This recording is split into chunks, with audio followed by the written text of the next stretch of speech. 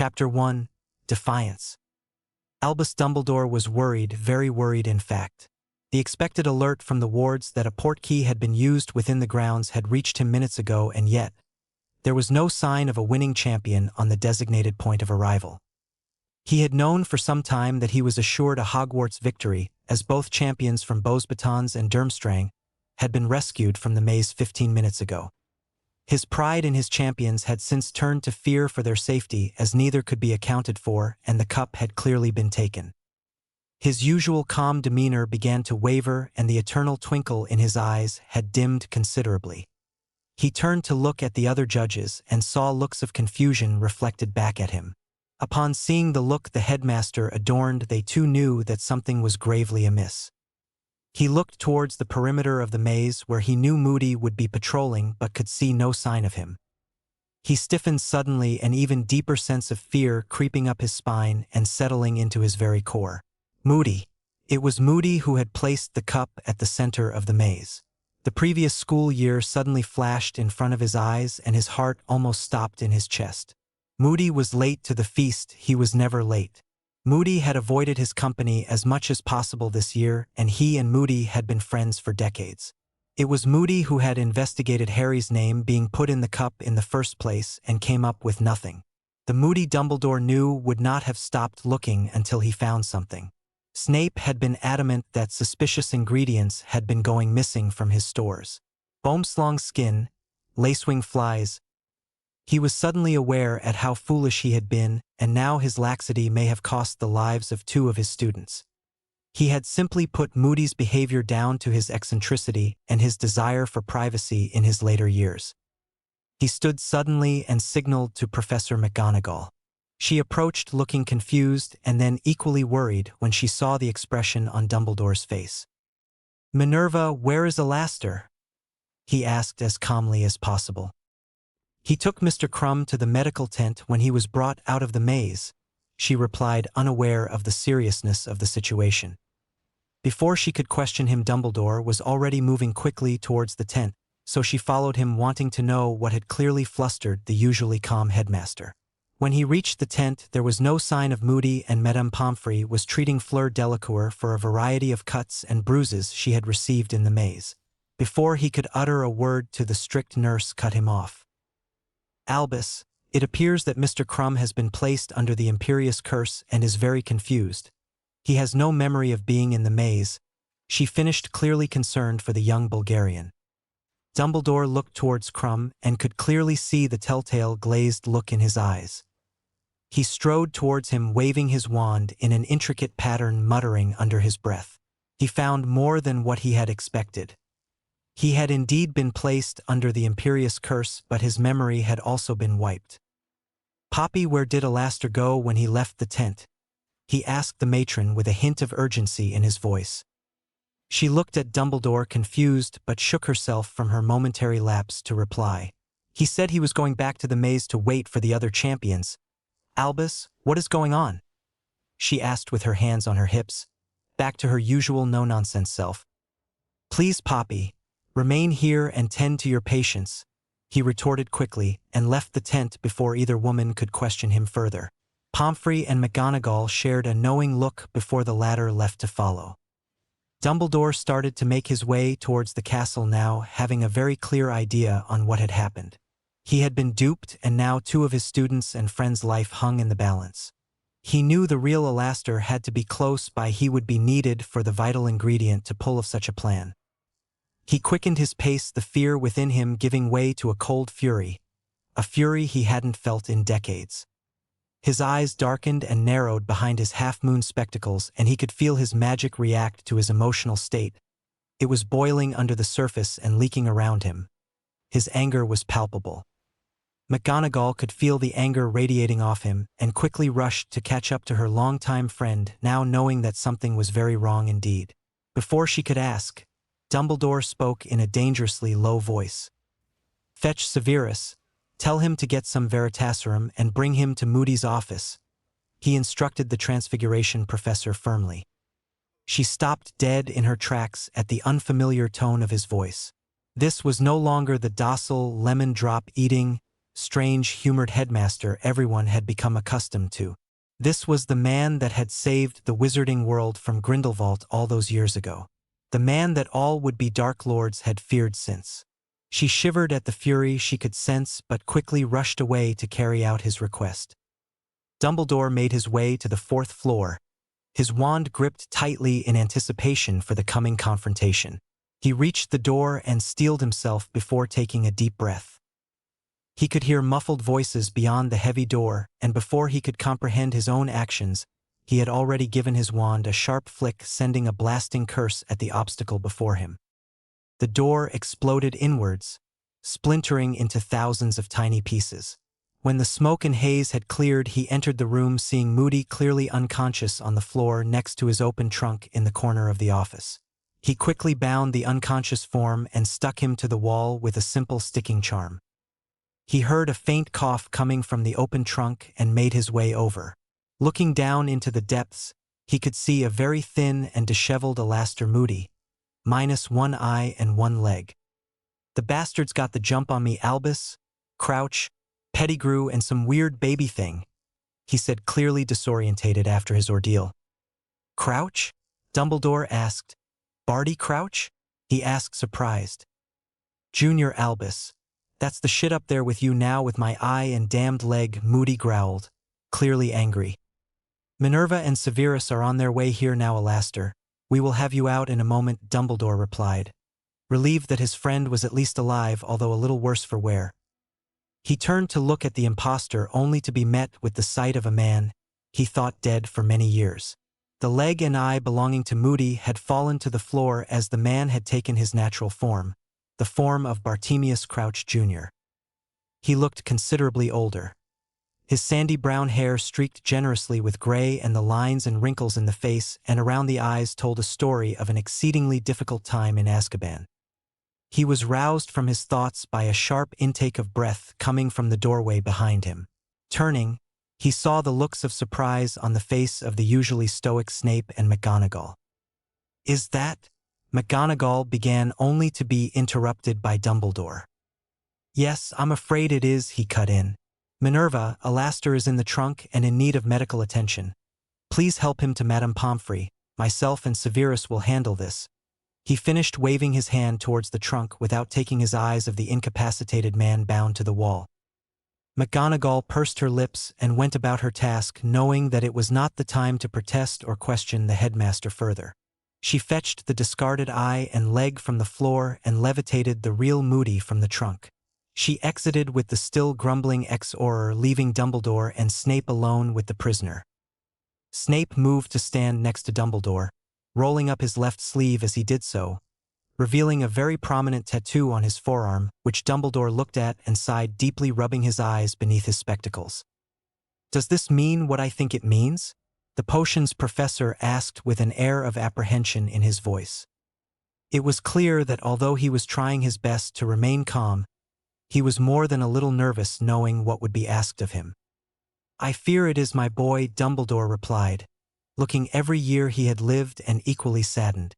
"Young Harry and Cedric are yet to return from the maze, and the portkey warning alerted me to the cup being claimed close to an hour ago now." "And you think that the Dark Lord may have them?" Snape asked, no longer seeming nervous but slightly bitter at the mention of the Potter boy's name. Dumbledore sighed again with slight exasperation, knowing that his potions master had no lost love for Harry. "Based on his past history at this school, it would seem that it is a fair assumption to make," he replied, keeping his frustration towards Snape and his views on Harry to a minimum. Snape curled his lip in a sign of distaste. "Ah yes, the boy's history at school, which you insist in not sharing, Albus. Not even with the staff here," Snape retorted in a mixture of annoyance and curiosity. "They are not my stories to tell Severus, as I have said time and time again," Dumbledore said irritably, having had this argument several times with several members of staff.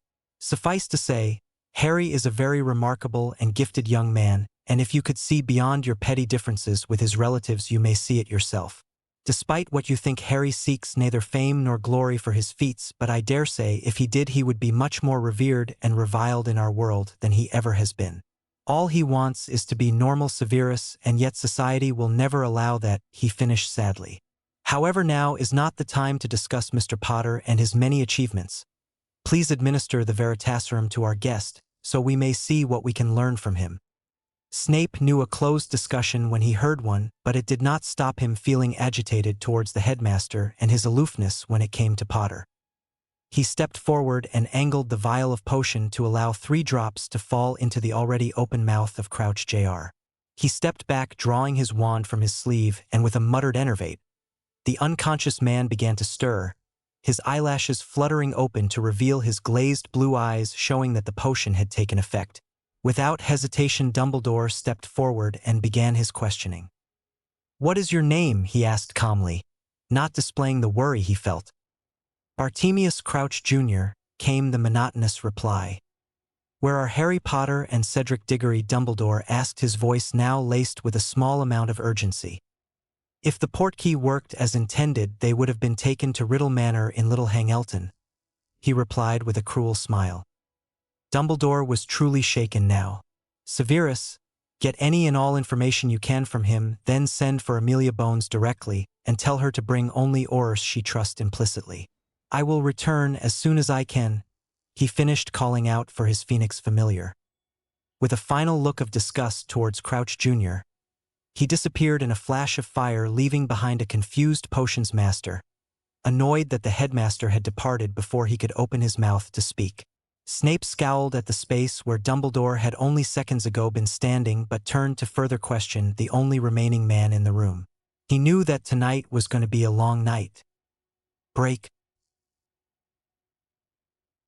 Harry Potter was not in a good place. He was on his knees, clutching the smoking remains of his phoenix feather wand. He knew his time was coming to an end. He had taken his parents' instruction and tried to run for the cup that would return him back to the safety of the castle and away from this hellish nightmare. It was not to be, however. His leg, bitten by the acromantula, had given out mere feet away from the trophy, and as he raised his wand to summon it to him, it was struck by an errant spell.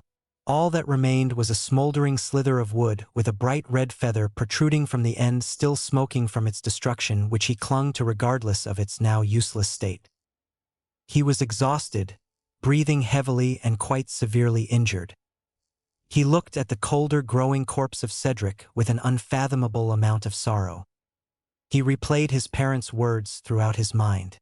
Hearing the love they had for him in their own words had given him his final burst of energy to make his escape, but alas, it was not enough to overcome the physical trauma he had sustained. The bite, the several torture curses, the exhausting duel with Voldemort, and the blood loss from the dagger wound given to him by Pettigrew had concluded in him finding himself in this position. Now he knew that all he had left to do was face his inevitable death, and he would be damned if he died on his knees cowering at the feet of the man who had murdered his parents. Tom Riddle, the man who had mercilessly taken the life of both his mother and father, was stood only a few dozen yards away. The reason he had been raised by the Dursleys, the reason he had had a miserable existence, the reason he found himself how and where he was now. He would not die on his knees. He would look the bastard straight in the eye the same way his father had and defy him to the last second, just as his mother had. There was nothing left to take from Harry Potter except his dignity, and there was no way he was giving up anything else to the murdering bastard who had already taken everything he held in his heart away from him. He was suddenly filled with a rage he had never thought possible. It coursed through his very veins like molten lava. How dare this bastard trap him and trick him the way he had, and only try to duel him when he was already wounded? He realized something in that moment. Tom Riddle was nothing but an opportunist. He really was a Slytherin through and through. The Death Eaters in front of him mistook his shaking for fear, but could not see the emerald fire that danced dangerously in the young man's eyes. They were very much taken aback when they heard him chuckling and saw him stand on shaky legs to face the Dark Lord despite the fact he was unarmed. His leg was quivering violently under his weight, but he knew this was his defining moment. He would make sure that Tom Riddle would never forget that the last Potter stood before him in his final moment, as defiant as his mother before him and as fearless as his father. He laughed again when he saw both, the look of confusion and grudging respect on the face of Riddle. He spat out the blood that had formed in his mouth and returned to staring his adversary in the face, just waiting for the end that he knew was to come. Voldemort looked upon the boy in front of him, amazed that he had the ability and the fortitude to face him the way that he was. He could not help but respect the final stand that Potter was making. In this moment he saw the man that he would become, and he felt a shiver make its way up his spine at the thought of that coming to pass. He knew one day that Potter could have been his downfall, and he knew that he had been fortunate in his plan to bring him here and end it now before he could become a real threat. Knowing now that there was no way for the boy to escape, he allowed his wand to hang loosely at his side before addressing his foe. "I'm impressed, Potter," he said casually. "You have finally shown me why you have been considered my biggest threat all these years. I see the anger in your eyes, the desire for vengeance. You would have been quite the rival had you lived that long," he finished. The Death Eaters around him looked confused. Did the Dark Lord just praise a half-blood and a child? Did he just claim that this boy was his biggest threat? They believed that Potter had gotten lucky 13 years ago, and that he had been nothing more than a setback in the Dark Lord's plans. They could not see the potential that Potter had. As far as they knew, he was not a remarkable wizard and was not overtly talented. Lucius Malfoy in particular was very confused. He had had his son watch Potter from day one, and by all accounts Potter was mediocre at best. Had his son missed something? Or had he simply let his jealousy cloud his judgment of the young man stood in front of him? He looked into Potter's eyes and saw the fire that burned within them. A bright emerald fire that he would not forget resided there, and it made him feel uneasy. He swallowed back his unease with an audible gulp and looked back at his master to see the grudging respect etched on his face. There was something about Potter that he was wary of, and Lucius Malfoy detested being wary. "I offered you the chance to stand by my side in your first year at Hogwarts, Harry. Do you remember? Of course you do. You foolishly turned down my offer, but I stand by what I said. You would have been great. Together we could have been great." He finished, ignoring his followers around him. "But Lord Voldemort only offers his hand once, Harry. You refused, and now you die a pointless death for nothing." He spat in anger. Before he could raise his wand, the young man dared to laugh at him again, and Voldemort thought for a second that he had simply gone insane. Harry found himself amused by the speech. He wasn't sure if he had lost his mind. All he knew was that he was no longer scared. In fact, he was now looking forward to it all being over. There would be no more pain and no more fear. He would finally be reunited with his parents, which he had always desired more than anything else. He had dreamed that he could bring them back and they could live happily together as they should have been able to, but he had long since given up on that dream of folly and childish wishes, and had resigned himself to the fact he would have to wait until his end before he could see them again. He knew his luck would eventually run out, but he did not expect his time would come to a close so soon. But now he accepted it had, and the prospect of being with his family had made him quite impatient for it all to finally be over. He gave a final laugh before looking at Riddle critically one final time. The anger he felt was pulsing through him, but he composed himself. He would show no more weakness. "You're right, Tom, I did refuse you then, and would now," Harry stated with satisfaction at the anger he could see in Voldemort's eyes at the casual use of his given name. "You're a coward, Riddle, attacking people in the dead of night, torturing harmless innocent wizards, witches, and muggles. I would rather die 1,000 times than join you. I doubt you have had an honest fight in your life." He spat, his anger showing in his voice. "Yeah, you'll kill me, but there will always be people who will stand against you, and one day you will be where I stand now, and I hope that who is holding that wand shows you the same kind of mercy you have shown in your life." He spat again, favoring his injured leg. "Fuck you, Tom Riddle." He finished, spitting blood at Voldemort's feet, wearing a cruel smile. Voldemort was shocked, but the shock quickly turned to anger. "All who stand against me will fall just like your foolish parents, and now you," he screamed in rage. He leveled his wand at Harry, the tip already glowing an eerie green.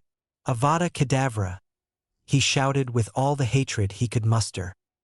But before he even began his incantation, a thick, opaque black fog had rolled in and surrounded him and his Death Eaters. He knew his aim was true, and that from this distance there was no way he could have missed with his spell, but he was furious that he would not see Potter fall.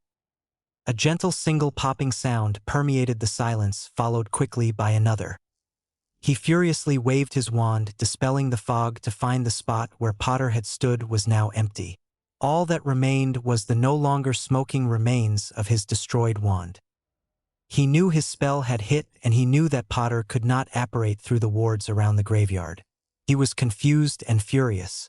Someone had taken the corpse he planned on parading through the streets of the wizarding world to show that he could not be stopped, not even by Harry Potter. He took some comfort in knowing that Potter was finally dead, but he wanted that corpse. He screamed again in rage, sweeping his wand and leveling the remaining tombstones in the graveyard. Someone would pay for this travesty.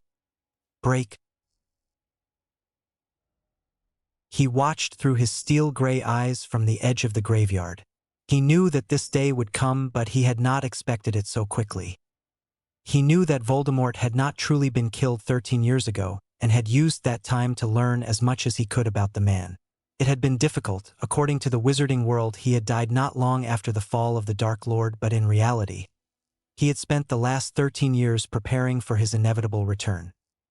He had learnt many months ago from the Muggle newspapers about the disappearance of Frank Bryce, the Riddle's gardener, and vowed to keep vigil on the property from then on. He had the property watched continuously through his elves, but had learnt very little. He was aware that wards had been placed around the property, simple wards only, Muggle repelling, anti-apparition, and basic notice-me-not charms, but no people had been seen entering or leaving the property until tonight. His elves had alerted him to what was happening, and he quickly made his way here. He saw the other boy bought along with Potter murdered needlessly in cold blood, and knew if he didn't act then Potter would follow shortly. He watched in anger and sadness as Potter was bound to the tombstone and had his blood stolen to be used in that disgusting potion by the fat rat-looking man. He watched in a mixture of awe and horror as Voldemort rose from the cauldron and equal fury as he tortured an unarmed and defenseless Potter. He witnessed Potter stand against him even though it was a helpless situation and the odds were against him.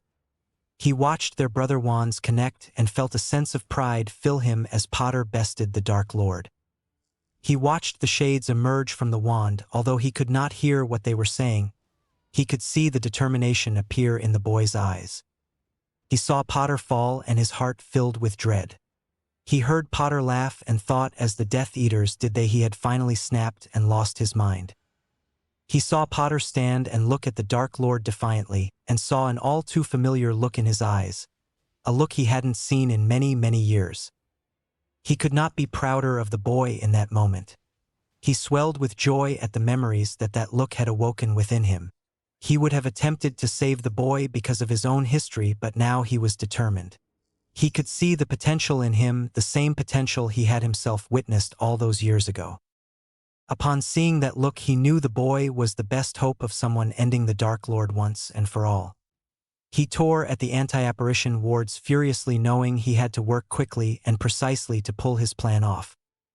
As he tore through the wards, he could see the green glow at the tip of the Dark Lord's wand and quickly twirled his wand in a figure-8 motion, followed by a sharp jab towards Riddle and his followers, creating a thick black from the end of his wand.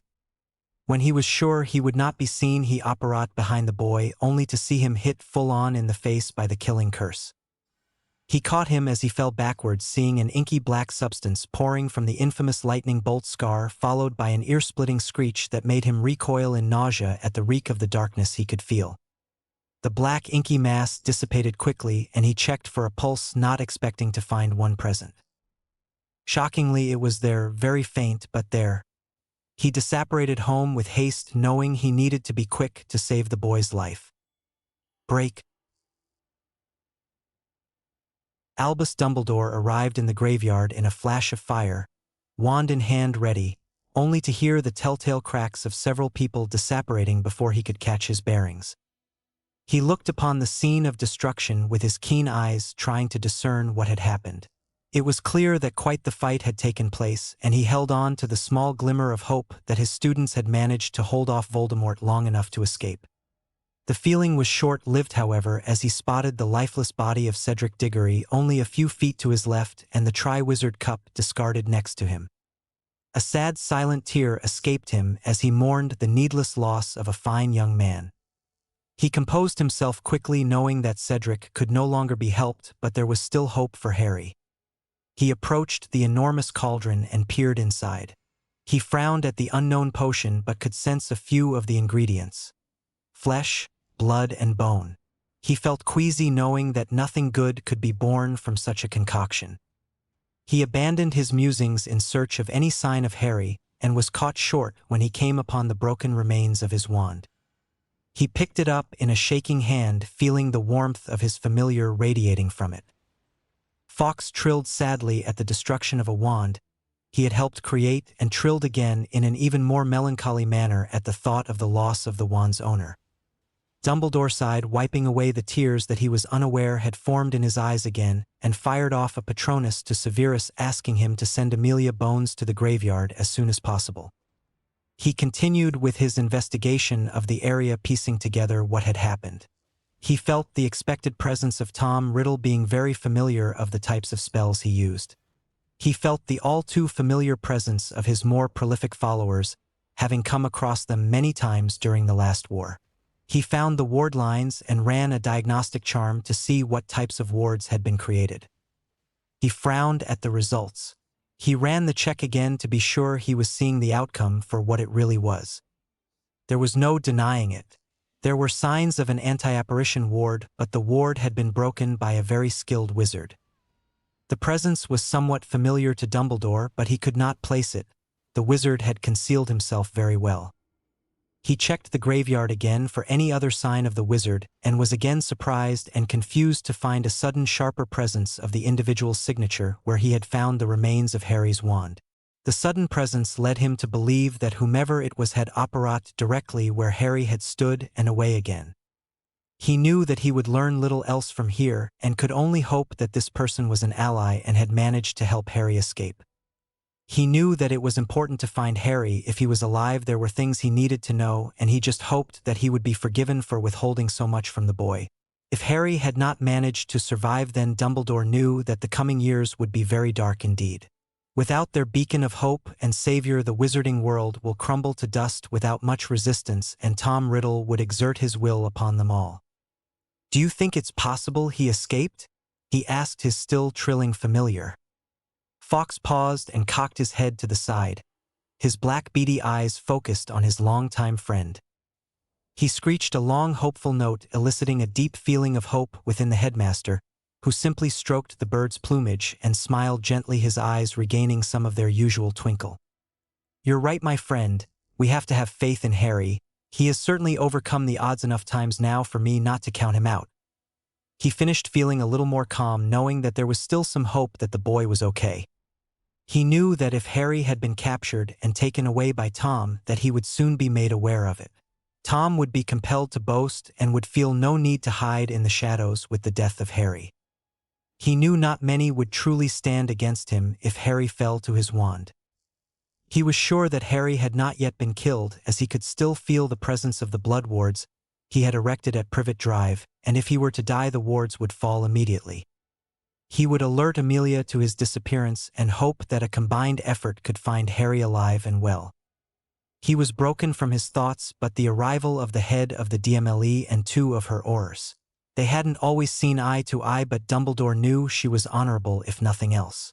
She herself had lost most of her family during the last war, and he knew he could have a powerful ally in Madame Bones. "What the hell is going on, Dumbledore?" she asked impatiently. "The school is in uproar, wondering what is happening, and the press is having a field day shouting about you and your incompetence."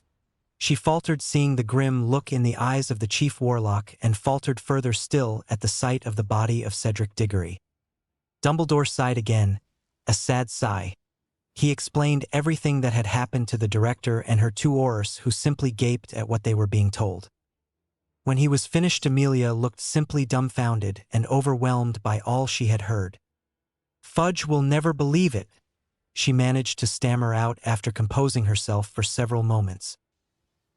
"He won't believe until he sees it for himself, and with Lucius Malfoy pulling his strings, he will simply ignore everything. What the hell can we do, Albus? What do we tell the Diggorys, and what about Potter?" she asked, firing the questions quickly, not waiting for a reply. "We tell them the truth, Amelia. That's all we can do and hope that people see the truth for what it is. And Harry is very resourceful. Believe me, there is very little in this world that would cause our young Mr. Potter real trouble." He chuckled in fondness at the memories of Harry and his perchance for finding himself in situations and coming out on top over and over again. Before she could scold him for his inappropriate laughter, he raised a placating hand. "Mr. Potter is a very capable wizard. I will not divulge the unknown specifics, but suffice to say he has done things that most would deem impossible. He mastered the Patronus charm at 13 years old and drove off all 100 Dementors that Cornelius had deemed fit to guard Hogwarts after Sirius Black escaped," Dumbledore said, satisfied at the look of awe on the faces of the Aurors and the head of the DMLE. "That's impossible. No one can drive any more than a few Dementors at a time," the young female Auror retorted disbelievingly. "My dear Nymphadora, I can assure you that it is in fact possible, as young Harry himself did it, and had he not, he and his godfather would have suffered a most unfortunate fate," Dumbledore replied, amused at the young metamorph's constant changing hair color. "Why would Potter save Black?" "He betrayed the boy's parents to the Dark Lord," Amelia asked, confused more so than she had ever been. The young female Auror was paying rapt attention. She was very interested in hearing Dumbledore's answer to that question. Very interested indeed. "As Chief Warlock of the Wizengamot, I cannot influence your investigation, but I dare say that you will find the most peculiar magical presence of a wizard thought murdered by Mr. Black some 13 years ago in this very graveyard," he said, not elaborating further. Amelia blinked, taken aback at that statement. "Pettigrew? You're telling me Pettigrew is alive and in league with the Dark Lord?" she asked suspiciously, not sure if she could believe what she was hearing. "It is not my place to say, and you know that I cannot officially take part in any investigation. However, I'm sure if you take a look into the official documents you will find some very interesting reading, or more accurately lack of reading." He finished, putting as much emphasis on his hint as possible. "Anyway, you are here now to do your job, and I must speak to the Diggories and inform them of what has happened." He finished, reverting back to his mournful demeanor. "And I believe that when you are finished here I have a most interesting man you will want to take into custody. He is pivotal to what has occurred this evening." He finished, flashing away in flames again back to Hogwarts. Amelia simply shook her head and tried to digest what she had been told and what she had learned. There was much to do, and it was just the beginning. She had no reason to doubt Dumbledore. He was not one for scaremongering. If anything, he had played down the seriousness of the situation. She knew that her life would become very hectic and very busy, but she would not allow anyone else she cared about to die at the Dark Lord's hand. She had work to do, and lots of it. Nymphadora Tonks was deep in thought. She had always believed that her cousin had turned traitor against his best friend, and now she had just learnt that there was a chance that it wasn't true. She had much to think on and much to do. She would take Dumbledore's advice and look into the matter, starting with this graveyard, and then she would speak to her mother. If anyone knew the kind of man Sirius Black was, it would be her. She set to work with a lot of information whirling through her mind, determined to find the truth. Break. Harry Potter found himself in a very strange place. Strange because there was nothing but a translucent gray mist. Although the mist was fairly thin, there was nothing else to be seen, but he felt that he was certainly not alone. There were voices, many voices that seemed to come from nowhere, whispering to him, but none were discernible except for the occasional word that he could hear if he focused enough. He walked forward, lost in thought, some of the voices fading to nothingness as others became clearer. He thought back to his final moments and felt a sense of pride at how he had carried himself and had goaded Riddle into anger. He was surprised that his life did not flash before his eyes as the green light of the killing curse hurtled towards him. Instead, he became acutely aware of everything around him in the moment.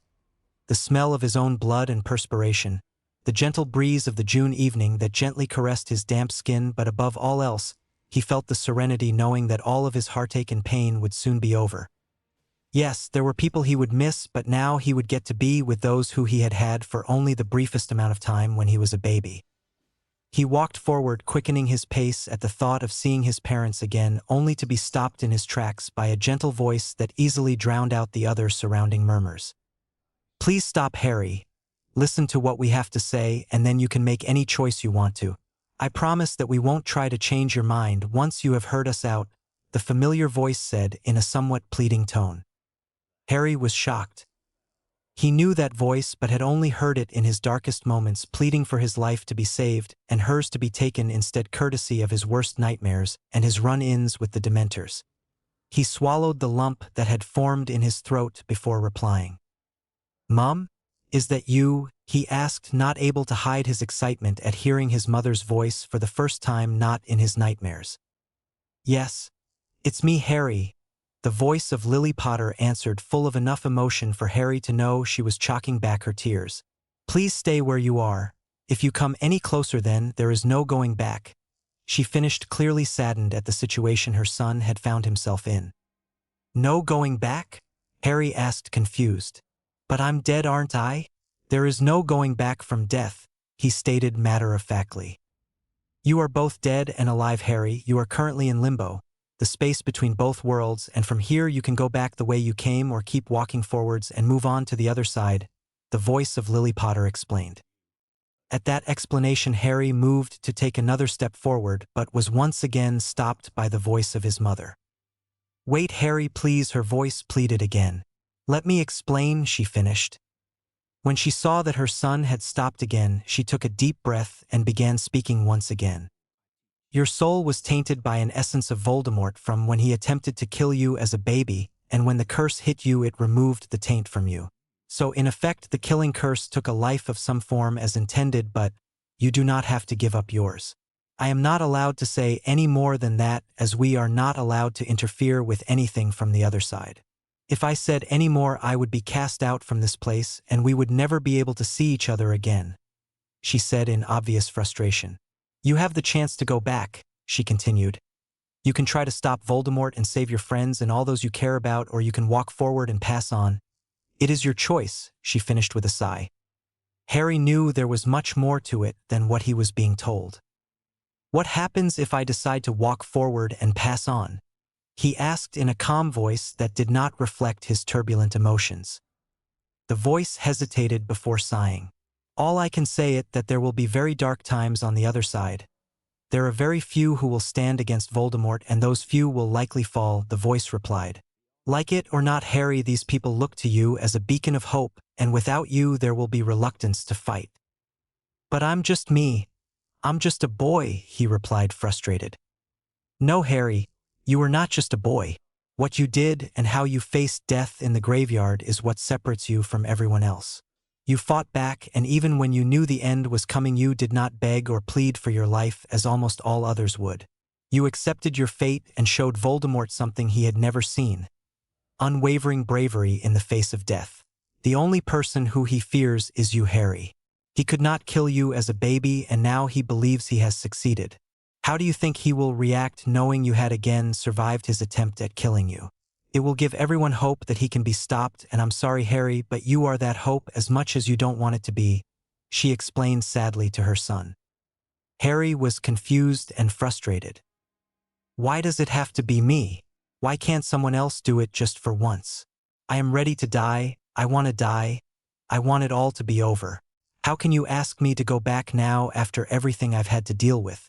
Every time things go wrong, everyone turn their backs on me, then it's left to me to deal with it all, and then it starts all over again." He finished breathless from his outburst, his eyes welling with tears. He took a deep breath before continuing. "I've had enough. I just want it to all be over.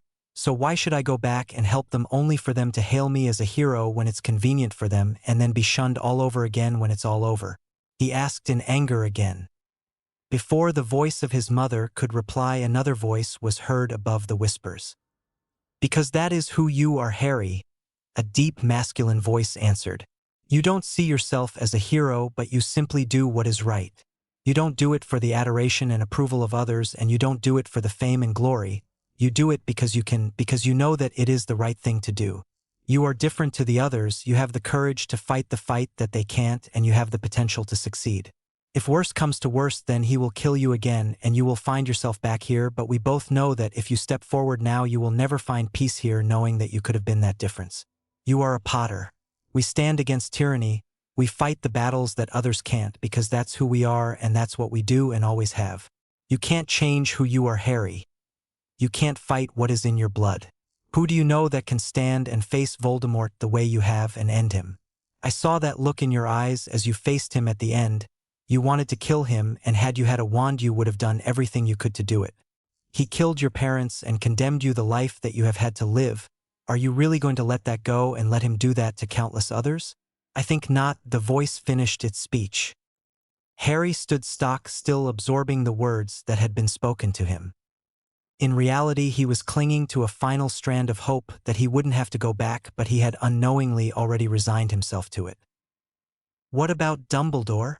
He asked, partly out of desperation. He is the only one who Voldemort is afraid, he stated. Dumbledore is a very old man, Harry, and he has fought his fight. This is a fight for a younger man. Voldemort does not fear Dumbledore. He has simply struggled to defeat him in the past, but those times are behind him now. Dumbledore could still hold his own against him, but he does not have it in him to finish him magically or morally.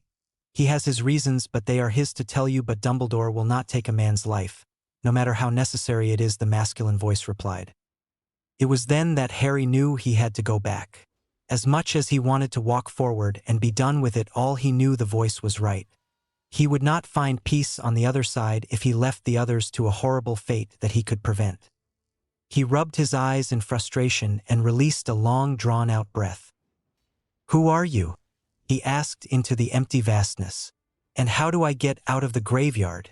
As soon as I wake up there, surely he will just kill me again, he questioned the male voice.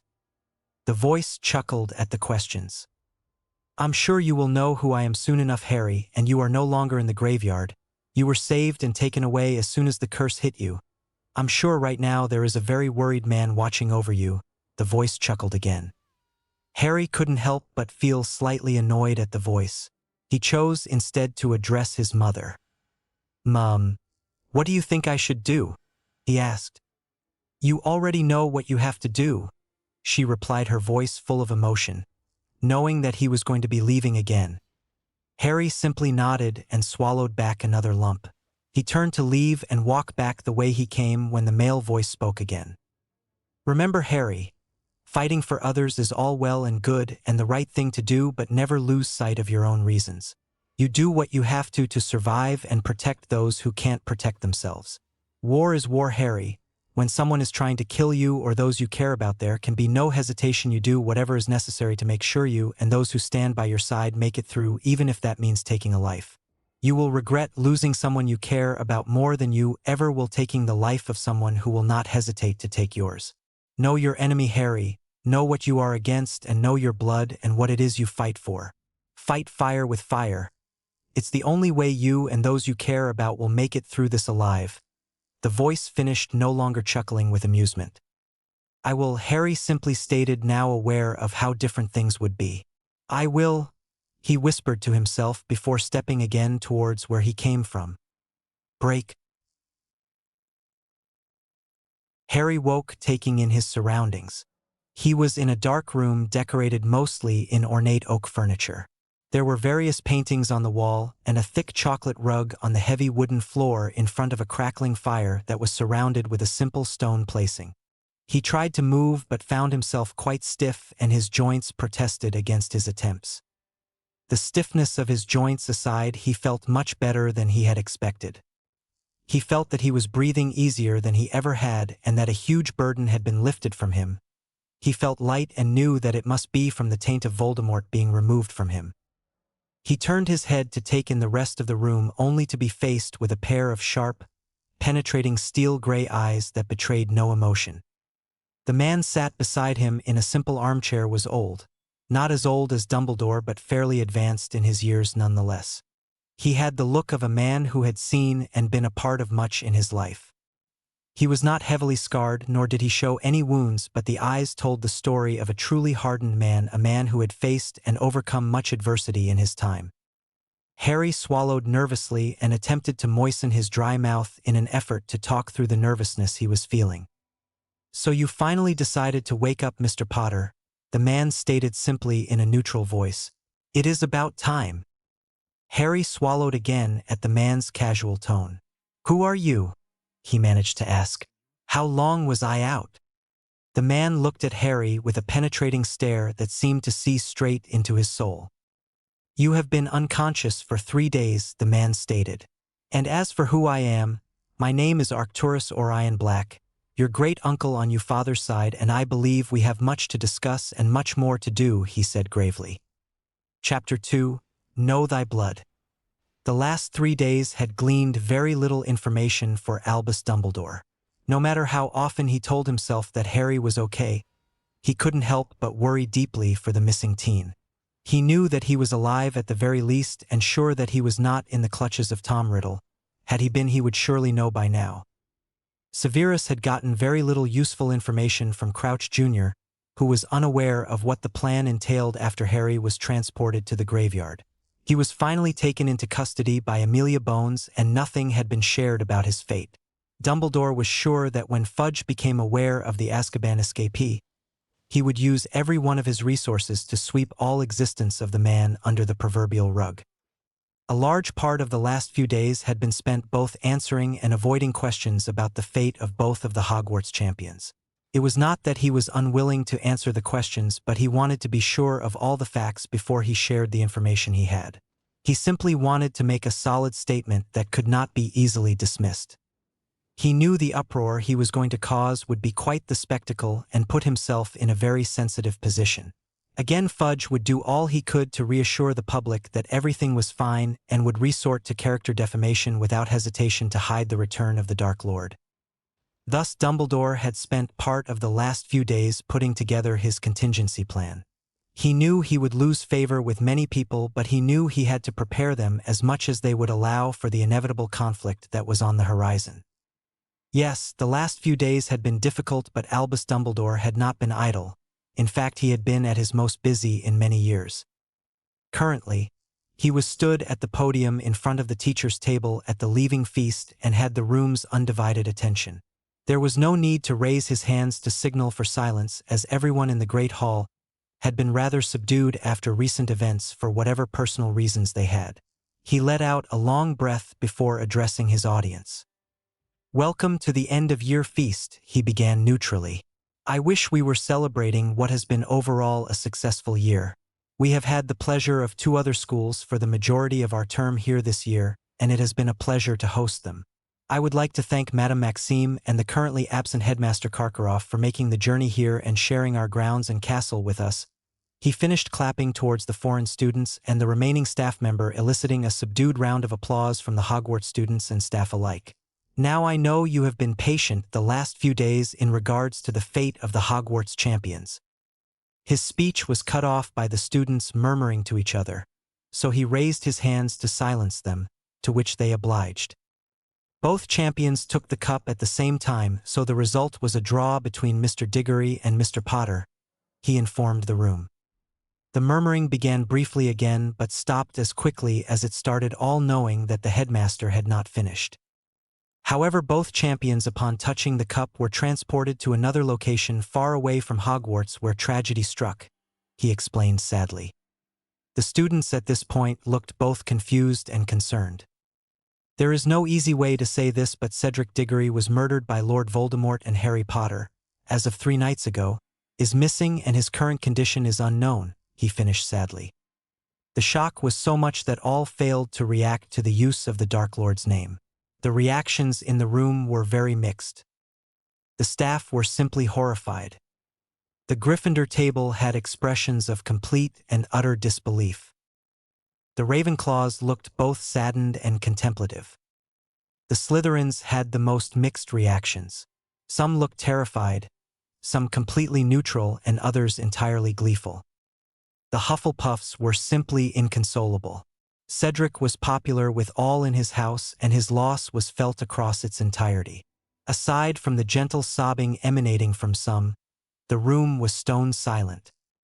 Very little of the feast was consumed, and it was an entirely silent affair, all lost in their own thoughts. The silence continued as they left the hall, broken, but was broken by a comment from a 6th-year Hufflepuff student. "I bet Potter had something to do with it. He probably sacrificed Cedric to save himself and then joined, you know," he muttered to his friend quietly, but the sound carried to all around in the silent entrance hall. Everyone froze at his statement, many looking disgusted at his accusation. Before anyone could reply, a blurred figure broke through the crowd and punched the offending boy on the jaw, eliciting a sickening crunching sound before he hit the floor. Standing over him was a murderous-looking Neville Longbottom, rubbing his already swollen hand. "You stupid bastard," he roared. "Harry's parents were murdered by that prick. Why the fuck would he join him?" He finished, trembling with rage. "What is the meaning of this, Mr. Longbottom?" A sharp voice cut across the hall. Turning to face the voice, Neville was faced with the entirety of the staff, many looking surprised at the reaction of the usually passive boy. He swallowed deeply but stood firm. This moron accused Harry of turning Cedric over to Voldemort and then joining him, Professor McGonagall, he said, not wavering under her stern glare. Her eyes softened slightly, but her lips were still tightly pulled together in a thin line. "Be that as it may, we do not resort to Neanderthal measures to demonstrate our distaste at somebody else's opinion. We are civilized people, Mr. Longbottom. You would do well to remember that," she scolded him. "That will be 20 points from Gryffindor, and had this not been our final day here, you would be serving a week's detention," she finished. "And that will be 50 points to Gryffindor," the voice of Professor Sprout cut in, "for showing great loyalty to a friend and defending a fellow student's honor when he was unable to," she continued. "Some members of my own house could do with showing the same loyalty as Mr. Longbottom here, and Mr. Bradwell," she said, addressing the grounded boy. "You and I will be having a conversation about such a slanderous accusation. That will be 50 points from Hufflepuff." Mr. Potter and Cedric, she choked back a sob at his name, had become very good friends throughout this year, and there is no doubt in my mind that Mr. Potter would not have done anything intentionally to put Cedric in danger. You would all do well to remember that, she finished before walking away, clearly in tears. All in the entrance hall made their way to their respective common rooms, pondering what they had been told. Tomorrow they would head home for the summer for some much-needed space and time away from the castle. All knew the coming months would change things in their very world and had a lot to digest and think about. Break. Albus Dumbledore returned to his office, contemplating the reactions of the students to his announcements. He knew that word would reach parents and the general public by morning, and the repercussions were likely to be quite dire for him. But he only cared for the truth, and he had only given the truth as he knew it. He was broken from his musings by a gentle tapping on the window. He opened it to a very beautiful black eagle owl with very observant amber eyes. The red envelope snatched his attention away from the regal-looking creature, and he sighed as he removed it. "And so it begins," he murmured, opening the howler. He was surprised to not hear the usual screeching that came accompanied with such an envelope, but a gentle, strong and dignified voice spoke a little above a regular speaking volume. "Potter is safe and sound. You have my magical vow," the voice sounded. Once finished, a silver glow surrounded the paper, sealing the vow, and then burst into flames, leaving not even ashes in its wake. The owl flew out of the still open window, its message delivered and job completed. Dumbledore frowned. He was sure he knew that voice, but simply couldn't place it. He was, however, feeling much more at ease knowing that Harry was in fact safe and had that knowledge sealed in a magical vow.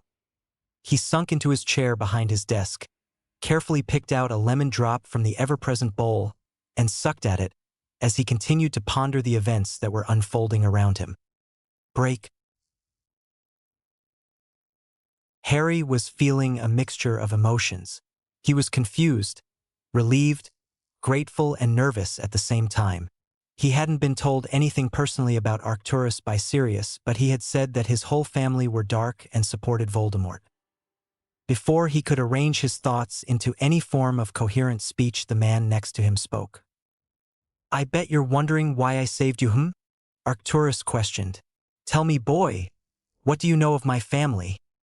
he asked over steepled fingers, his eyes alive with a gently penetrating stare. Harry considered his answer before speaking. He did not want to offend the man next to him. After a moment, he decided honesty was best. It was no secret that the Blacks were considered a dark family by all accounts. Sirius told me that you were all dark and supported Voldemort, he said, simply flinching slightly at the impassive face that looked back at him. Ah yes, my idiot grandson. I can see why he would say that, and he would be correct for the most part, he replied. Most of my family are supporters of him. Hell, even I was at one time, he said to a surprised and slightly panicking Harry. What changed? Harry asked nervously.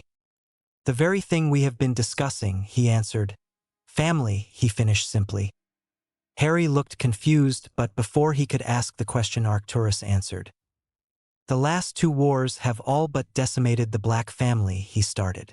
We have lost many on both sides of the conflicts. Yes, believe it or not, some fought for both Grindelwald and Riddle and some fought against them. My older brother Perseus and my father, both for Grindelwald, and both died. My brother in battle and my father murdered because he refused to fund the effort further after his death, he continued.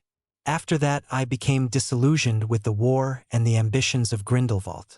I figured that being a Black meant nothing to him and knew that if he was to succeed our way of life here would change for the worse. So at 17 years old I became the head of the family, a position I was never meant to have nor had I ever wanted it. I had long ago accepted that it was not my destiny, Arcturus explained. Harry listened with rapt attention to the man. My brother was 13 years older than me, so I never really knew him. He had already left school by the time I was aware of much and had joined Grindelwald, the older man continued. But I was always told that blood is the most important thing in the world, and that stuck with me. Even to this day, he added seriously. I hated Grindelwald for what had happened to Perseus and for what he had done to my father. I wanted revenge. He laughed a hollow laugh that reminded Harry of Sirius and how he sounded when he spoke of Pettigrew. Anyway, I will come back to that part in a moment, he said, coming out of some clearly deep thinking. Needless to say, after the Grindelwald years, the Black family started to thrive again in the peace. Our numbers were still quite few, but our family was growing to what it had once been. That was until the first rise of Tom Riddle. He finished with a distasteful sneer. Many of my family rallied to his cause, and I could see a repeat of the last conflict. Only this time it was much closer to home, and I knew it would be worse for us, so I personally opted to stay neutral, but foolishly allowed the family to make their own choices, knowing that if I forbade them there would be an internal conflict I couldn't cope with. Many of the family, my son Pollux namely, had already long since been allied with other dark pureblood families. The Malfoys and the Lestranges, he spat distastefully, being the more prominent ones, and were set to solidify the relationships through marriage. I gave too much freedom to the family, and I certainly paid the price for my laxity. He mused almost to himself. He shook his head. After Grindelwald fell, I certainly didn't expect another Dark Lord to rise so quickly. Certainly not in my lifetime, he continued. Needless to say, the war once again tore my family apart. My grandson Sirius was the only one who stood against Riddle, and all of the others followed him quite fanatically. Pollux died early on in the conflict, leaving Druella, a widow who has since lived alone in isolation.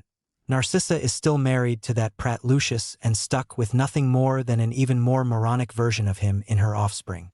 Bellatrix was sent to Azkaban and is still there, and Andromeda married a Muggleborn and fled the family as soon as she could. My son Orion was weak and simply allowed his wife to run his household to her own ends. The only thing she achieved was causing Sirius to flee the family, and Regulus being a fanatic just like her, he said almost to himself once again. Seeing the confused look on Harry's face, he elaborated.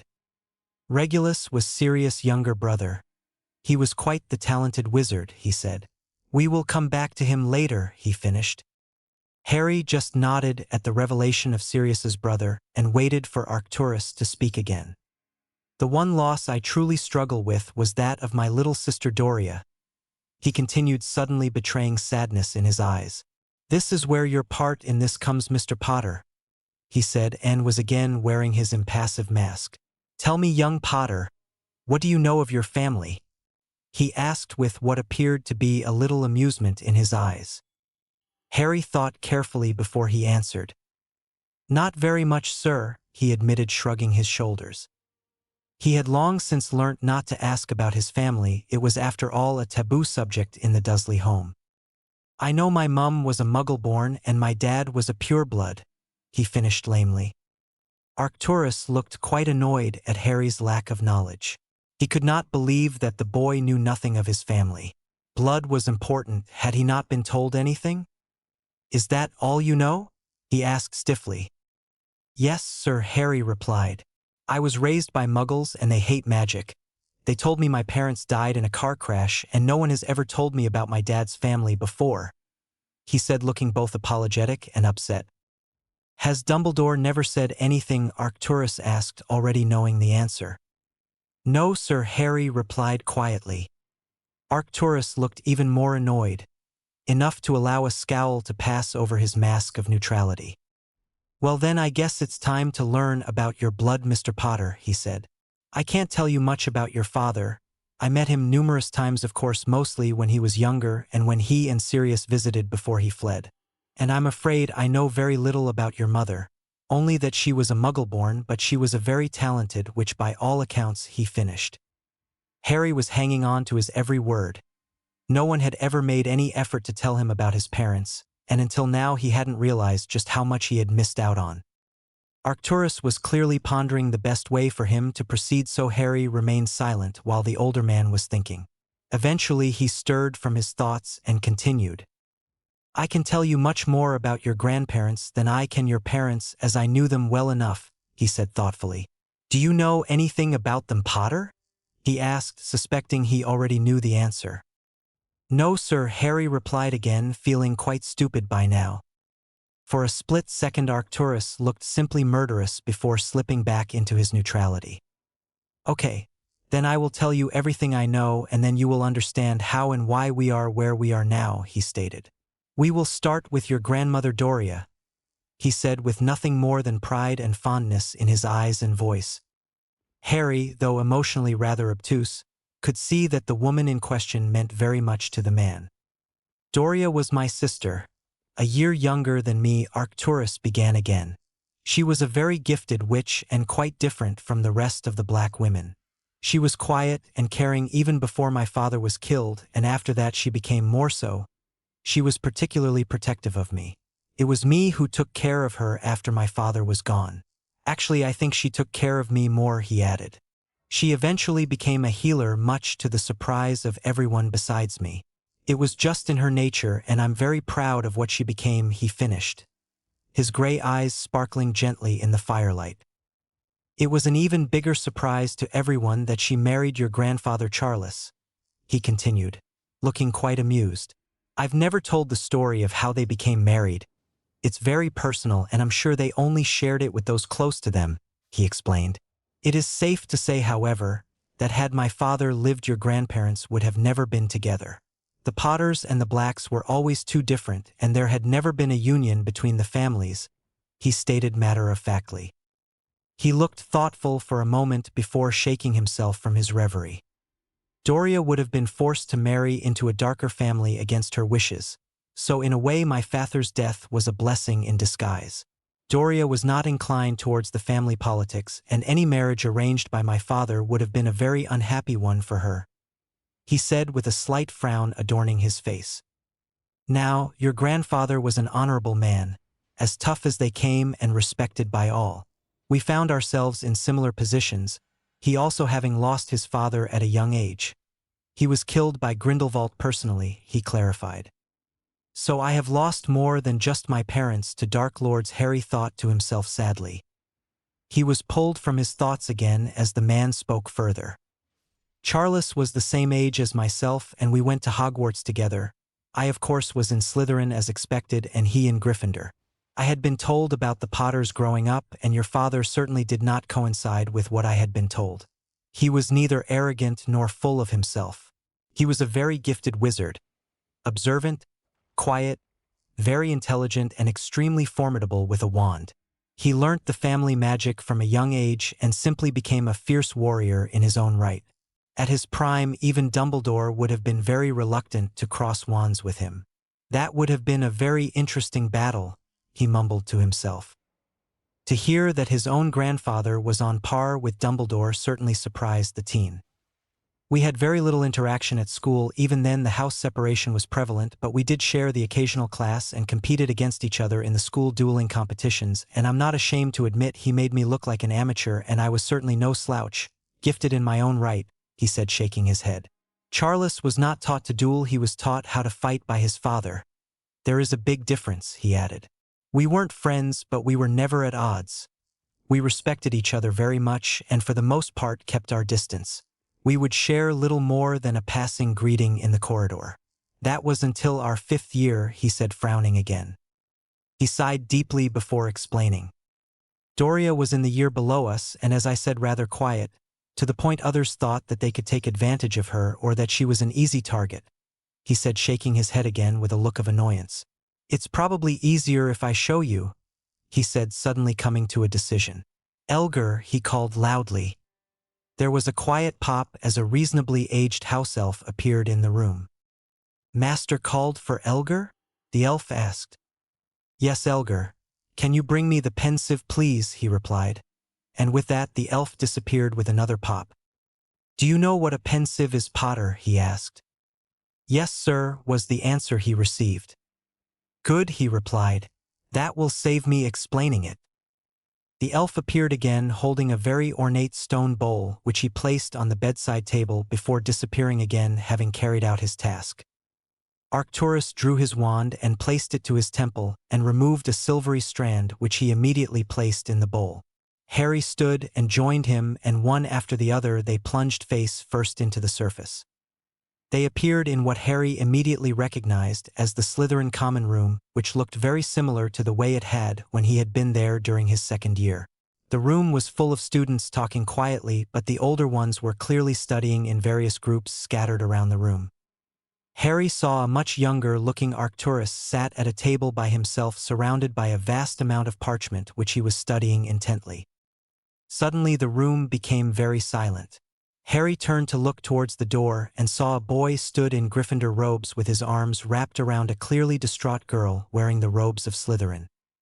The boy was tall and fairly well built, with the telltale messy hair of the Potter males. His eyes were a deep brown, and Harry could immediately feel his presence and understood why his grandfather had been so respected. The fact that he had just walked into the snake pit and none had tried to confront him added to that image. The girl he had in his arms was very beautiful and regal-looking. Her very long and thick black hair was put up in an elaborate fashion, and her eyes were similar to her brother's, only a shade or two lighter. She had a petite nose which matched the build of her physique and very soft-looking plump lips. The sudden silence gained the attention of the younger Arcturus who, at seeing his sister in the arms of the Gryffindor, raced across the room looking both angry and concerned. What the hell is the meaning of this, Potter? He asked in a no-nonsense tone. Everyone in the room was watching the unfolding events with unwavering interest. Charles raised his left hand in a non-threatening manner in an attempt to placate the clearly confused boy. Black, he greeted the other boy with a simple nod. I was walking towards the library when I came across your sister being attacked by 4 7th years from my house. She is okay. I got there in time, he added quickly, seeing that Arcturus was about to explode in fury. She really is fine, just a little shaken, and I dealt with the perpetrators personally. I couldn't leave her like this, so I brought her back after she told me you'd be here, he finished.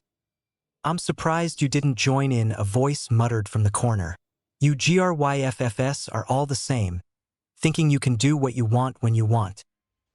Charles' eyes suddenly became alight with a very intense fire, and he stared in clear fury at the offending boy.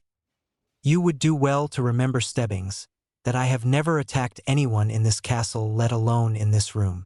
In fact, I have done nothing but defend anyone who is attacked for no reason, and many of them are in this very house. So you will kindly shut up with your stupid opinions when they do not include me. He finished, still glaring at the boy, who gulped loudly and remained silent after hearing murmurs of agreement from his fellow housemates. Charles turned to look at Doria, who had stopped crying by now, and he smiled reassuringly at her before guiding her to her brother.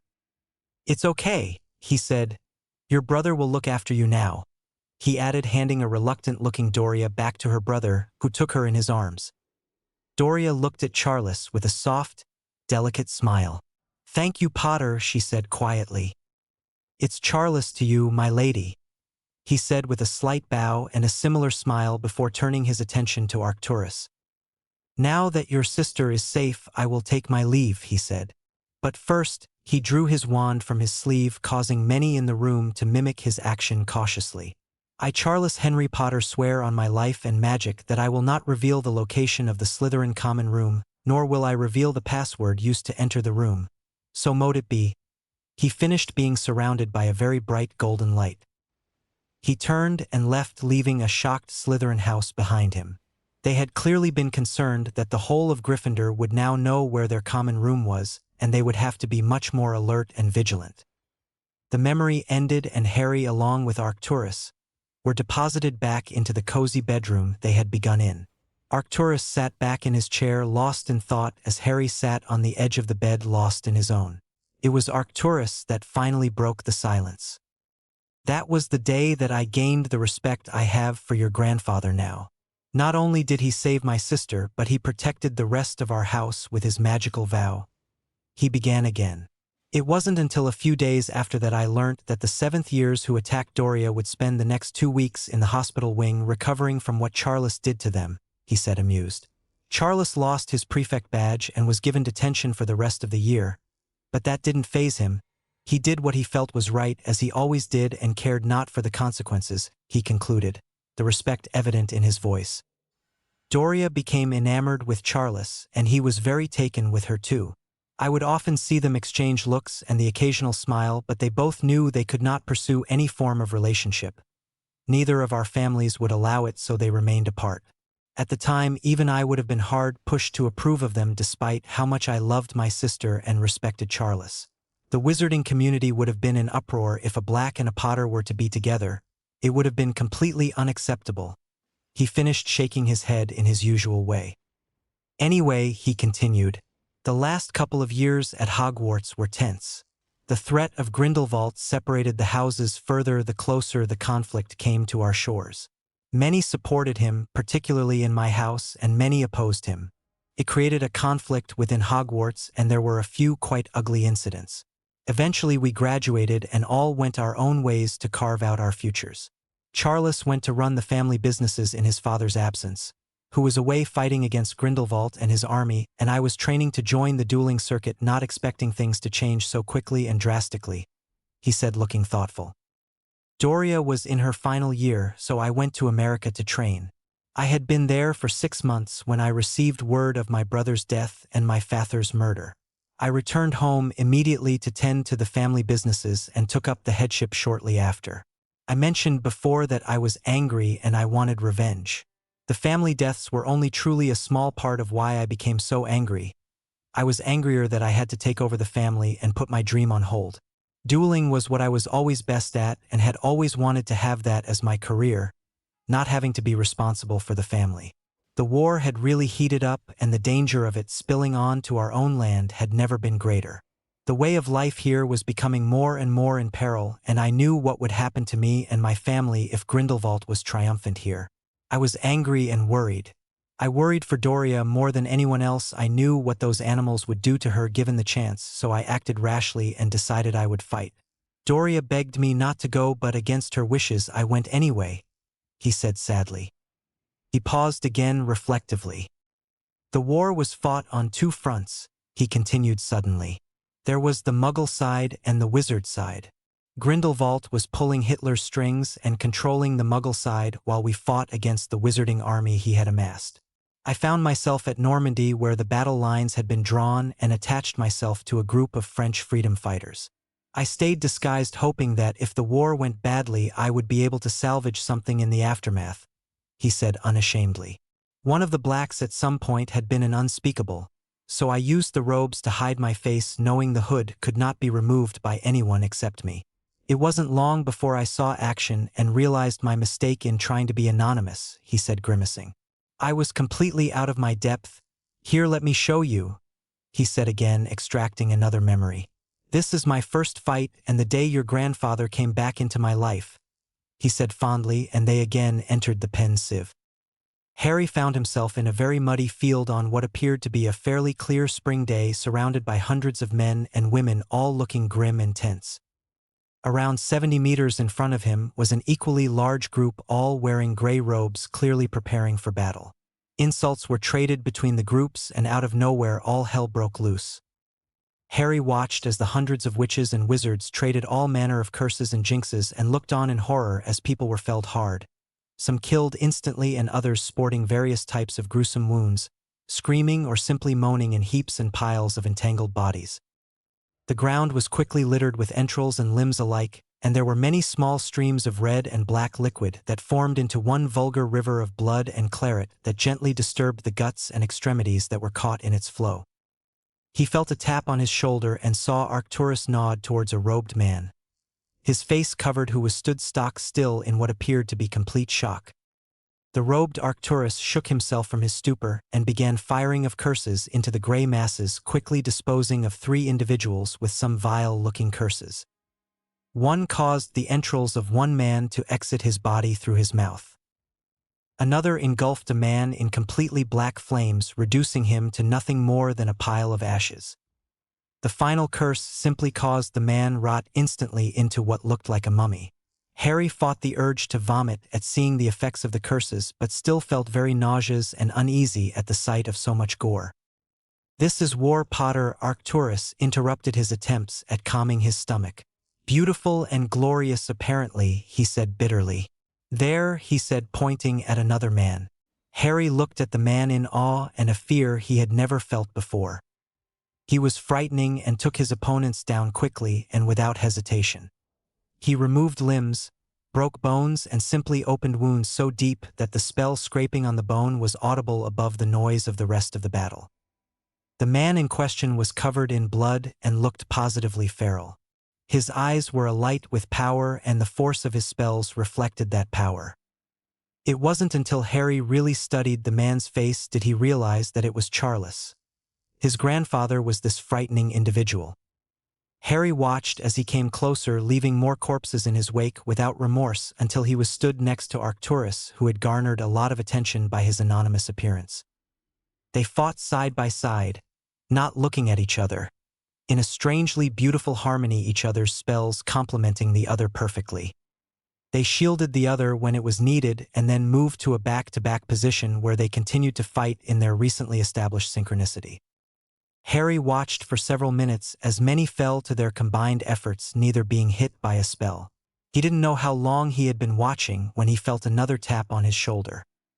Looking up, he saw the enraged face of Arcturus, who was simply glaring to their left.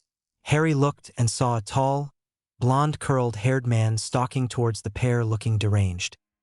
"Grindelwald," Arcturus ground out through gritted teeth.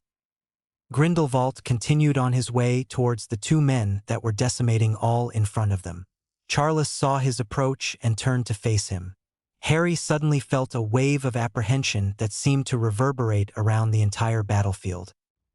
Many stopped to face the inevitable confrontation and stared with bated breath. Arcturus was still battling 2 other people and was not aware of what was happening just behind him. Grindelwald looked at Charles with a calculating eye, sizing him up, and Charles returned his gaze with a glare of pure hatred and fury. He silently fired a very powerful barrage of curses that clearly took Grindelwald by surprise as they smashed into his hastily erected shield, crackling and emitting gong-like noises with every hit, sending him back several feet. He fired back with curses of his own, only to see them simply batted aside by Charles, who didn't bother raising a shield. The surprise on his face was clear. It was obvious that this was not a common occurrence. He frowned and suddenly looked furious at the young man who dared make him look foolish. He fired off more curses, which Charles simply dodged gracefully and batted away again. Harry was simply shocked by the skill and power of his grandfather and felt a huge rush of pride and respect for the man. Grindelwald looked towards the back of the still battling Arcturus and smirked. He fired off a chain of spells intended to cause grievous harm towards Arcturus. Charles conjured a massive, thick granite wall at his comrade's back that crumbled more and more as each spell hit. He fired back, and the 2 began trading spells, dodging and batting away the strays they couldn't avoid. The frustration Grindelwald was feeling could be seen in his eyes, and he quickly changed tact. He fired off a string of spells at Charles and immediately fired an unfamiliar sickly purple and yellow curse at the exposed back of Arcturus that connected with a sickening crunch followed by a spray of blood. Arcturus simply screamed and fell to the floor clutching his wound. Charles was furious. He hurled a powerful cutting curse towards Grindelwald, who shielded the spell, but not well enough. Some of the spell passed through and opened a deep gash on his left cheek. The blond man roared in surprise and agony, and with a final look of hatred he disapparated. Charles quickly turned his attention to his fallen companion and tried to remove his robes so he could attempt to heal his wound, but found he could not take it off. "I need to remove your robes to get to the wound," he said calmly. Arcturus hesitated but finally removed his hood and looked up at Charles, each as surprised as the other. "Black?" Charles asked incredulously. "Potter?" Arcturus returned the question equally surprised. After a moment Charles shook himself from his surprise. "I need to get to the wound," he said simply. Arcturus nodded and obliged his request by removing the garment, revealing several deep wounds, exposing the bone of his shoulder blade in various places. The flesh at the edges of the wounds was black, and the blackness was spreading slowly, consuming the healthy flesh around it, giving the skin the appearance that it was dead and dying. "How bad is it?" Arcturus asked, grimacing in pain. "It's bad," Charles replied with worry in his voice. "The flesh on your back is turning black, it's spreading from the wound," he finished grimly. "Was the spell purple surrounded by yellow?" Arcturus asked, sounding hopeful. "Yes, it was," Charles retorted. "Do you know what it is?" he asked in a curious tone. "Bastard," Arcturus muttered under his breath. "Yes, it's a black family curse. He must have learnt it from my brother. You need to get me to Doria. She's the only one that can counter it. She will be at home. It's the Easter holidays." He finished, gritting his teeth through the pain. Charles hesitated for a second before grabbing Arcturus' left arm. "Where am I operating to?" he asked. "Shit," Arcturus replied. "You're not keyed in to our wards, and they're quite unpleasant. Can you take me to your place, and then you can flew Doria?" he asked. "Sure," Charles answered simply. "Read this," he instructed, handing Arcturus a piece of parchment he took from his pocket. Arcturus took the paper and read. "Potter Manor can be found 10 miles west of the most southern point of Mount Snowdon, Wales." "Fidelius?" he asked, clearly impressed. Charles just nodded, and with that they disapparated. The memory faded briefly but soon came back into focus. Harry now found himself stood in a black and white marble entrance hall, decorated with thick, opulent oak and leather furniture. The room was lightly painted in neutral colors, and ahead of him was a very grand oak staircase with gold banisters snaking the length on both sides of the stairs. Charles was stood in the middle of the hall, supporting a very sickly-looking Arcturus who was leaning heavily on the other man. "Maisie," Charles called in a loud, commanding voice. A house elf appeared immediately in front of the duo. "Yes, Lord Potter," the elf replied, unfazed by her master's injured companion. "Can you fetch the potion kit and take it to the first guest bedroom, and then take Mr. Black there, please?" he asked the elf softly.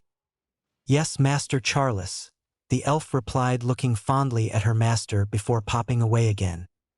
"I need your flu address," he said, turning to Arcturus, who was beginning to sweat profusely under the effects of the curse. "Raven's Corner," he answered breathily. "The password is purity." With that, he placed Arcturus in the chair in front of the fireplace and took a handful of flu powder from the pot on the mantelpiece. He hesitated momentarily before throwing the powder in and calling out the address, followed by the passphrase. He stuck his head into the now green flames and looked into a beautifully decorated dining room.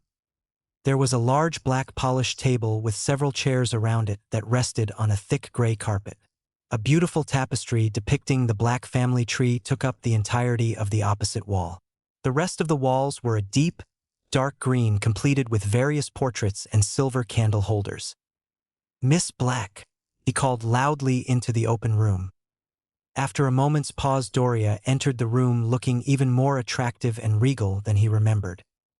Her face had matured into something that he had only seen in the most beautiful and sought-after works of art.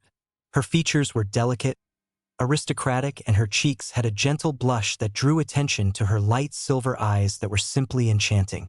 Her figure was as lithe as it had always been, but she had filled out in all the areas that completed the picture of a perfect woman. Charles's breath hitched in his very lungs at the sight of her. He had fought his attraction to her while at school, and even after the amount of time that had passed, he found the internal conflict just as difficult. For him it was as though no time had gone by at all. "Mr. Potter?" she asked, clearly very surprised at the appearance of the man in her fireplace. "How did you get this address?" she questioned, attempting to smooth down her form-fitting robes discreetly. "Your brother is here. He's been hit by one of your family curses and says that you know the counter to it," he said, composing himself. "Can you come through?" he asked. "The address is Potter Manor and the passphrase is Pride.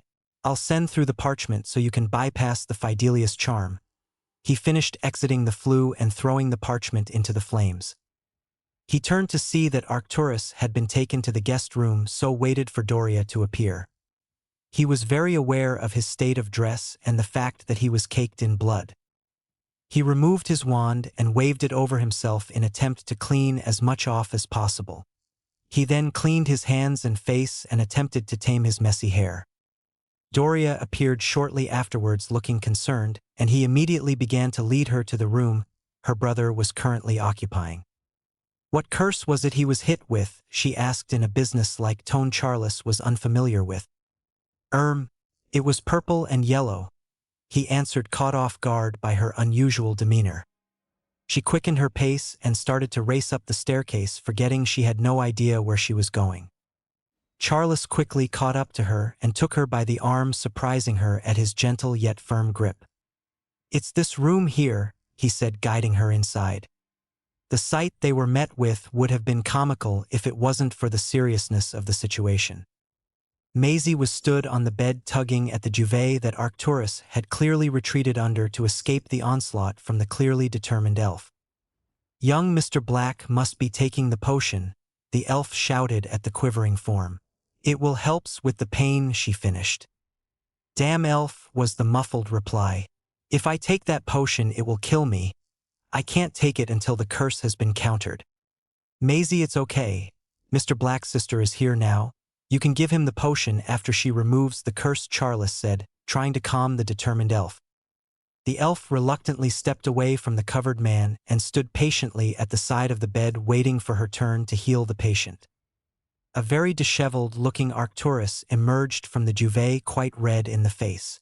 Doria immediately stepped forward and began scolding her older brother, shocking both of the men in the room. "You damned fool, Arcturus," she shouted. "I knew this would happen. I told you you would only get hurt running off and fighting like that." She finished, breathing heavily. It was clear to see that Arcturus was suitably reprimanded. The two men shared a look of agreement that upsetting Doria Black was not a good idea. She may still be quiet and reserved, but she was no longer the nervous 14-year-old girl from 3 years ago. "Show me," she demanded of her brother, who obliged her request by turning to show her his wounds. She sucked in a deep breath and turned to Charles. "Mr. Potter, can you keep him talking?" she asked softly. "This is going to hurt, but he needs to be awake while I remove it." "Of course, Miss Black," he answered before making his way to the chair next to the bed.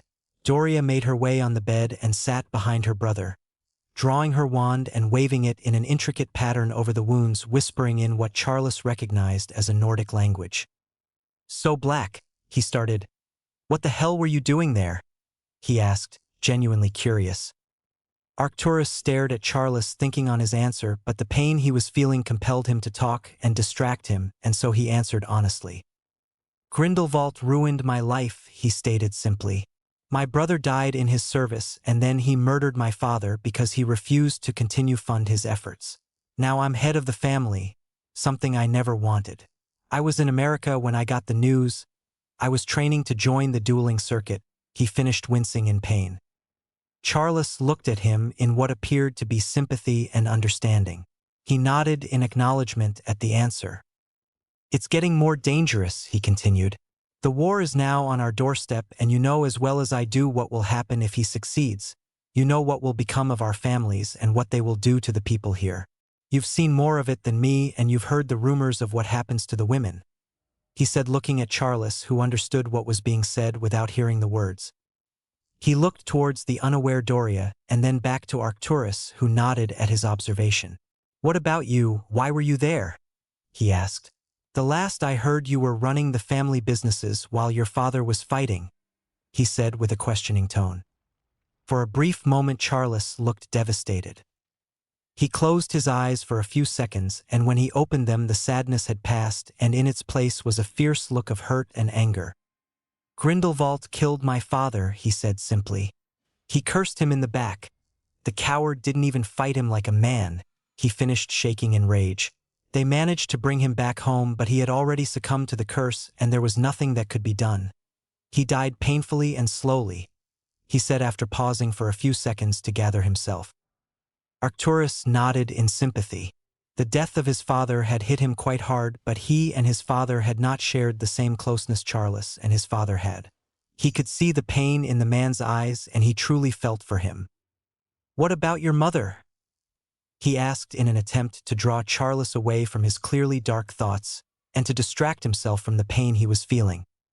"She broke down badly after my father died, and when she found out I was going to fight, she said that she couldn't face losing me too. She went to stay in one of our family homes somewhere in the tropics," he answered.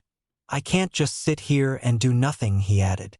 "My father fought because he knew it was the right thing to do, but I fight for nothing but my revenge for what he has done to me and my mother." He finished, his eyes ablaze once again. Arcturus remained silent, waiting for him to continue, knowing he needed to vent. "I will get that bastard," he continued, breaking the momentary silence. "If it's the last thing I do, I will get him," he spat uncharacteristically. "I'm finished," Doria suddenly said, breaking the tense atmosphere. "It will take a while to completely heal, but the curse is gone," she said, placing her wand back up her sleeve. "Thank you," Arcturus replied, gratefully, looking exhausted. "Now take your potion and get some sleep," she advised, standing away from the bed. "And don't think for one second that I'm finished with you yet, Arcturus. When you're feeling better, we will be having a conversation," she added sternly. Arcturus gulped and nodded, knowing that it was not a good idea to argue with his obviously angry sister. He drank his potion and settled deeper into the pillows and sighed in relief. "Is it okay for him to stay here, Mr. Potter?" she asked Charles nervously. "It's not safe for him to travel for a few days until the wounds seal," she explained. "It's fine, Miss Black," he replied. "Your brother is in very capable hands," he said, nodding towards the already busy elf. "Thank you, Mr. Potter," she said shyly. "I will make sure he doesn't cause you any trouble," she said, glaring at her injured brother. "I have to go," she suddenly remarked. "I return to school in a few days, and I have a lot to do," she finished, looking a little disappointed. "It's okay," Charles replied. "I'll escort you back to the fireplace," he said, offering his arm, which she took with a slightly trembling hand. They exited the room, leaving an already sleeping Arcturus to start his recovery. They made their way slowly back to the drawing room, not saying a word, both seemingly content at the small amount of contact they were sharing. All too soon they reached their destination, both hesitating to release the touch of the other. When there was no longer an excuse to hold on to his arm, Doria released her grip slowly and clearly with reluctance. "Thank you again, Mr. Potter," she said in her usual soft voice. "If you hadn't have gotten him back so fast, he wouldn't have survived the night," she explained, grimacing at the thought. "Can I come and check on him tomorrow?" she asked hopefully. "You're welcome, Miss Black," he replied simply. "You can check on him any time. The flue is open to you," he finished with a gentle smile. "Thank you," she said, simply returning his smile shyly. "Good night, Mr. Potter," she said, throwing a handful of flue powder into the fire. "Good night," he said. "And Miss Black?" he asked, gaining her attention. "Yes, Mr. Potter?" she asked curiously. "I told you 3 years ago that it's Charles to you. It always will be, he finished, his eyes twinkling as he smiled a little more. Doria blushed and simply nodded before disappearing into the emerald flames. Harry was suddenly pulled from the memory and found himself once again in the room he was staying in alongside Arcturus, who was looking quite melancholy. What happened next? Harry asked timidly. Arcturus looked at the boy in front of him, internally pleased with his curiosity about his grandparents and how they became to be. It took me 3 weeks to recover from that curse, he said casually. Doria came back every day for the next 3 days before she went back to school, and before she left she lectured me and your grandfather, he said, shaking his head in amused exasperation. She knew regardless of what she said that I would go back. I was stubborn and pig-headed. There was nothing that would stop me going back to protect her and get my revenge, which I had more reason to get now after he used one of our own curses on me. She took Charles aside a few times to talk to him, but I don't know everything she said, but I do know that she begged him not to lose himself because of revenge. He told me many years later that she told him he was a good man and it would be such a shame if he took his revenge and couldn't live with what he had done to get it after the war was over. He concluded, looking thoughtful once again. I'm sure she scolded him the way she did with me on a couple of occasions too, he added, amused. He came back after a conversation with her a few times looking like a child who had been reprimanded. I've never known Charles to look like that since those times, and I'm sure Doria was the only one who could talk to him that way and get away with it. People respected and feared Charles too much to even try that tact with him, but Doria didn't care. She knew Charles would never do anything to hurt her. You can see from that memory that he had quite the soft spot for her, even though I'm sure she was unaware of it at the time. She felt something for him too, but I think for her she thought that there would never be a chance for them. There was no guarantee that Charles would come back from the war, and even if he did, she didn't think that a Potter would be interested in a black. It was just not a possibility in her eyes. The backlash that Charles would get from the lighter and neutral families would be astronomical. I know she thought of him though. She would often ask after him in her letters, and I would often see him lost in thought during a lull in the battles with the same eyes he had when he was talking to Doria. He never admitted it, but that look was reserved only for Doria, he finished. He paused and went back to thinking for a few minutes before continuing. During the 3 weeks it took for me to recover, Charles and I formed a tentative friendship. We found we had a lot in common and we were fighting for similar things. It was the 2nd week that he truly surprised me though, he said, extracting another memory and placing it into the pensieve. This is a short memory, Mr. Potter, but one that will give you a little more of an idea of the kind of man your grandfather was, he said, entering the pensieve. Harry followed suit and found himself back in the bedroom they had left only minutes ago. The younger Arcturus was in the same bed but looking considerably healthier than he had in the last memory. He was sat reading from a book on dueling when Charles entered the room. Black, he greeted in his usual tone. If you're going to be coming back with me to fight, then these spells will be useful for you to know, he said, handing Arcturus a small but fairly thick leather-bound book.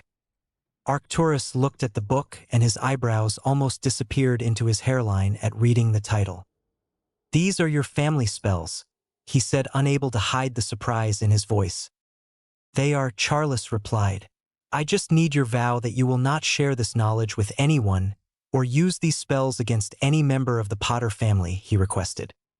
Arcturus hesitated for only a second before drawing his wand. He knew the Potter spells were designed for battle, and it would give him much more of an advantage in open battle. I, Lord Arcturus Black, swear on my life and magic that I will not share the knowledge of the Potter family magic with anyone, nor will I use the spells against any and all members of the Potter family. So mote it be, he vowed, being surrounded by a bright golden glow sealing his oath. Charles simply nodded and turned to leave when he was cut off by Arcturus. Wait, Potter, he said. Elgar, he called, and a much younger-looking Elgar appeared beside the bed. What can Elgar be doing for Lord Black? The elf asked. Can you bring me the Black family spellbook? He questioned the elf. The elf looked at Arcturus and then Charles with confusion but obediently popped away, returning a minute later carrying a similar-looking book to the one that Charles had given Arcturus. Thank you, Elgar, that will be all, he said, dismissing the elf.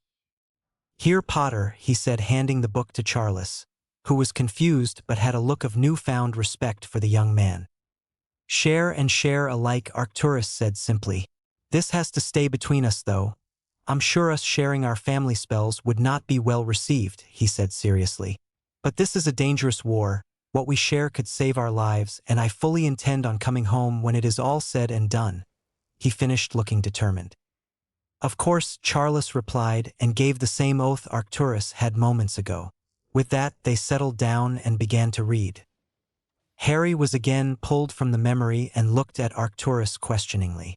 "Why would sharing spells be frowned upon?" he asked the older man. "Family spells are created by the family and are supposed to remain a secret. They can offer you a distinct advantage in certain situations," he explained. "The Potter family magic is largely battle magic used in fights, not for dueling. The spells are designed to maim and kill. The Potters are famous for having warriors in its lineage, and their prowess on the battlefield is quite legendary. You saw for yourself what Charles was capable of, and a lot of that was the Potter magic," he explained further. Harry was surprised to learn that his family had their own magic, but was more surprised at the nature of it. "The black magic is based mostly on curses. It's effective in battle too, but focuses more on one-to-one fighting," Arcturus continued. "We shared our spells knowing that it would give us a whole new advantage. Your grandfather gained a great arsenal of curses and counter-curses that would make any wizard envious. I gained the knowledge and spells of the best battle magic available, and let me tell you that book gave me spells that saved my life on numerous occasions," he said gravely. "We studied those books intently for the last 2 weeks and practiced each other's spells until we perfected them. For some reason, the different magic came easily to us, something we didn't understand at the time. We came to believe much later that we took to the different magic because we had formed a bond on the battlefield when we fought together for the first time. We both saved each other a few times that day. You saw how we fought together and how we shielded each other during the fight. It seems that from then our magic connected in some way and made learning each other's family magic quite easy," he shrugged. Harry nodded to show that he was still listening and again waited for the older man to finish his thoughts. "We returned to Normandy when I had fully recovered, and immediately Charles was put in command of a foreign battle group of around 100 wizards and witches," Arcturus continued after a short moment. "He placed me as his second in command for reasons unknown to me, and we fought side by side for the next 2 years. In those 2 years we fought together, ate together, and slept in cots next to each other, often saving each other's lives and bonding in ways that can only be achieved in war. We garnered quite the reputation on the battlefield for being ruthless, and even Grindelwald was wary of us. Since the day Charles got him with that cutting curse, he avoided him. He knew that Charles was not an easy fight, and he couldn't afford another blow to his reputation. The war was finally going our way, and we were pushing them further and further back, and Grindelwald knew eventually he would have to confront our group personally. He did just that in his typically cowardly way. He spat, his voice laced with bitterness and venom.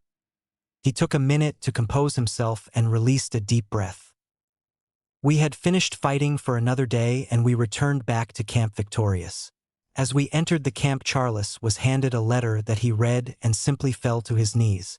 I tried to ask him what was wrong, but I could get nothing from him. Eventually he handed me the letter, and the reason for his state was obvious. His mother had died of dragon pox the week before. He was distraught, and I didn't know what to do for him.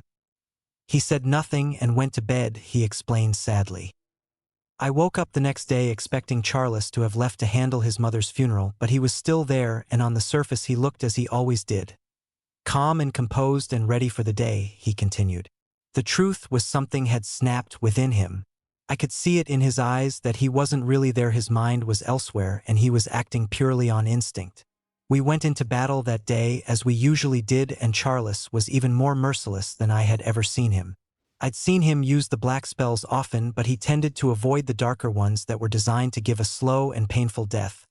But not on this day. He was so focused on punishing as many people as he could curse that his usual battle technique was abandoned. We would always fight side by side, but on this day, try as I might, I simply could not keep up with him, and that's when it happened," he said, angrier than Harry had yet to see him. He took another deep breath and swallowed. "Grindelwald appeared out of nowhere behind Charles," he said grimly. I tried to get to him, but I wasn't quick enough." He continued, shaking his head with apparent guilt. "Before I could get to him, Grindelwald had already fired the curse at Charles' back, and he dropped. I was sure he was dead. The bastard just laughed. I fired curses at him, and he vanished like the cowardly shit he was." He continued, shaking with fury. "I managed to get to Charles and was shocked to find him alive. I knew he only had minutes to live, so I did all I could and apparat him to St. Mungo's, where Doria had started her training to be a healer. We arrived there and I passed out from exhaustion. I wasn't as powerful as Charles and was already exhausted from the battle. Apparating that distance is very draining. I woke up 4 days later to the news that Dumbledore had defeated Grindelwald in the time I had been unconscious. Charles was still out of it and would be for a few days more. I knew he wouldn't take the news well and stayed with him, knowing he would need someone to be there for him. He had just lost his mother, and now his chance to avenge his father had been taken away," he explained, looking quite upset. "Doria was with him the whole time," he continued. "I think if anyone tried to move her away, she would have hexed them something rotten." He mused with a bark of laughter. "She was frantic with worry. He shouldn't have survived that curse, but somehow he did. He was the toughest bastard I've ever known," he said more to himself. "I was too naive at the time to see the way she looked at him. But she loved him, which I found out days later," he finished. He drew another memory and placed it in the pensieve. "If you learn anything from this memory, let it be to never punish yourself for things you cannot control, Potter," he said sternly. "This is your grandfather at the worst I have seen him." He finished again, the sadness flashing across his eyes. He entered the pensieve, followed by an apprehensive Harry. They landed in a hospital ward, clearly in the dead of night. Only 2 of the beds were occupied. One just behind the pair with the curtains drawn, and one in front that was occupied by Charles, with Doria sat in the chair next to the bed. "You've been awake for 3 days, Charles, and not said a word. Please talk to me," Doria pleaded. "Tell me what's on your mind," she begged him. "It's over," he said simply. "He took everything from me, even my chance to pay him back for what he did to my father. He cursed me from behind the same way and fled like a coward," he spat bitterly. "Does that really matter?" she asked. "Isn't it enough to know that he's dead now and can't do to anyone else what he did to you?" She questioned him, still with a hint of pleading in her voice. "No, it's not enough," he snapped. "I wanted to get the bastard myself for what he did to me, and now there's nothing left. What can I do? How can I live with myself knowing I failed at the most important thing I'd ever have to do in my life?" he asked, begging her to give him something. "You find something else that can be that important to you," she said, as if it was obvious. "Do you think your mother and father would want you to punish yourself for something you couldn't control? Grindelwald feared you, Charles. Why do you think he avoided you? You already beat him long ago, so you need to let go," she said, emphasizing every word with a sharp prod in the chest. "And what if I can't?" he asked harshly. "Then you will always be a bitter man who never got over himself," she answered. "Do you remember what I said to you when you brought Arcturus back to your house after he was injured?" she questioned. "You said a lot, Miss Black," he pointed out. "Don't be so petulant," she scolded. "I told you not to lose yourself in the pursuit of vengeance. Do you remember?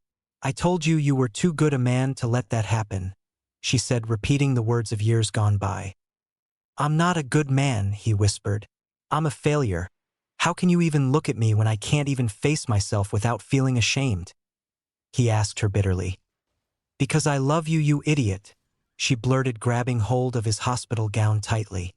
She took a deep breath and continued. "I've loved you since I was 14 years old. Since that day you saved me. I didn't fall in love with you because of that," she added. "I fell in love with you because I saw something special in you that I knew I would never see again. I saw a boy who defended me from his own. A boy who walked right into the enemy's common room and faced all of them down just to make sure that I was okay. I saw a boy who would do the right thing no matter what he had to do to get it done. I saw a boy who didn't care about my name or my family defend me when he could have just walked away and not get involved. I saw a boy that in that moment only cared about me and how I was and didn't care about the consequences. I saw a boy lose all of the privileges he had worked hard for and who served detention for the rest of the year selflessly and never once wanted anything in return. In that boy I saw the man that you would become, and I fell in love with you even more." She finished, breathing heavily. "I tried not to love you," she continued.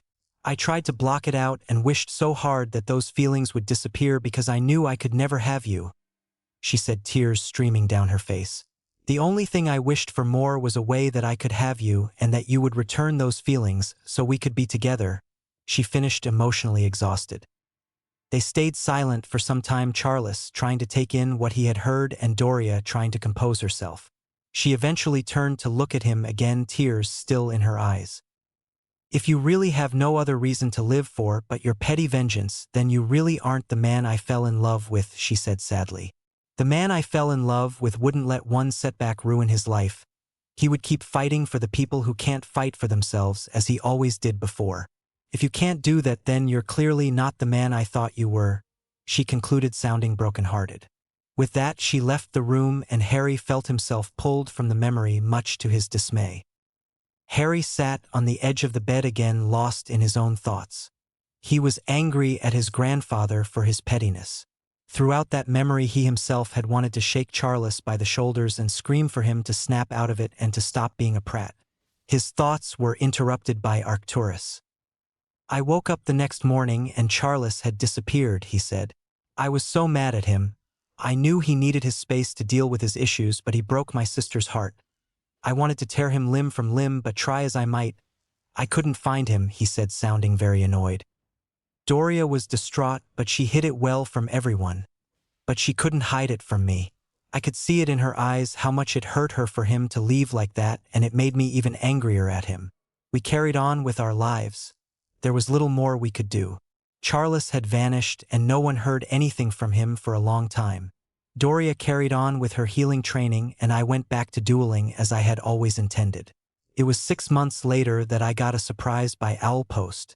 I had been made a baron for my efforts during the war, he said proudly.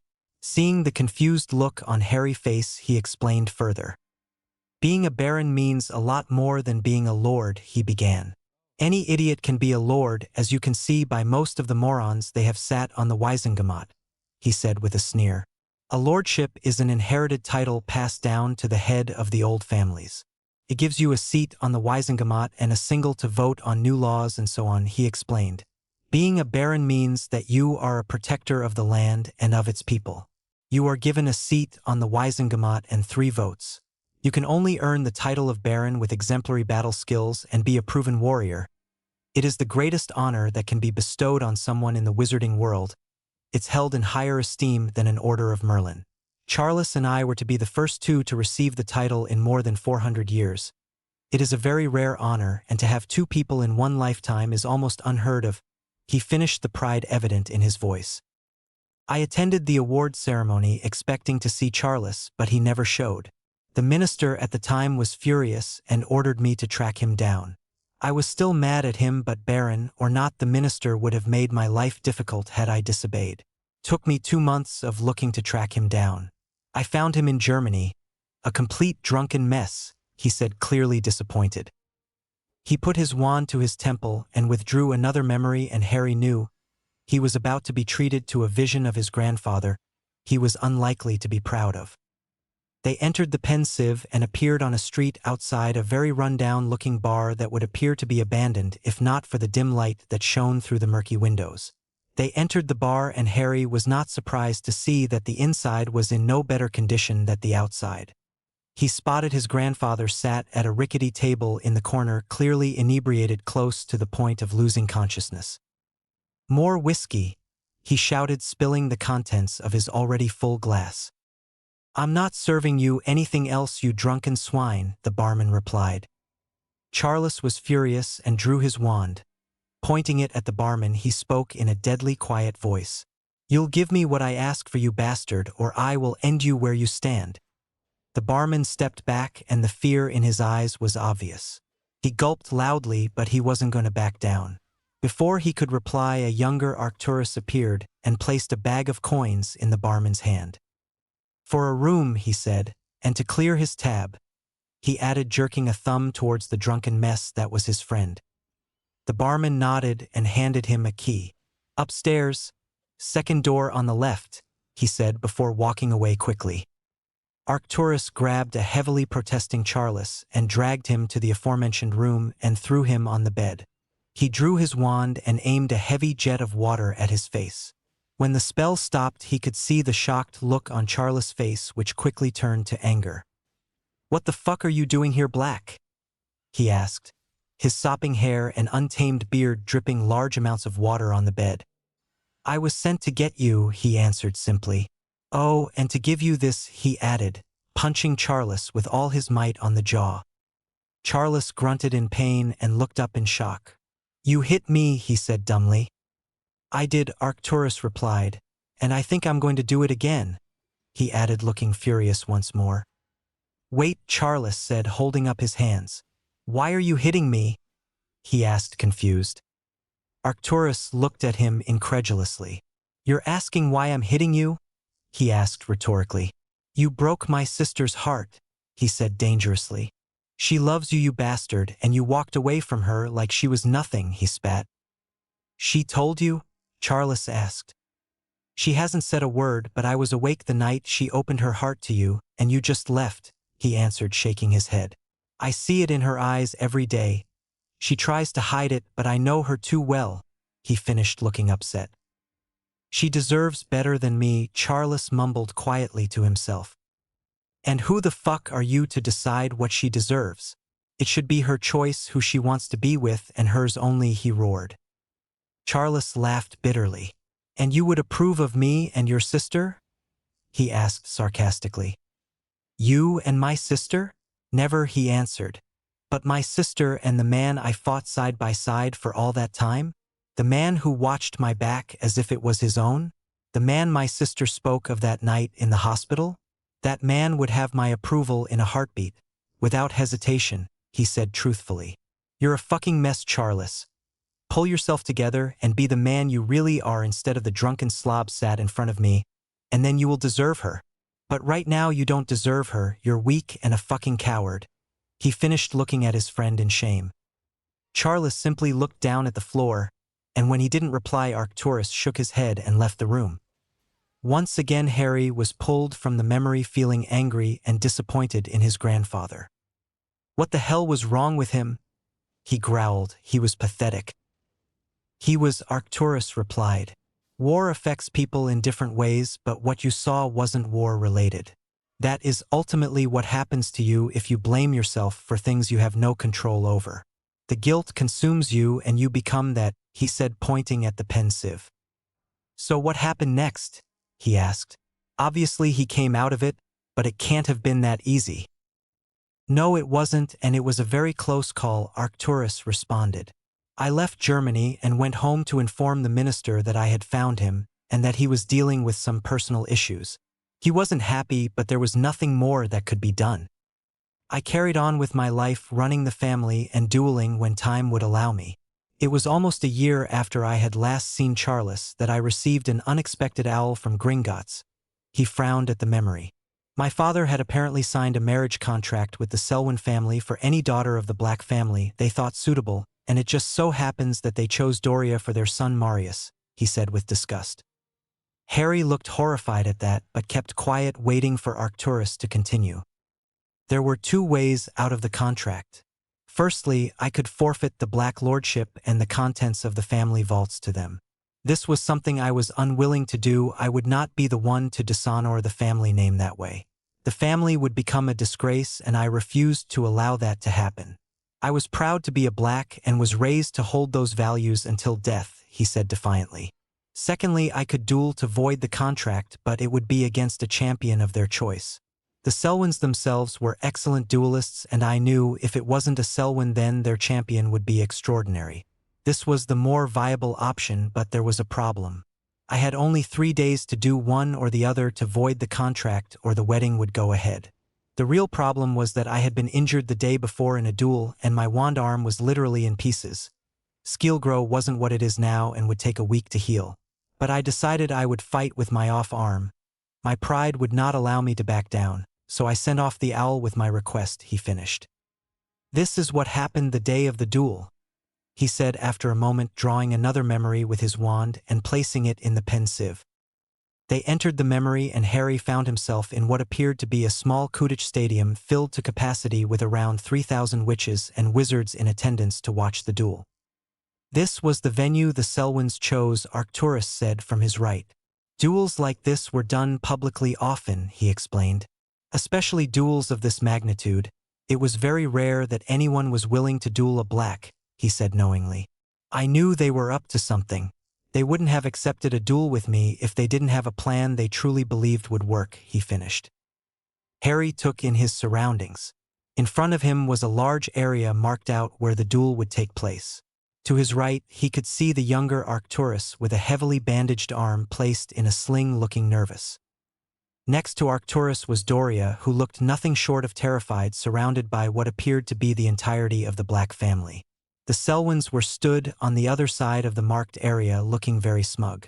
Harry immediately disliked them all simply by how much they reminded him of the Malfoys. Harry could see Doria and the younger Arcturus whispering furiously, so he moved closer so he could listen. Please don't do this, Arcturus, Doria begged. I'll marry their son, you don't have to fight, she said in tears. Yes, I do, was his simple reply. If I don't, then everyone will think they can treat us like this and I won't stand for it, he whispered back furiously. Just let me handle it, Doria, it will be okay. He finished, turning away from her to face the Selwyns. Seeing that Arcturus was ready, the head of the Selwyn family stepped forward and raised his wand to his throat.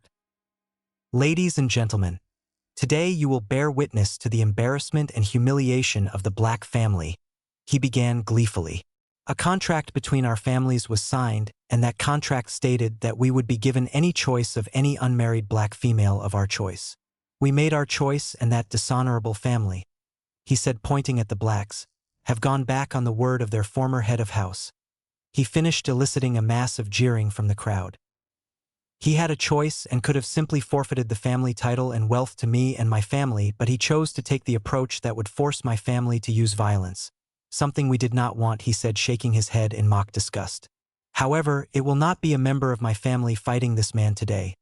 I would not risk my blood against their dark magic, so I have found a willing champion who will fight for my family honor and the right to the stated marriage in the contract, he said, bowing to the crowd.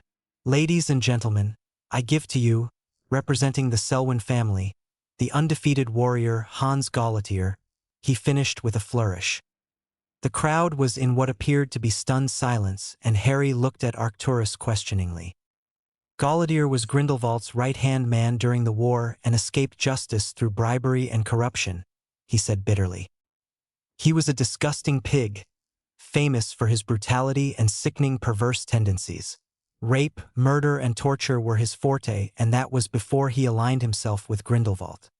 He was feared across the continent, and the Selwyns would have had to pay him a fortune for him to fight for them. Brutality, no matter how disgusting, at that level does not come cheap, he said with a grimace. Using him became the Selwyns' downfall. They had exposed themselves as a dark family and have not recovered since, he stated. A giant of a man entered the stadium into pure silence, but he seemed not to notice the crowd anyway. He looked as though he was taking a leisurely stroll, not going into battle. He was almost as big as Hagrid, but with less hair and very ugly to boot. He wore nothing on his top half but wore brown trousers with charcoal boots on his feet. He was very well built with well-conditioned, defined muscles. He had various scars on his torso and face, and his head was completely hairless and shaped like an egg.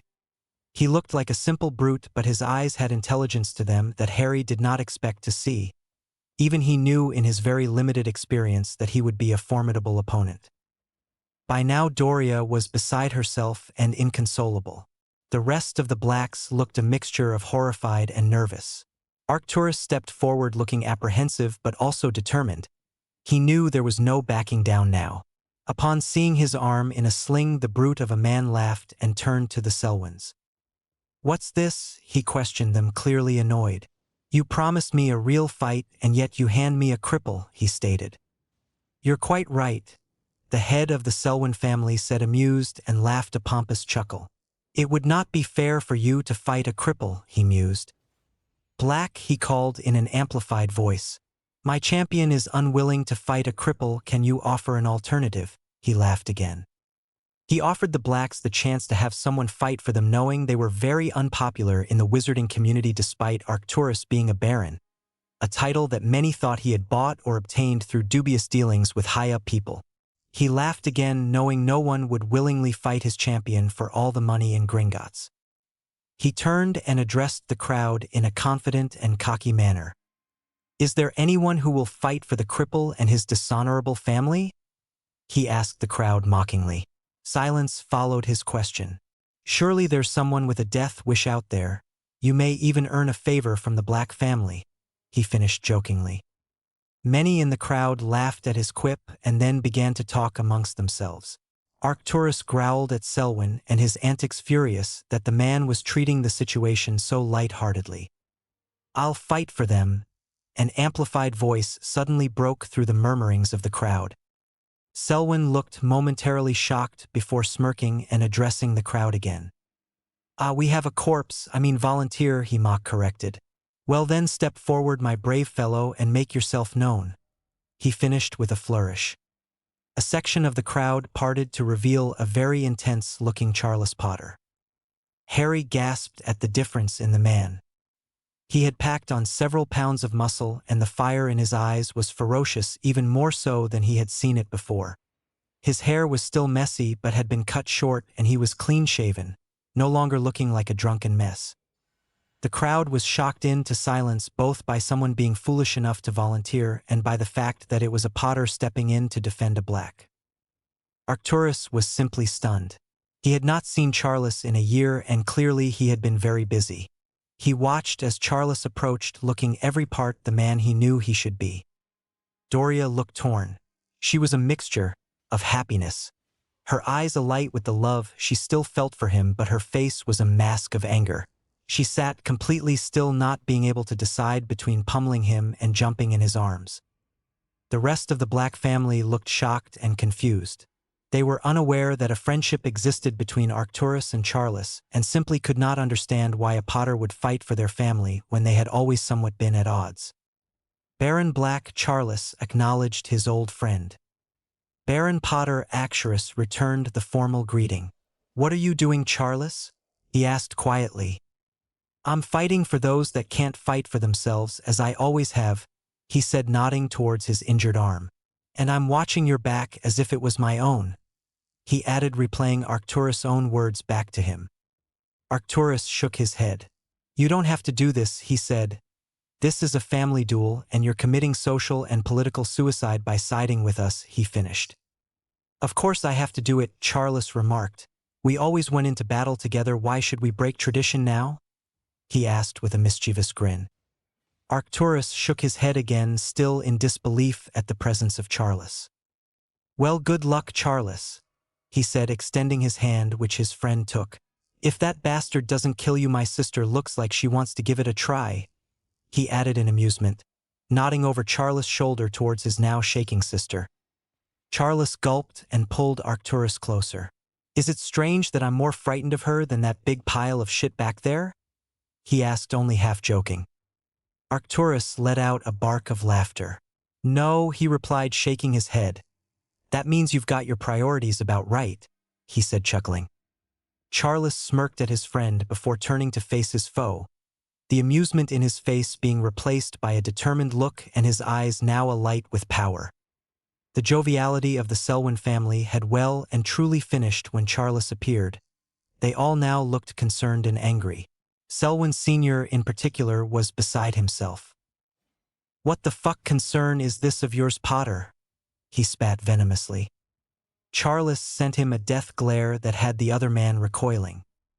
"Well, Selwyn, I have reasons which I will not share with you. Other than those, when you bring a murdering rapist and vile creature like that," he said, pointing at Gaulatier, "into our country, then it's my duty as a baron to deal with it, is it not?" he asked, glowering at the colossal man.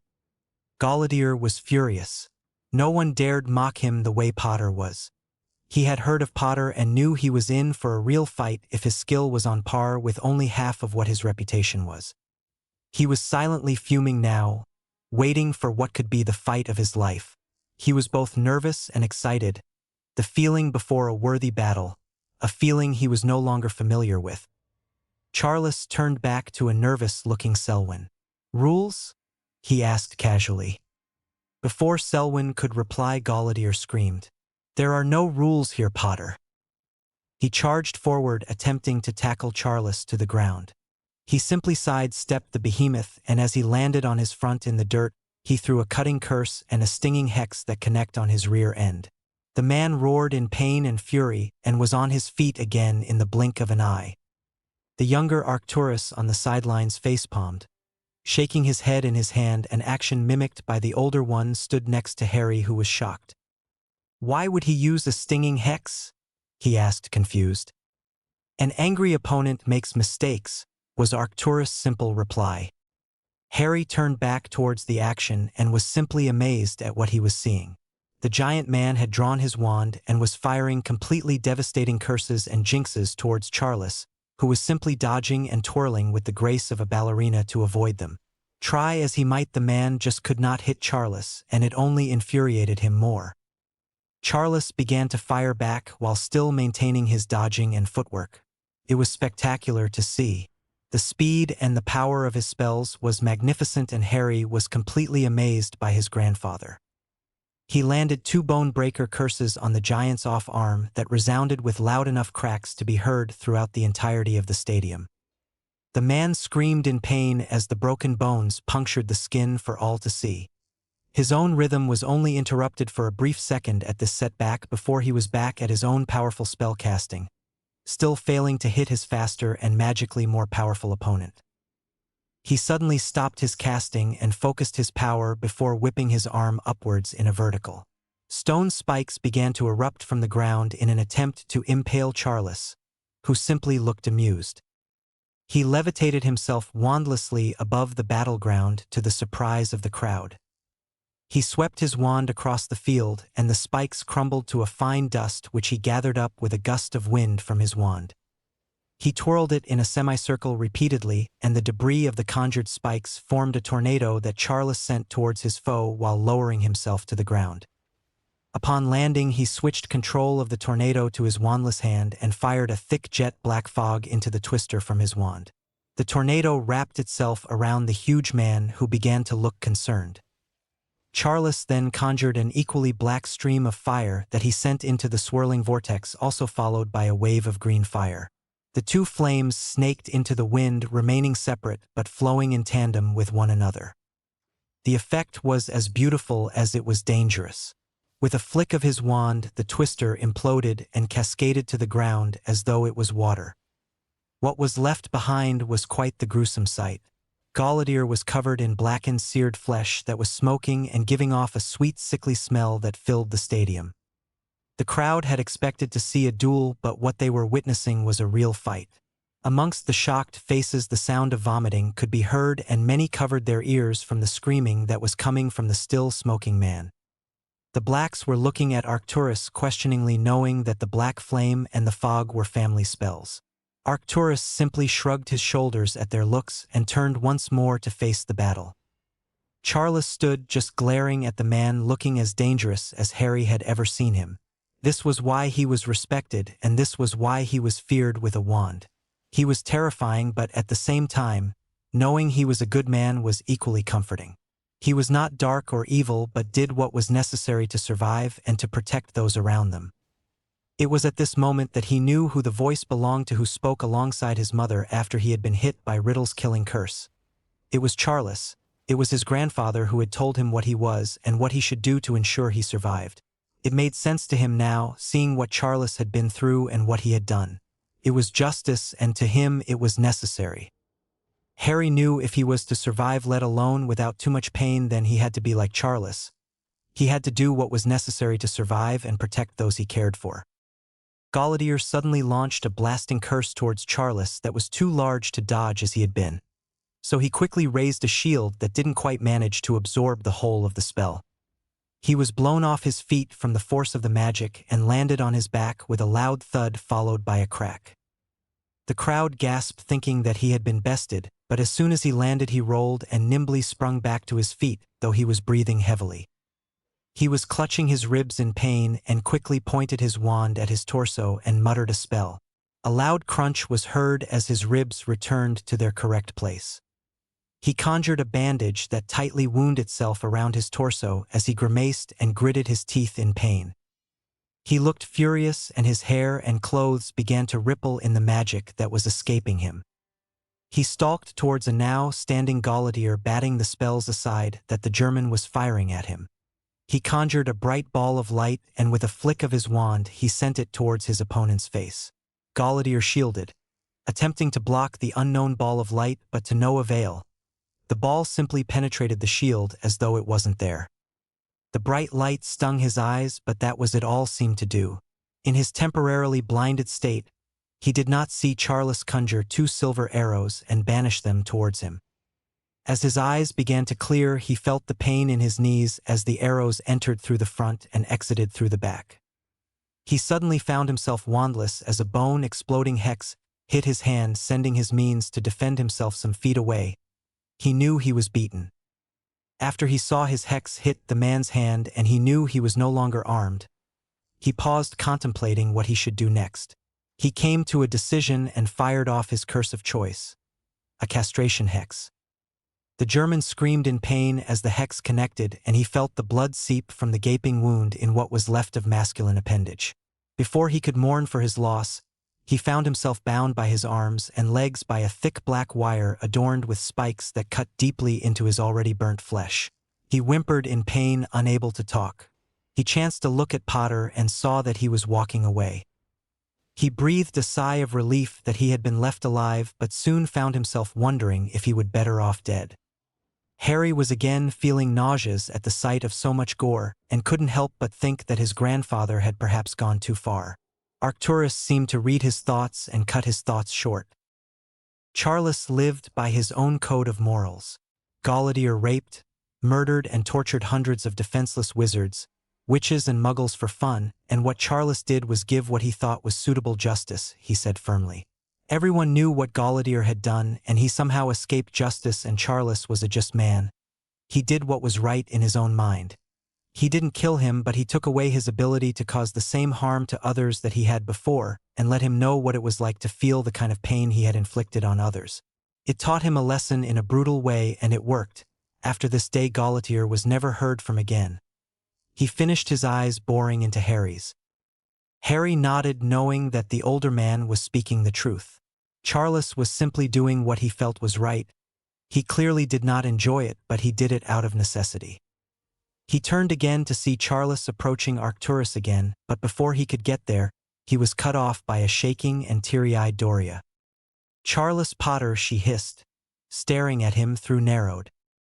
"Hello, Miss Black," he replied, nervously dragging his hand through his hair. "Hello, Miss Black?" she asked, folding her arms across her chest and raising a single eyebrow. "That's all you have to say after all this time? After I opened my heart to you, spilled my deepest feelings for you, and you left? That's all you have to say?" she screamed at him. By now the entire crowd was watching the surprising encore. "I'm sorry," he said quietly. "Oh, you're sorry, are you?" she asked rhetorically, walking forward and backing Charles up with repeated sharp pokes to the chest. "And what exactly are you sorry for?" she inquired further. "Everything," he replied. "I'm sorry for leaving, and I'm sorry for hurting you. More than anything, I'm sorry for losing myself the way I did after you asked me not to, and becoming what I did," he said, sincerely looking her in the eyes. "My biggest regret, though, is not taking you in my arms that night in the hospital and telling you that I love you too with all my heart, and that I always have. Since that day in your common room when you looked at me as though you didn't want to leave my arms," he finished, taking her hands in his. "I didn't want to," she whispered. "It felt so right being there," she continued, more to herself than to anyone else. "What brought you back?" she asked. "The love of a beautiful woman and the words of a brother," he answered, nodding towards Arcturus. "And a good punch to snap me out of it," he added, looking quite embarrassed.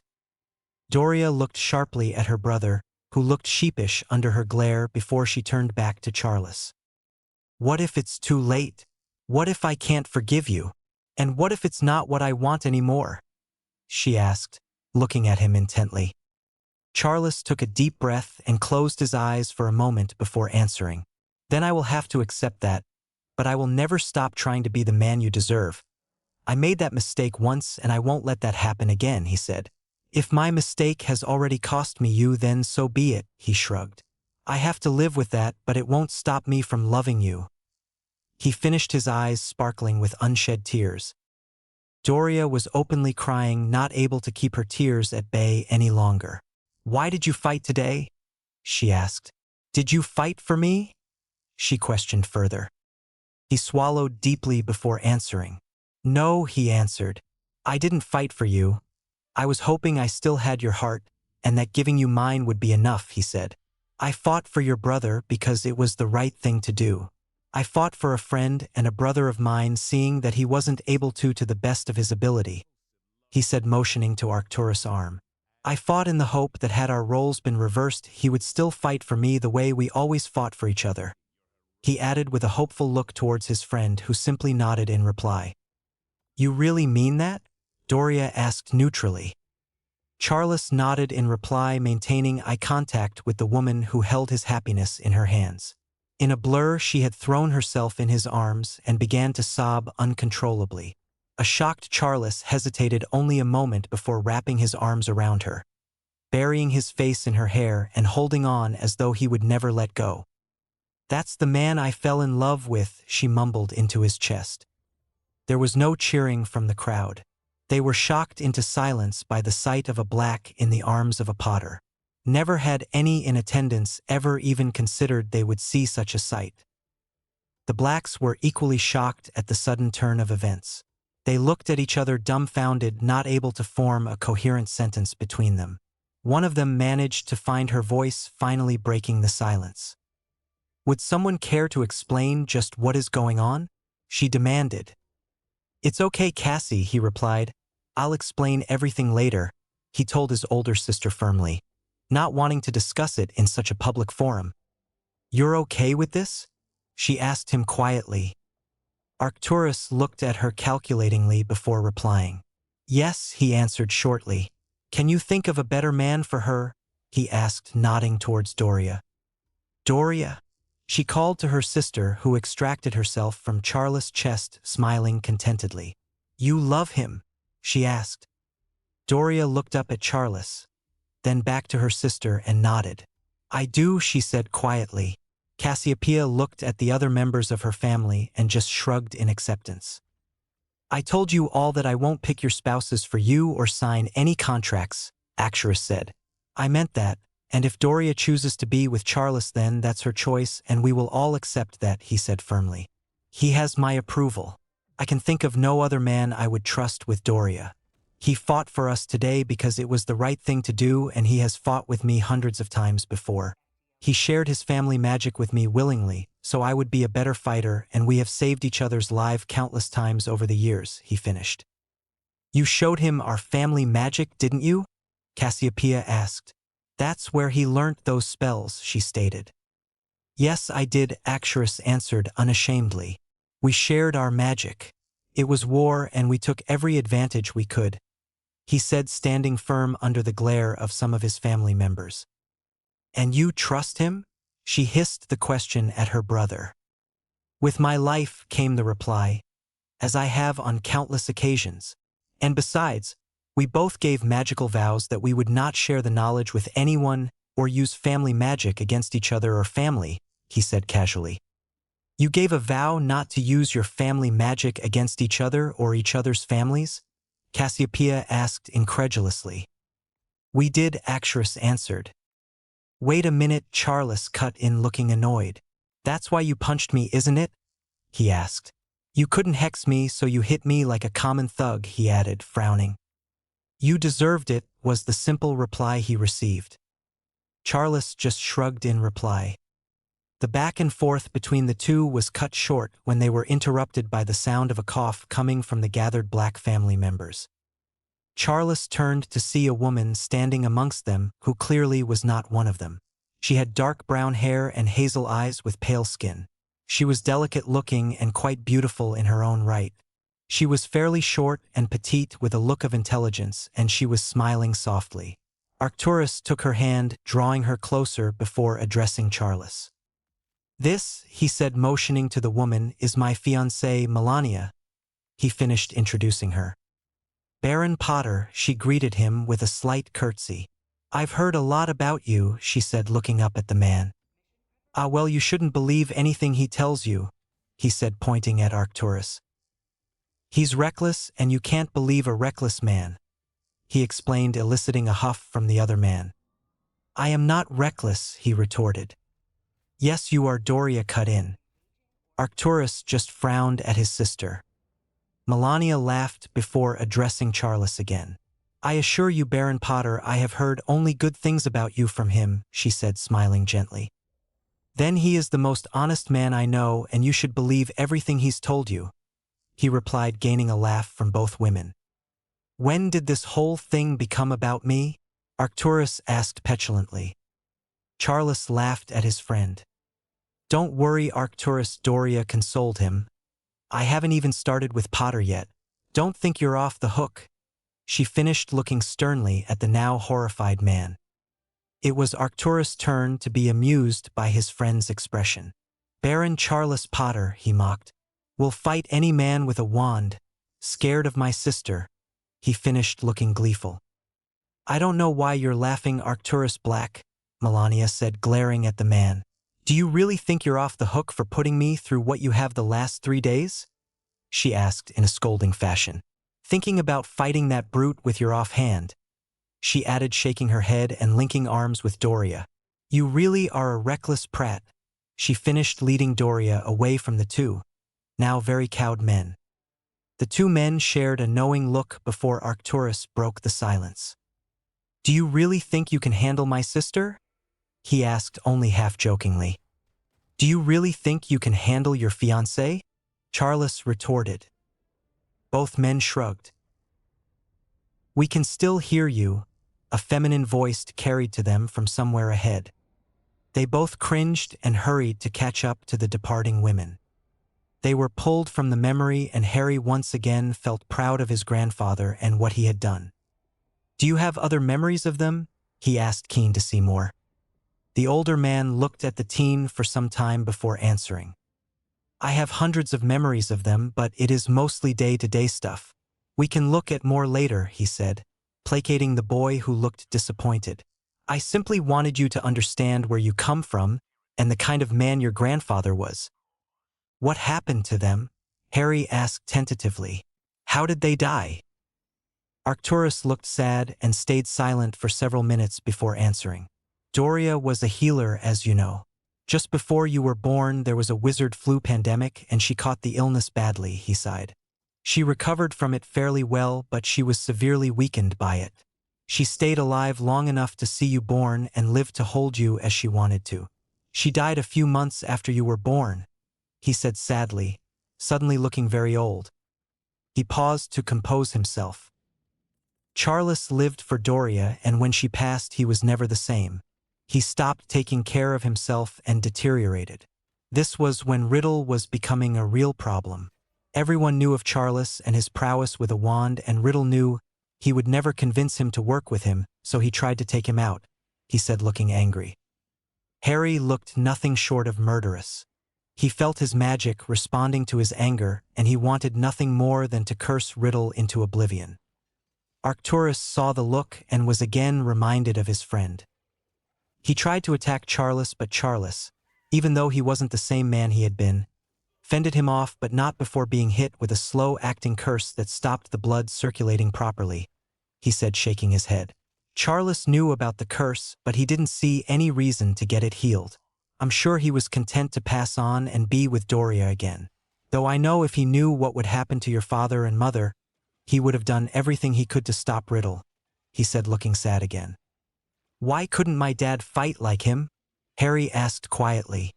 I've heard their last moments, and my dad didn't last 2 minutes against Riddle, he concluded with a lump in his throat. Arcturus looked at the boy with something akin to horror, but quickly composed himself before answering. They were different men born in different eras. Charles was born into a war and James was born in a time of peace. I think Charles wanted his son to have a normal childhood and not be raised the way he was. Had he known what was coming, it would have been different. Riddle was just a whisper in the distance until James was in his 5th year, and even then none of us expected him to become the problem he did, he explained. James was much more like Doria than he was Charles. He was not raised to be a fighter and Doria doted on him and was his biggest influence. Don't get me wrong, your father was a gifted wizard by what I saw and heard, but he and that idiot grandson of mine spent their time joking around. If they put half the effort into the type of training I and Charles had instead of their games, then I have no doubt they would have both been extremely formidable in battle. Whatever you do, don't hold what happened to your parents against them. There was little to do to prevent it. Once Riddle has an idea, it's near impossible to stop him. He is persistent. Use it, Potter. Use what happened to your family to push you to succeed, he finished. What can I do? Harry asked lamely. You fight. You fight for all you're worth and with everything you have. Fight for the memory of your family and fight for your life and your future. Fight the way your grandfather did. I believe everyone should be their own man, but if you aspire to be anyone or want someone to look up to, then look no further than your grandfather. You couldn't find a better role model. He was the best man I knew and ever will know. I see him in you, Potter. You're like him more than you know. Honor him, your grandmother, and your parents the way they deserve. Do not die for nothing, but if you have to die, you die facing your foes on your feet, looking them in the eyes, never on your knees. Riddle saw your grandfather in you that night, and he knows what you can be capable of if you want to be, he finished sternly. But how can I be like him? How can I learn that kind of magic? He asked pleadingly. By training, Arcturus replied simply. He opened the drawer on the bedside table and pulling out a weathered thick, leather-bound book and handed it to Harry. This is one of only 2 copies of this book. Contains both the Black and Potter magic. Charles and I created them many years ago and added to them throughout the years. Whatever is written in one will appear in the other, and they are charmed so that only we, or a combination of both Potter and Black blood, can open them, he said proudly. Read it, learn it, and practice it. It's all the magic you will ever need to win a fight, he concluded confidently. Harry looked at the book in complete awe. Thank you, he whispered gratefully. You're welcome, Arcturus replied, pleased to see the boy appreciated the book so much. Now, it's time we got some sleep. We are going to be very busy from now on, he said, making his way to the door. Was there anything my grandfather wasn't good at? Harry asked unexpectedly. Arcturus smirked at the question. Potions, he replied. He could do mind-blowing things with a wand, but put him in front of a cauldron, it was likely to explode or melt, he said, shaking his head. Doria never let him forget his ineptitude with potions, he said, amused, as he left the room. Harry looked at the book Arcturus had given him in amazement and anticipation. He gently stroked the front cover with his fingertip, only to snatch it away after a sharp pain caught him by surprise. He sucked his bleeding finger as the book glowed gold before opening on his lap. He was too awake to sleep. He needed time to absorb and digest everything he had heard and seen of his family, so settled down and began to read. Chapter 3. Embrace What You Are. The past few days had contained a multitude of emotions for Sirius Black. He had been proud, worried, angry, anxious, and fearful. His usual easygoing demeanor had been discarded, and he had been short-tempered and irritable. Overall, he felt useless. He was currently waiting for the first meeting of the Order of the Phoenix to begin and was sat tapping the top of the kitchen table with his forefinger impatiently. He glanced at the members and couldn't help but feel disappointed at what Dumbledore had managed to bring to the cause. On his left sat Remus Lupin, who was in a similar mood to himself. He had been silent for the most part, but occasionally his eyes would become canine-like and turn a dangerous amber color, and he would grit his teeth in frustration and apprehension. Next along were Molly and Arthur Weasley with their son Bill. Molly appeared to be constantly on the verge of tears, and her husband had an ever-present arm around her shoulders in an effort to calm her worry. Bill was quiet, observant, and Sirius could see he was like neither of his parents and could maybe be a good ally to have on side, particularly as he worked alongside the goblins and was a very skilled cursebreaker. Next to Bill was Kingsley Shacklebolt, a large, soft-featured, dark-skinned man who was a very accomplished orar. His presence made sense to Sirius. He was someone who could fight. Next was his cousin Nymphadora Tonks, whom he hadn't seen since she was a small child. She seemed nervous to be there and would often shoot him a shy smile that he would return as best he could. The man next to her made the most sense to him, Mad-Eye Moody. He was a very decorated orer and was a real asset in the last war. He was not a man to be crossed and had no qualms about hurting or killing those who threatened him in any way. Sirius was wary of the man and respected his prestige and reputation. He sat in silence, his magical eye taking in everyone and everything around him. Minerva McGonagall and Severus Snape were next along the table, the latter looking bored, allowing his eyes to roam everywhere but on Sirius or Remus. There was simply too much animosity there to expect anything else. Minerva was her usual calm self, and no expression could be gleaned from her. The rest of the group seemed to be little more than a few office workers and ministry staff who, to Sirius, could offer very little to the group. The only exception was Mundungus Fletcher, who had his finger in every despicable pie in the black market. He was a cowardly sneak thief all in all, and the best that could be got from him would be information. Sirius glanced at the discarded newspaper on the table and shook his head at it disgustedly. The front page was visible, and the headline of the day had served little more than to annoy him further. Dumbledore claims the return of you-know-who.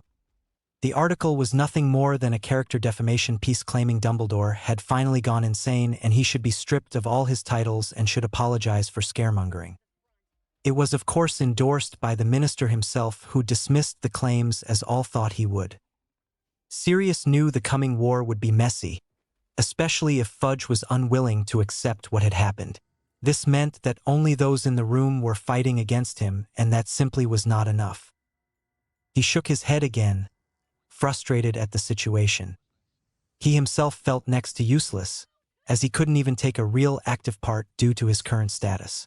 If he was able, he would be out looking for his godson, and had attempted to several times, not caring if he was captured. It had been Remus who had stopped him, reminding him of how his recklessness before had landed him in Azkaban in the first place. He reluctantly stayed put, hoping that Dumbledore would bring news. His thoughts were interrupted by the man himself, who had entered the room looking as calm as ever. He took a seat at the head of the table and smiled gently at those present before addressing them. "Firstly, I would like to thank you all for coming tonight," he started, bowing his head to those in attendance. Before he could continue, however, a clearly worried Sirius cut him off. "Where is Harry?" he asked, clearly fearful of the condition of his godson. "This whole thing isn't about Potter," Black Snape spat. "This is about the Dark Lord returning. Just because Potter has decided to disappear and sulk, it doesn't mean we should be wasting our time looking for the brat." He finished, feeling smug at the horror on his childhood foe's face. Sirius exploded to his feet, his face twisted into a look of unadulterated hatred and rage. All present were reminded of the fact that he was a black. The easygoing prankster was nowhere to be seen. What stood in front of them was a man close to the edge, a man bordering on instability. They could feel his rage leaking off him in the form of pure magic, and they blanched at his fury.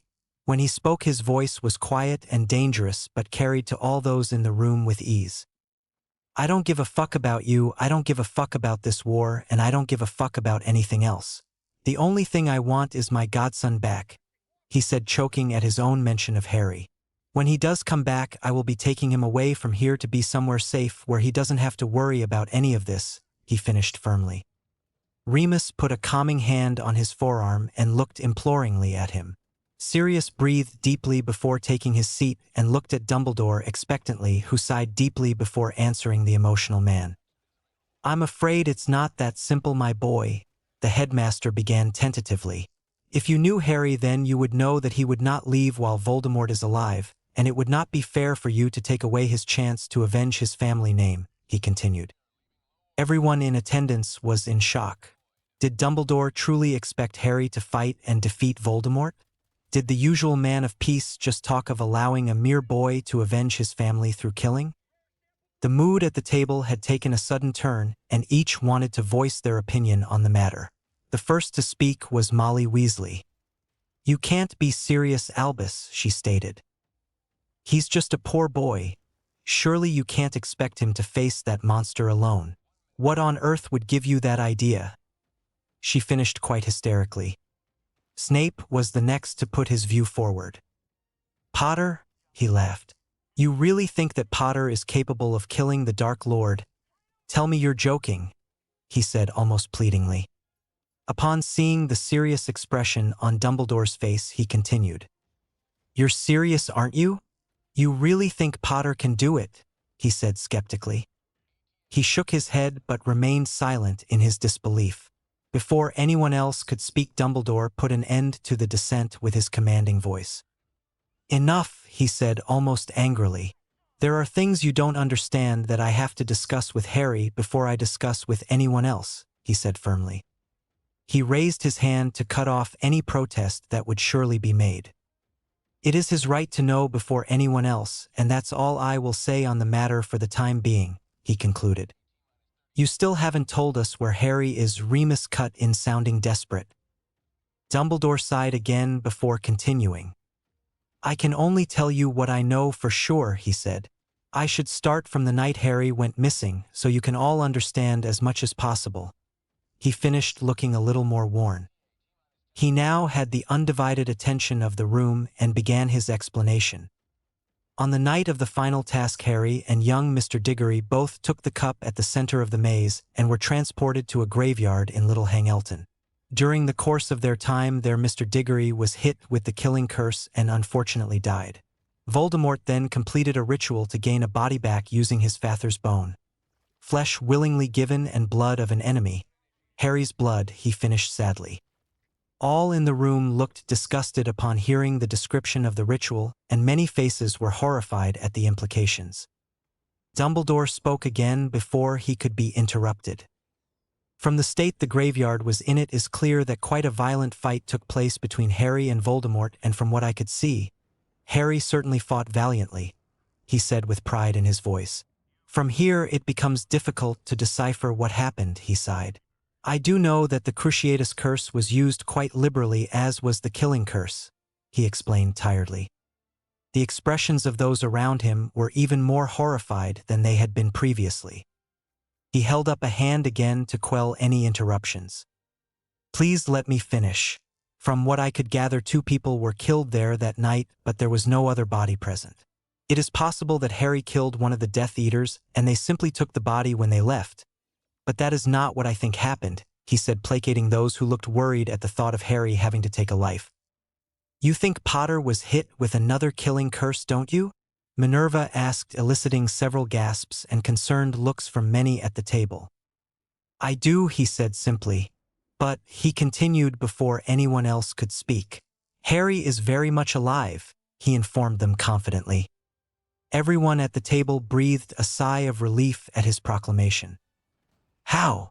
Sirius managed to rasp through his emotional state.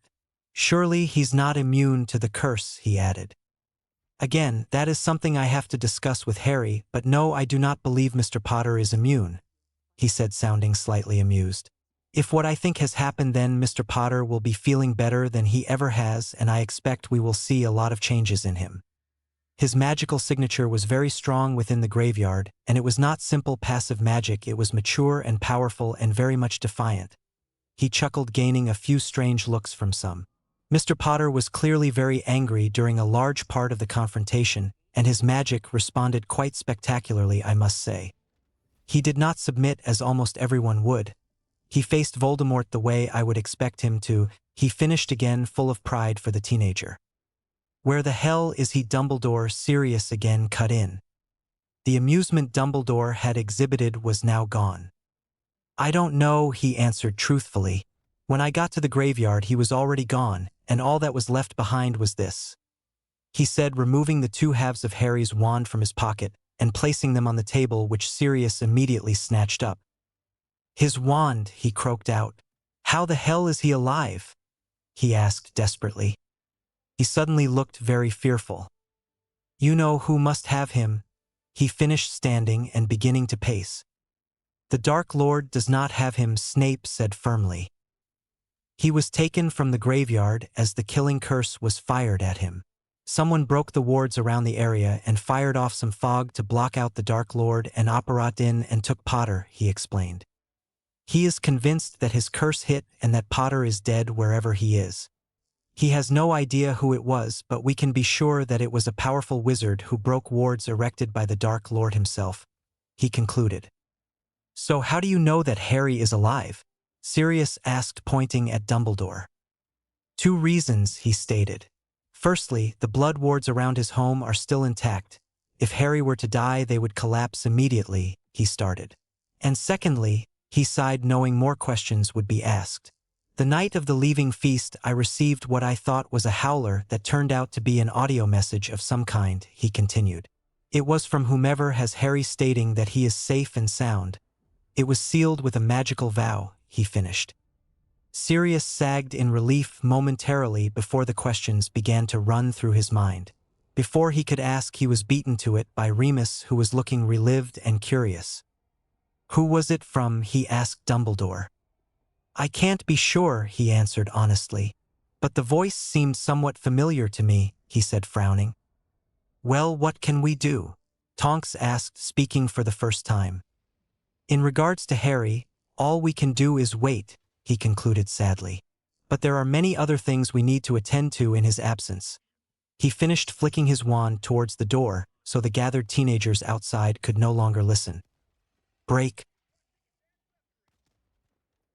2 floors up from the kitchen, 5 teenagers were gathered on the landing, strings hanging from their ears and looks of shock and worry plastered on their faces. The first to speak was the youngest of the group, Ginny. Do you think he's really okay? She asked nervously. It was Hermione who answered, although she herself was not entirely convinced after hearing Dumbledore's explanation. I'm sure Harry is fine, she spoke reservedly. If Dumbledore says he's fine, then he must be, she added more resolutely. Then where the hell can he be? Ron cut in, sounding frustrated. I don't know, Ron, Hermione answered exasperatedly. She took a breath to calm herself before continuing. If I know Harry, and if he's in danger, he will find a way out, she said confidently. But he doesn't have his wand, George pointed out. He killed a basilisk with only a sword, Ginny interjected. Yeah, because Harry just happens to carry a sword with him at all times, Ron snarked sarcastically, shaking his head. They all stood in silence for some time, lost in their own thoughts, until Hermione spoke once again. His relatives must be really worried about him, she said, worrying her bottom lip with her teeth. The twins and Ron shared uneasy looks but decided to say nothing. The look went unnoticed by Hermione, but Ginny picked up on the awkwardness immediately. What? She asked. What is it? She demanded firmly. The boys exchanged a look again before one of the twins nodded and looked at the girls through a curious frown. What do you know about Harry? He asked. He's brave and he's strong and quiet, Ginny answered confidently. He's the strong, silent type, she finished with a dreamy expression. That's the crap you read in all your stupid books, Ron said in a very unsubtle manner. What do you know about him, Hermione? Fred asked. Hermione frowned and thought deeply before answering. She worried her lip again before looking very confident. He's a shy and introverted person who lacks confidence and doesn't work to his full potential. He's very powerful when he wants to be, but he seems reluctant to stand out, she said, nodding at her own conclusion of her best friend. True, was the simple reply she received. What do you know about his life away from Hogwarts? Was the follow-up question. Hermione hesitated. Well, not much really, he doesn't ever talk about it, but I do know his relatives aren't very nice people, she finished lamely. The 3 boys again shared a look before Ron nodded to his older brothers. They seemed to have a silent debate between them before one of them nodded reluctantly. When we rescued Harry the summer before 2nd year, we found him in his room half-starved, and there were bars on the window and he was locked in, he explained irritably. His relatives hate him and treat him worse than a house elf. That's why he has no confidence, he explained. He shared a look with his brother before continuing. When we got his trunk from the cupboard under the stairs, we found a bed in there and some drawings on the wall that Harry had done. He must have slept in there for most of his childhood, he concluded sadly. Hermione looked a mixture between horrified and furious. Why didn't he tell us? She asked no one in particular. Surely if he would have told Dumbledore, he would have done something, she said with conviction. Well, we did speak to Mum and convince her to write to Dumbledore, one of the twins replied, rubbing the back of his neck nervously. All he did was thank her for raising her concerns, and that's it, he finished looking perplexed. Do they really treat him that badly? Ginny asked disbelievingly. Listen, Ginny, one of the twins started, putting his arm around her shoulders. The Harry you read about in your stories as a girl is not real. He didn't grow up in a castle and he's nothing like how he is portrayed in them, he said firmly. The Harry you think you love does not exist, he continued. Harry hates being famous and hates attention. That's just in his nature, but he has his issues and they are down to the muggles who raised him. He finished looking his sister in the eyes. But he's really powerful and brave, she said almost desperately. Yes, he is, Hermione stated simply. But he doesn't do the things he does for fame or attention. He does it because it's the right thing to do, she finished. And what is it he has done? The twins asked in unison. We've heard rumors, but you know what rumors at school are like, one of them said knowingly. The three younger teens shared sheepish looks before nodding in agreement and turned to look at the twins who were waiting patiently. What we tell you can go no further, Hermione said in a no-nonsense tone. We swear that. We won't say a word, the twins chorused. Between the three of them, they explained what they knew of Harry's first 3 years at Hogwarts. The twins remained silent, taking in every detail and listened in awe at what they were hearing. By the end, they were dumbfounded and simply stood mouths agape. Even Ron and Ginny were amazed at Hermione's description of Harry's Patronus the night they saved Sirius. He's really that powerful? Ron asked, shaking his head. I've never seen anything like it. It was amazing, Hermione answered quietly. But that's not supposed to be possible, one of the twins said disbelievingly. 100 Dementors, even the most powerful wizards struggle with a few at the most. Dumbledore is probably the only possible exception, he said, mirroring his brother's head shake. I saw him do it, Hermione answered simply. Have you ever seen him angry? She asked the collective group. Yeah, Ron replied. When he realized it was Sirius who had taken me in the shack. He was furious and he was terrifying. It felt like I couldn't move, he finished looking thoughtful. That's exactly how I felt, Hermione said. Even Sirius froze for a while. It takes a lot to make him angry, but when he gets there it really is terrifying. She finished quietly, frowning. I don't believe it, one of the twins stated. Our little Harrikins is the nicest bloke going, he replied. Yeah, the other interjected. He's not got a horrible bone in his body. The group went silent again for some time before one of the twins spoke up. He looked at his sister questioningly before speaking. Are you sure the basilisk was as big as you said? He asked skeptically. You were in shock, you know, and it might have seemed bigger than it was, he pointed out. His sister huffed angrily and took a moment to compose herself before she answered her brother. I know what I saw, she said angrily. It was massive and nearly killed Harry. It bit him when he stabbed it with the sword, she said adamantly. But Harry would be dead, Fred pointed out. No one can survive being bitten by a basilisk, he continued, stating the obvious. Dumbledore's phoenix healed him, she replied through gritted teeth. He has the scar on his arm, she finished, glaring at her brother. Okay, George broke in, raising his arms in a gesture of peace. It seems our little Harry is quite lucky at getting out of trouble, he said, impressed by the younger boy. But luck runs out eventually, his Fred replied. Then let's hope his luck holds for a little longer, finished his brother before they left the landing and headed towards their bedroom. Ron looked at Hermione for some reassurance. She shrugged her shoulders before taking Ginny by the arm and leading her away.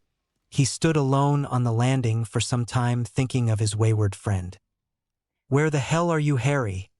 He mumbled to himself before he too made his way to bed. Break. Harry awoke to find himself in a peculiar predicament. His nostrils were filled with the scent of both old and new parchment mixed with a distant smell of frying food. It took him several moments to remember where he was and what had happened in the last 24 hours. When he did, he felt both nervous and relieved once again, knowing he was safe for now. He roused himself and removed the offending weight from his face before stretching and opening his eyes. He instinctively reached towards the bedside table for his glasses but could not feel them. He double-checked his face only to find they weren't there and began to feel a slight pang of panic. It took a few seconds to realize that he could actually see perfectly without them, and he relaxed slightly. Was he wearing them yesterday? Having been used to only seeing with them on, he didn't check. He shook his head and stretched and began to reflect further on the day before. He wasn't long into his musings when the door opened and in came Arcturus carrying a plate of food and a pile of clothes. "Awake are we, Potter?" he asked, not really expecting an answer. "I see you've been reading," he acknowledged, gesturing to the book. Harry had indeed read a considerable amount of the book in his sleepless state. He found what he read quite disturbing and was very reluctant to even think of casting the spells he had seen within the tome. His mind had wandered back to the memories that he had seen, and reluctance slowly turned into a determination to learn everything he could from the book. He remembered the horrors of the war and battles he had seen and knew that, if he wanted any fighting chance at surviving, he would have to learn all he could. Backed by his desire to avenge his family and to see to the end of Voldemort personally, the determination became ironclad, and he wanted to learn the same magic he had seen his grandfather use, and he wanted those who followed Voldemort to understand why it was a bad idea to pick a fight with a Potter. Yes, Harry had witnessed battle. He had seen his grandfather face down any man who would attack the people who couldn't fight and those who would attack him and the ones he cared about. He found a deep respect for someone of his own blood and wanted nothing more than to live up to the man. He wanted to make him proud and follow his morals. He would do as the man himself told him. You do what you have to do to survive. He looked towards the older man who had fought side by side with his grandfather with the determination he felt reflected in his eyes.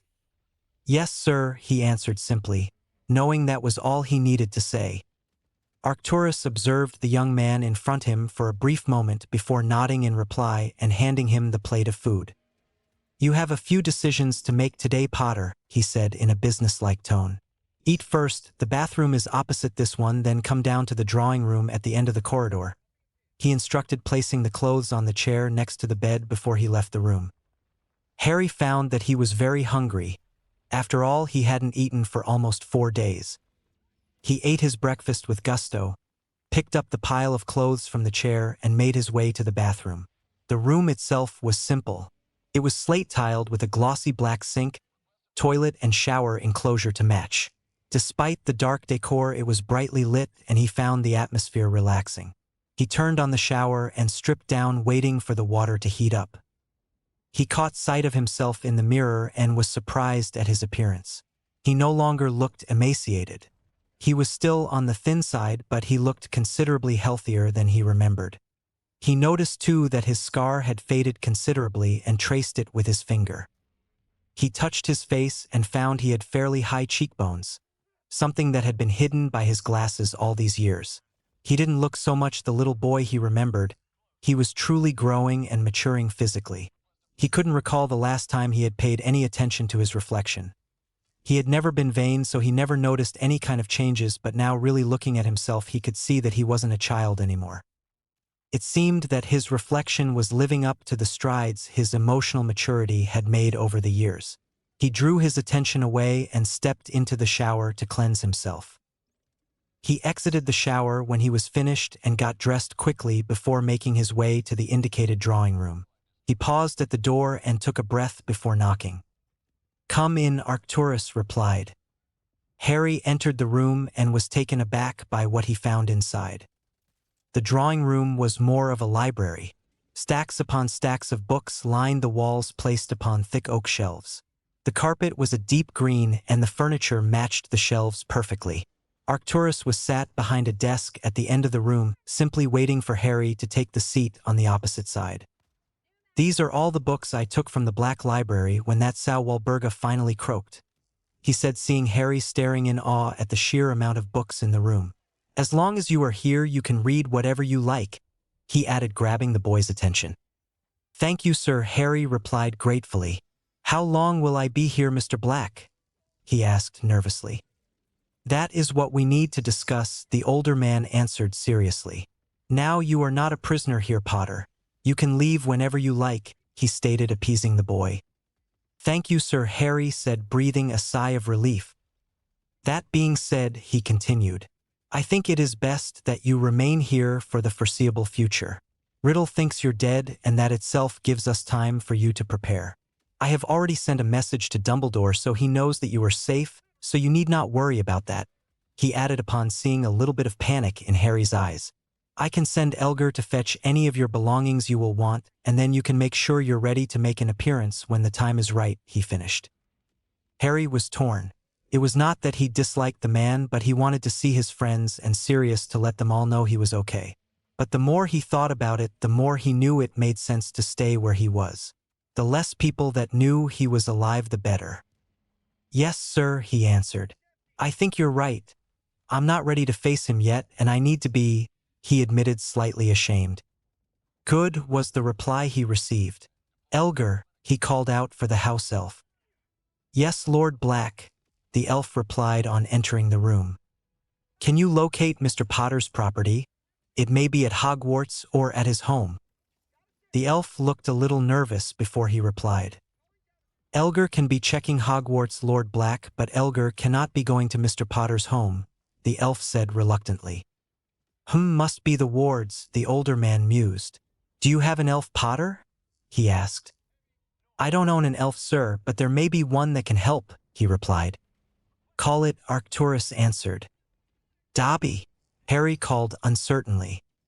There was a pop, and Harry immediately found himself wrapped tightly in a hug by a hysterical elf. Master Harry Potter, sir. Dobby has been worried about you, sir. But sir is okay, the elf wailed. Harry just sat in shock at the elf's antics, unsure on what he should. That was until he saw Arcturus standing across the desk looking furious with his wand in his hand. What the hell is the Malfoy elf doing here? He asked angrily. He's not a Malfoy elf anymore, Harry explained, shielding the Dobby. I set him free at the end of my second year, he added desperately. The look of fury turned to one of confusion and then to one of amusement, and the older man barked out a short laugh. Set him free, did you? He asked. You'll have to share that story, he said before turning his attention back to the shaking elf. Who do you serve, elf? Arcturus asked bluntly. Dobby looked sheepish and turned a deeper shade of green before he answered the question. He stood straighter and looked the older man in the face defiantly. Dobby serves the great Harry Potter, sir, the elf answered in perfect English. He turned to look at Harry, looking slightly worried. When Harry Potter, sir, freed Dobby, he had to find a new master quickly, as Dobby was weak and he would die. Dobby bonded to the great Harry Potter, sir, knowing that Harry Potter, sir's magics were strong, and Dobby wouldn't have to serve him to stay alive. He finished looking nervous again. It's okay, Dobby, Harry consoled the trembling elf. All you had to do was ask, and I would have agreed if it would save your life. Arcturus shook his head at the pair. Just like Charles, he said, making friends with creatures. It drove Doria crazy when he would come home with another animal to look after, he added, looking thoughtful. Elf? He said, slipping out of his thoughts. Can you get Mr. Potter's things from wherever they are? He asked, back to his usual tone. Yes, Baron Black, sir. Dobby will be getting it right away, the elf replied before popping out of the room. Arcturus shook his head at the elf's personality and turned his attention to the boy, who was still looking quite dumbfounded. He coughed to get his attention. Well, if you're staying here, there are things we need to get, he said. We will take a trip to Gringotts, in disguise of course, and go to your vaults. I'm sure there will be some stuff for you there. You need a couple of wands and probably clothes, I imagine. He finished scratching his chin. Harry was relieved at the thought of getting a wand. Wait a minute, wands. He looked at the man questioningly. You should always have a second wand, he said sternly. It's not strictly legal, but you need to be prepared for all eventualities, he said firmly. I'm sorry, but did you say vaults? Harry asked. Arcturus looked confused for a moment before he snapped out of it and stared at the boy. When did you last go to the bank? He asked. Not since second year, he answered confusedly. Ah, so you wouldn't be aware of your family vault yet. All families have a family vault, Potter, and as the last of your line you can access it, he explained. Harry was shocked and excited at the prospect of what he would find in there. More than anything, he was hoping for more pictures of his family and sentimental things to remind him of them. Before he could think further, Dobby popped back into the room with his trunk in tow. Professor Whiskers be sending Master Harry Potter sir's things back to the fat ones, he said. The fattest one was not happy to see Dobby, he added, looking guilty. He didn't hurt you, did he? Harry asked worriedly. No, sir, Dobby answered. Dobby may have cursed him a little though, and Dobby is not sorry, the elf said with some force. Dobby be punishing himself if Master Harry Potter sir wishes, he said, hanging his head. No, Harry returned firmly. Why would the elf curse your family? Arcturus questioned. Harry turned red with embarrassment before he steeled himself to answer. Well, they're not very nice people, he said lamely, pushing his hands through his hair. Arcturus scowled at what he said and read between the lines. He felt anger rise within him, but calmed himself quite well before he spoke. Did they hurt you? He asked quietly, and Harry could sense the danger in his voice. He really did not want this conversation to happen, but knew he had no choice. Only sometimes, he replied barely above a whisper. But it's okay, he added quickly. I won't have to go back there until next year. He finished, feeling a little sad. Arcturus growled, and his nostrils flared at seeing the reaction of the boy to the subject of his relatives. You won't ever have to go back there, he said resolutely. This is my idiot grandson's fault, he growled. Oh, I will be having words with him soon enough, he said to himself. And we, he said, indicating between himself and Harry, will be having a conversation later. He finished in a no-nonsense tone. Harry gulped but nodded, knowing that Arcturus was very serious and there would be no compromise. Now, the older man began again after he had calmed down. It's time for us to take a trip, but first we need to hide who you are, he said, beckoning Harry forward. He removed his wand and pointed it at Harry's face, who couldn't help but flinch, and waved it a few times before turning his wand on himself and repeating the process. No one will recognize us like this, he said, summoning a mirror. Harry now had light brown hair and brown eyes. His cheekbones had lowered and he was slightly fuller in figure. Arcturus looked similar to him, only much older, with blue eyes. They looked as though they were grandfather and grandson, and Harry had to agree. No one would recognize either of them for who they really were. Before he could comprehend what had happened, Arcturus had grabbed his arm and had apparat them out of the house. They appeared in an alley just outside the large, white marble building that was the bank. It took a moment for Harry to gather himself from the unexpected apparition, but his disorientation passed quickly. When we go in, let me do the talking, Arcturus said seriously before taking Harry by the arm and leading past the two heavily armored goblin guards and into the bank. It looked just as Harry remembered. There were two very long rows of desks on either side of the bank and one large at the end placed in the center of the gangway. They approached the desk completely unnoticed, and Arcturus spoke to the goblin, who looked quite displeased at being interrupted. I wish to see Barchoke, the goblin in charge of the black accounts, he said in a low voice, flashing a ring on his right hand into view. The goblin looked surprised but covered it quickly. He looked intently at Arcturus and then at Harry, his bushy eyebrows rising significantly at the unlikely duo. It has been some time, Baron Black, the goblin replied in an equally low voice. Don't worry, he added, seeing the concerned look on Harry's face. We pride ourselves on our discretion, as Baron Black can attest to, he finished proudly. With that, he left his desk to fetch the required goblin, leaving Harry and Arcturus alone for a brief moment. It wasn't long before he returned with a confused-looking goblin in tow. When he saw Arcturus, an evil smirk appeared on his face, but it did not look sinister. In fact, it looked very gleeful. Baron Black, the goblin started.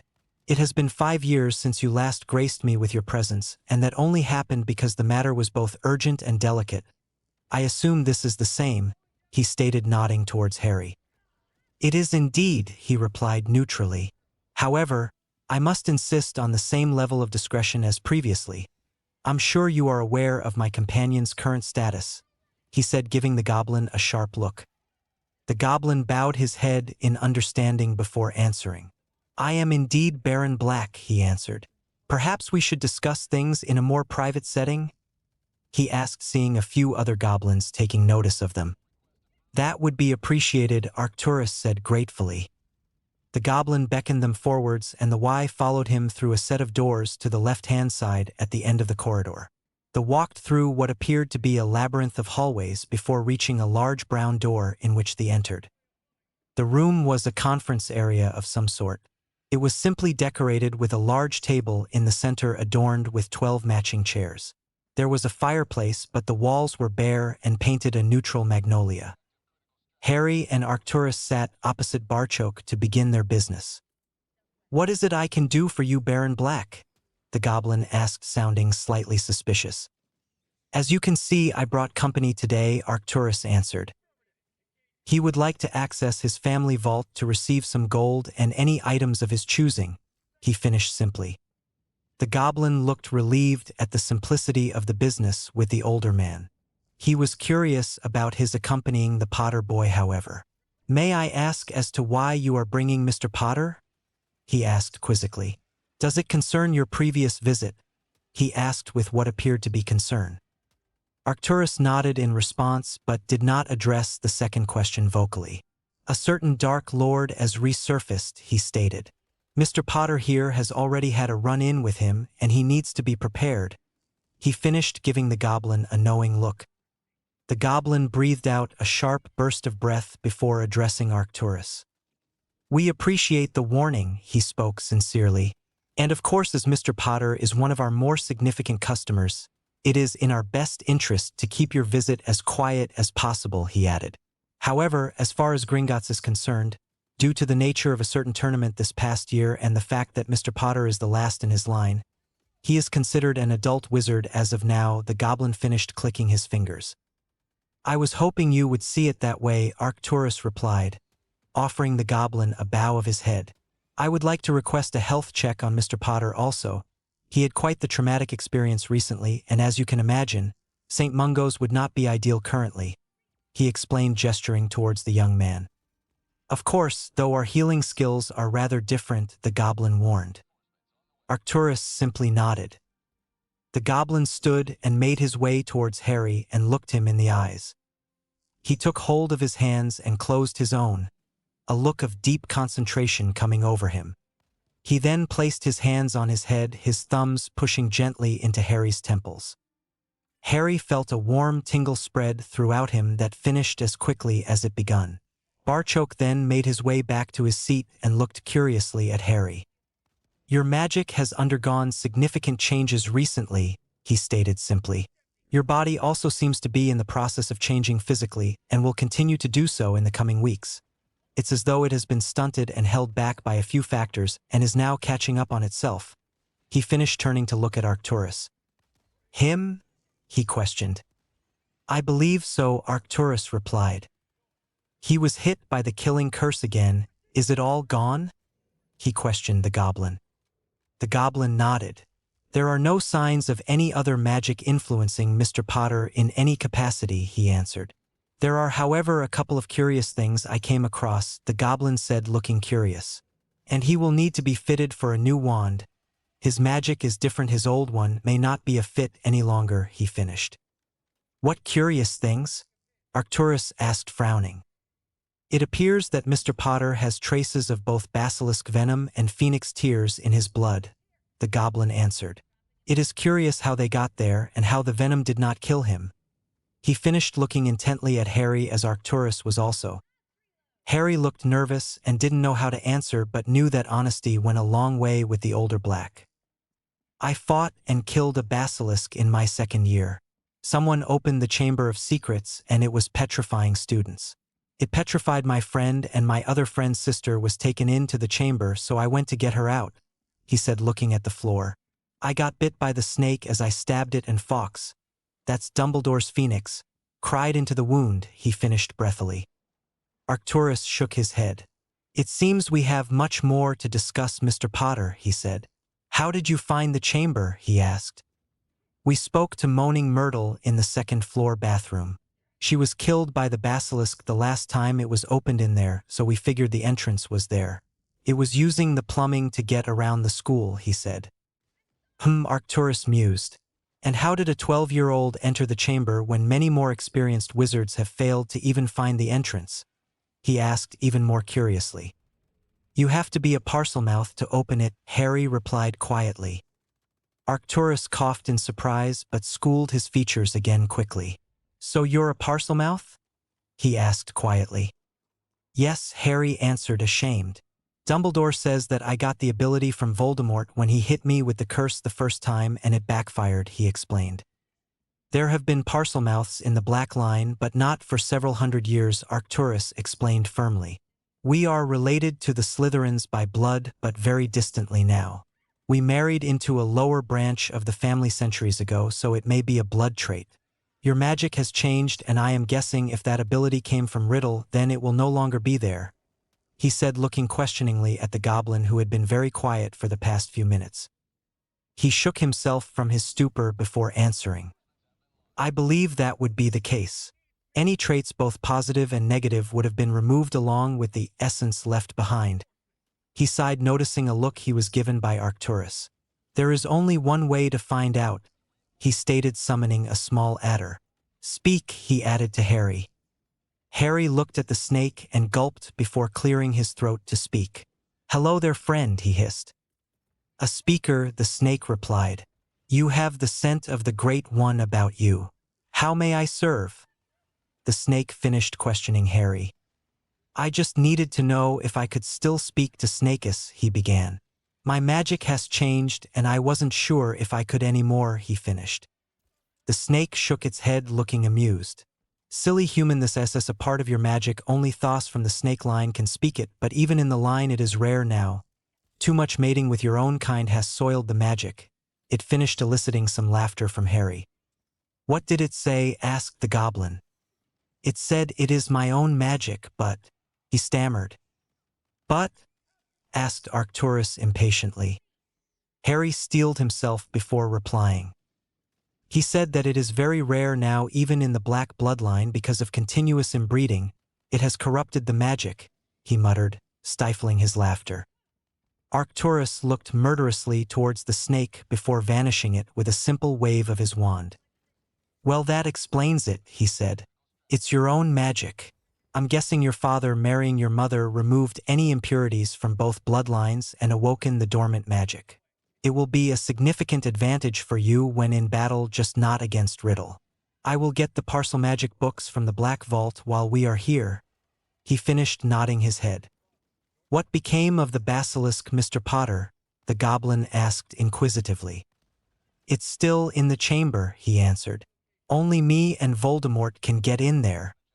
How big was it? 20 feet? 30 feet? He questioned. Harry, though, for a moment before answering.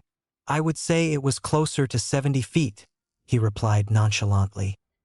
Both Arcturus and the goblin shared a similar look before the older man addressed Harry. Are you sure about that, Potter? He asked skeptically. Yes, Harry replied heatedly. Take my memory if you don't believe me. He finished, crossing his arms. The goblin shrugged at the older man, who placed his wand at Harry's temple. Think of being in the chamber and fighting the basilisk, he demanded. Harry did as he was told and felt the memory being pulled from the side of his head. He watched as the goblin summoned a pensieve and the two disappeared into it after Arcturus added the memory to the basin. They both emerged several minutes later wearing similar expressions of shock. Arcturus looked at Harry with something he could only describe as pride. Just like your grandfather, he said proudly. There was some luck there, Potter, but you definitely have skill, he added, looking at Harry more intently. Yes, Mr. Potter, that was very impressive, the goblin chimed in. I would like to negotiate a price for the carcass of the basilisk. As you killed it, it is rightfully yours, he finished completely in business mode. I have no idea how valuable that would be, Harry said sheepishly. The last whole basilisk sold for around 3 million galleons, but that was some 400 years ago, the goblin said, frowning. The parts from that snake are still in circulation, and I imagine a fresher specimen would garner much interest, especially one of this size. I can confidently offer you 8 million galleons for it. It is a very fair price, and that added to the current value of your vaults would make you a very wealthy wizard, Mr. Potter. You will be able to live a very comfortable life, as will many more Potter generations, without having to ever be employed, he finished. Harry looked towards Arcturus, who simply shrugged his shoulders at the boy. That seems fair, Harry answered. I don't know what I would do with a big snake corpse anyway. Excellent, the goblin replied, clapping his hands together. We can arrange a visit to collect the beast, he concluded. Can we go down to our vaults now? Arcturus asked. We are somewhat pressed for time, he pointed out. Of course, the goblin replied. I will take you down personally. The trip down to the vaults was exactly how Harry remembered. The cart on the single winding track was as exhilarating as his first journey. The only difference was the depth in which they traveled. Harry realized they must have made their way to the lowest point in the bowels of the underground cavern. It must have been miles below the surface. They came to a stop outside a vault that was simply eerie. The door was a huge slab of oak decorated with an intricate obsidian pattern around the hinges and iron fixtures. In the center of the door was a crest which Harry assumed belonged to the Black family. It was faded considerably to the point of that the details could not be seen very well, demonstrating its age. Below the crest were two words, Toujours per. Vault number 13, Barchoke announced at their arrival. Come, Potter, Arcturus said. You have enough black blood to enter, he stated confidently. As they approached the door, the older man gently stroked his family crest lovingly but with a mournful look on his face. He swallowed hard and his impassive mask was back in place. He removed his wand from his sleeve and placed it against the crest. The door glowed a gentle orange and then blue before a series of locks could be heard unfastening. The door opened slowly, revealing a room that seemed endless in size. Harry was taken aback by the amount of wealth on display but couldn't help but feel a sense of dread in the room. Do not touch anything, Arcturus instructed. There are things in here that will take your life before you can blink, and they are the more pleasant items, he finished seriously. Harry stood still, not wanting to come within a foot of anything in the room. Arcturus made his way to a large bookshelf that was halfway down the left side wall and began to peruse the shelf. Around 5 minutes later, he came back levitating 3 books that were clearly very old. Here, he stated, directing the books towards Harry. These are the parcel magic books that belong to the Blacks. I have no idea what is in them because if you do not possess the gift you can't touch them, he said casually. Do not let anyone touch them under any circumstances. The curses on them are very dark and will kill someone very painfully, he advised sternly. Harry hesitated before taking the books, not wanting to be cursed horrifically. He finally plucked the books out of the air and breathed a sigh of relief when nothing untoward happened. Thank you, sir, he said gratefully to the older man. Arcturus just nodded in his usual acknowledgement. Do not share that knowledge with anyone. Those spells have not been seen or used in centuries, so it is one of your advantages and may or may not be useful against Riddle. I am not sure of his knowledge on parcel magic, he uttered thoughtfully. I won't share any of it, Harry promised. He looked down at the books in an attempt to determine what they contained and how useful they would be. The first book was titled Spells of the Serpent and was more of a notebook containing several spells that would come in useful in battle and day-to-day life. The second book was called The Serpent's Gift and was a book on more spells and parseltongue wards that Harry knew would be useful. The final book was the oldest book, was the smallest and was again handwritten, but the name of the author could not be made out. The book was titled Speaking the Tongue and was little more than a manual on how to control the parseltongue ability and speak it at will without the presence of a snake or another speaker. Harry knew this would be very useful, having never been able to speak the language at will. They left the vault again, and after another much shorter journey, found themselves outside a vault with a door that appeared to be made out of redwood. In the center was another crest that was much more prominent than that of the blacks. The crest was of a dragon and a griffin back to back, each clutching a sword in one claw and a wand in the other. The background was a deep blue and the animals each a mixture of gold and silver lined in black. Harry stood in awe at the crest, and a warmth spread throughout him at the connection to his family he now felt. He raised his right hand and brushed his fingertips against the crest. As he did so, he felt a gentle pull on his magic, and the door vanished, leaving him shocked. He turned to look at Arcturus with that expression etched on his face. "You need to be a potter to open the vault," he explained. "If anyone else tried that, I'm sure it would be a very unpleasant experience," he added, looking at the goblin, who nodded gravely. Harry turned and entered his family vault for the first time.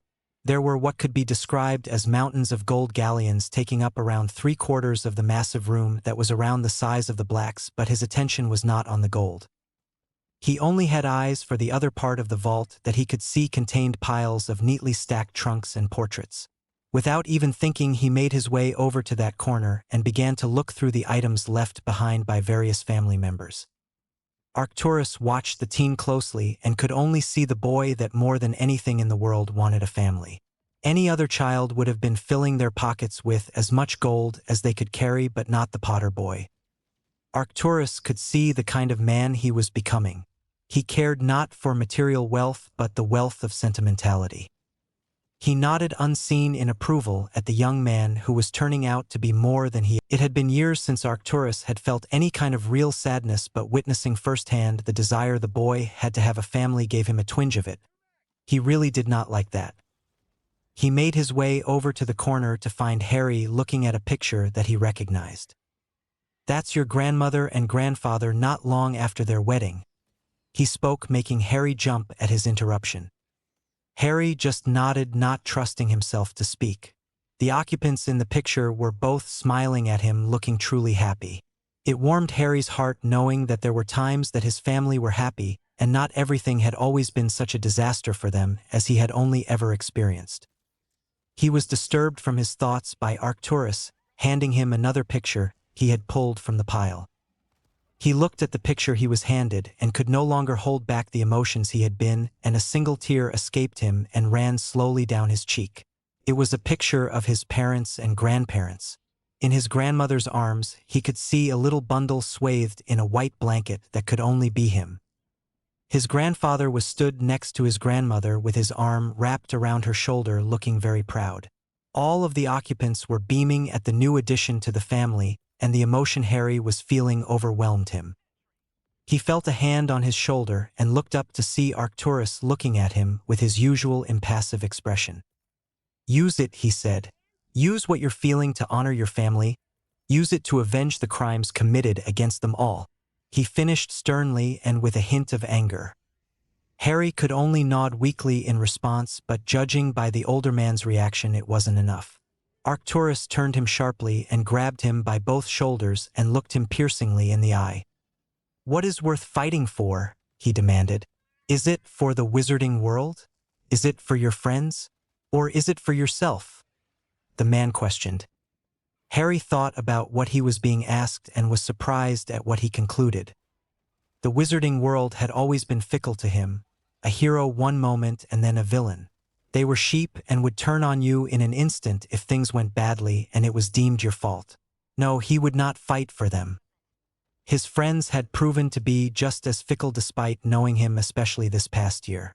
Ron had outright called him a liar and accused him of cheating, and although Hermione didn't say anything, he could always see she doubted him. He frowned at those thoughts. The entire school had turned against him, and even the staff struggled to believe he did not enter the tournament willingly. As much as he wished he could fight for his friends, he couldn't bring himself to do it. He thought about his own reasons. He had always been selfless and seldom did anything for himself and his own reasons. It always seemed what he did would benefit everyone else. He scowled at that thought but couldn't stop it playing over and over again in his mind. What could he get for himself if he fought for his own reasons? Freedom, some normality, no more Voldemort, peace and revenge for his family that had been torn apart by Riddle and his regime. The thought of what Riddle had done to his family angered him, and he trembled in rage and gritted his teeth. "I fight for myself and my family," he said almost ashamedly. "You should not be ashamed for your reasons. They are your reasons and that is all that matters," the older man said firmly. "Your grandfather would have answered the same had he been in your position right now, knowing what had been done to those he loved," he added. "You fight for what feels right to you and you fight with everything you have. Do you hear me? Remember what your grandfather said to you and remember what you saw in those memories, and you're already halfway there." He finished, maintaining his stare. Harry nodded more resolutely before turning his attention back to the photos. "We don't have much time today, Potter," Arcturus said. "Get that green trunk there," he said, pointing to a trunk near the top of the stack. "That's your grandfather's. He used during the war. It will have everything you need for the time being.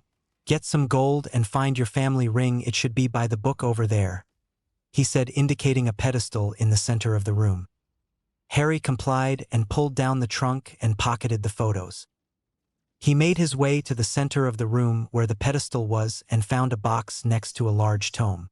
The book itself was an index of all the books that the family owned. He opened the box that contained the family ring and then pocketed it. "Grab the book also. It will help with any studying. You still have exams to do," Arcturus said. "The book will become any book you own in the Potter Library, so it is very useful to have with you." He finished, making his way to the door to wait for the boy. Harry picked up the book also and filled a nearby pouch with as much gold as it could carry. He then picked up a stack of Muggle notes he spotted among the gold, just in case he needed it. He made his way to the door, still feeling overwhelmed, and was reluctant to leave. Arcturus, who shook his head at the boy, noticed this. "You can come back any time you like, Potter, but we have things to do now," he reminded the teen as he entered the cart, followed slowly by Harry. The journey to the surface felt much quicker than their descent, and before he knew it, Harry found himself back in the alley that had Apparat into when they arrived. "We need to get you your wands," Arcturus said.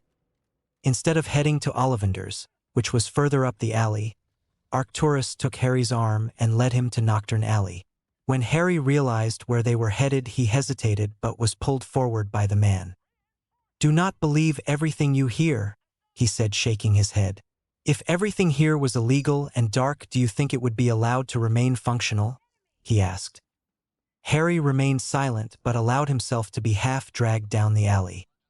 Arcturus eventually came to a stop outside a building that had clearly seen better days. It was made out of very old stone, and the wood had clearly once been dark but was now a faded gray color. The sign above the shop was a blank oaken shield, and the paint had faded so badly it could no longer be read. Harry was quickly being dragged once again and found himself inside the shop. The first thing he noticed was the very pungent smell of burnt wood and what smelled like animal parts he had used in potions. "Who's there?" an old scratchy voice asked from somewhere behind the counter. "I'll give you one guess, you decrepit old bastard," Arcturus replied. "Get out here now." There was a loud thump from somewhere as though something heavy had been dropped. A fast shuffling of feet followed this. Harry was surprised to see a man much older than Arcturus and was surprised that he could move so quickly. He was very old indeed. He had almost no hair save a few random pure white wisps, and his eyes were almost completely white with only a hint of brown left in them. He was heavily wrinkled and dressed as though he was in the 1800s. "Do my eyes deceive me?" the man asked, looking at the disguised Arcturus. "Baron Black. Your eyes have been deceiving you for decades, you useless swine. I'm not here for a reunion, I'm here to get some wands made," he told the man harshly. "Surely your wands are fine," the man stated, ignoring his brash remarks. "They're not for me, you damned cretin, they're for my young companion here," he explained, gesturing to Harry. "And of course you will give an oath of secrecy. We were never here, do you understand?" he asked dangerously. The man gulped audibly but gave his oath before continuing. "To business then," he stated, rubbing his hands together. "Come forward, young man," he requested, beckoning to Harry, who complied. "Pass me your wand hand," he instructed. He waved his wand over his hand, and before Harry knew what was happening, he felt a sharp pain that quickly disappeared. The man was now clutching a vial of what appeared to be blood that was surrounded by a golden glow. "This is a mixture of your blood and magic. It is unique to you. From this I can determine what components will be required for your wands and what will work best for you. I then use what's in this vial to key the wands to you and you only. That means only you can use them," he explained. Harry just nodded at what the man said and waited for him to continue.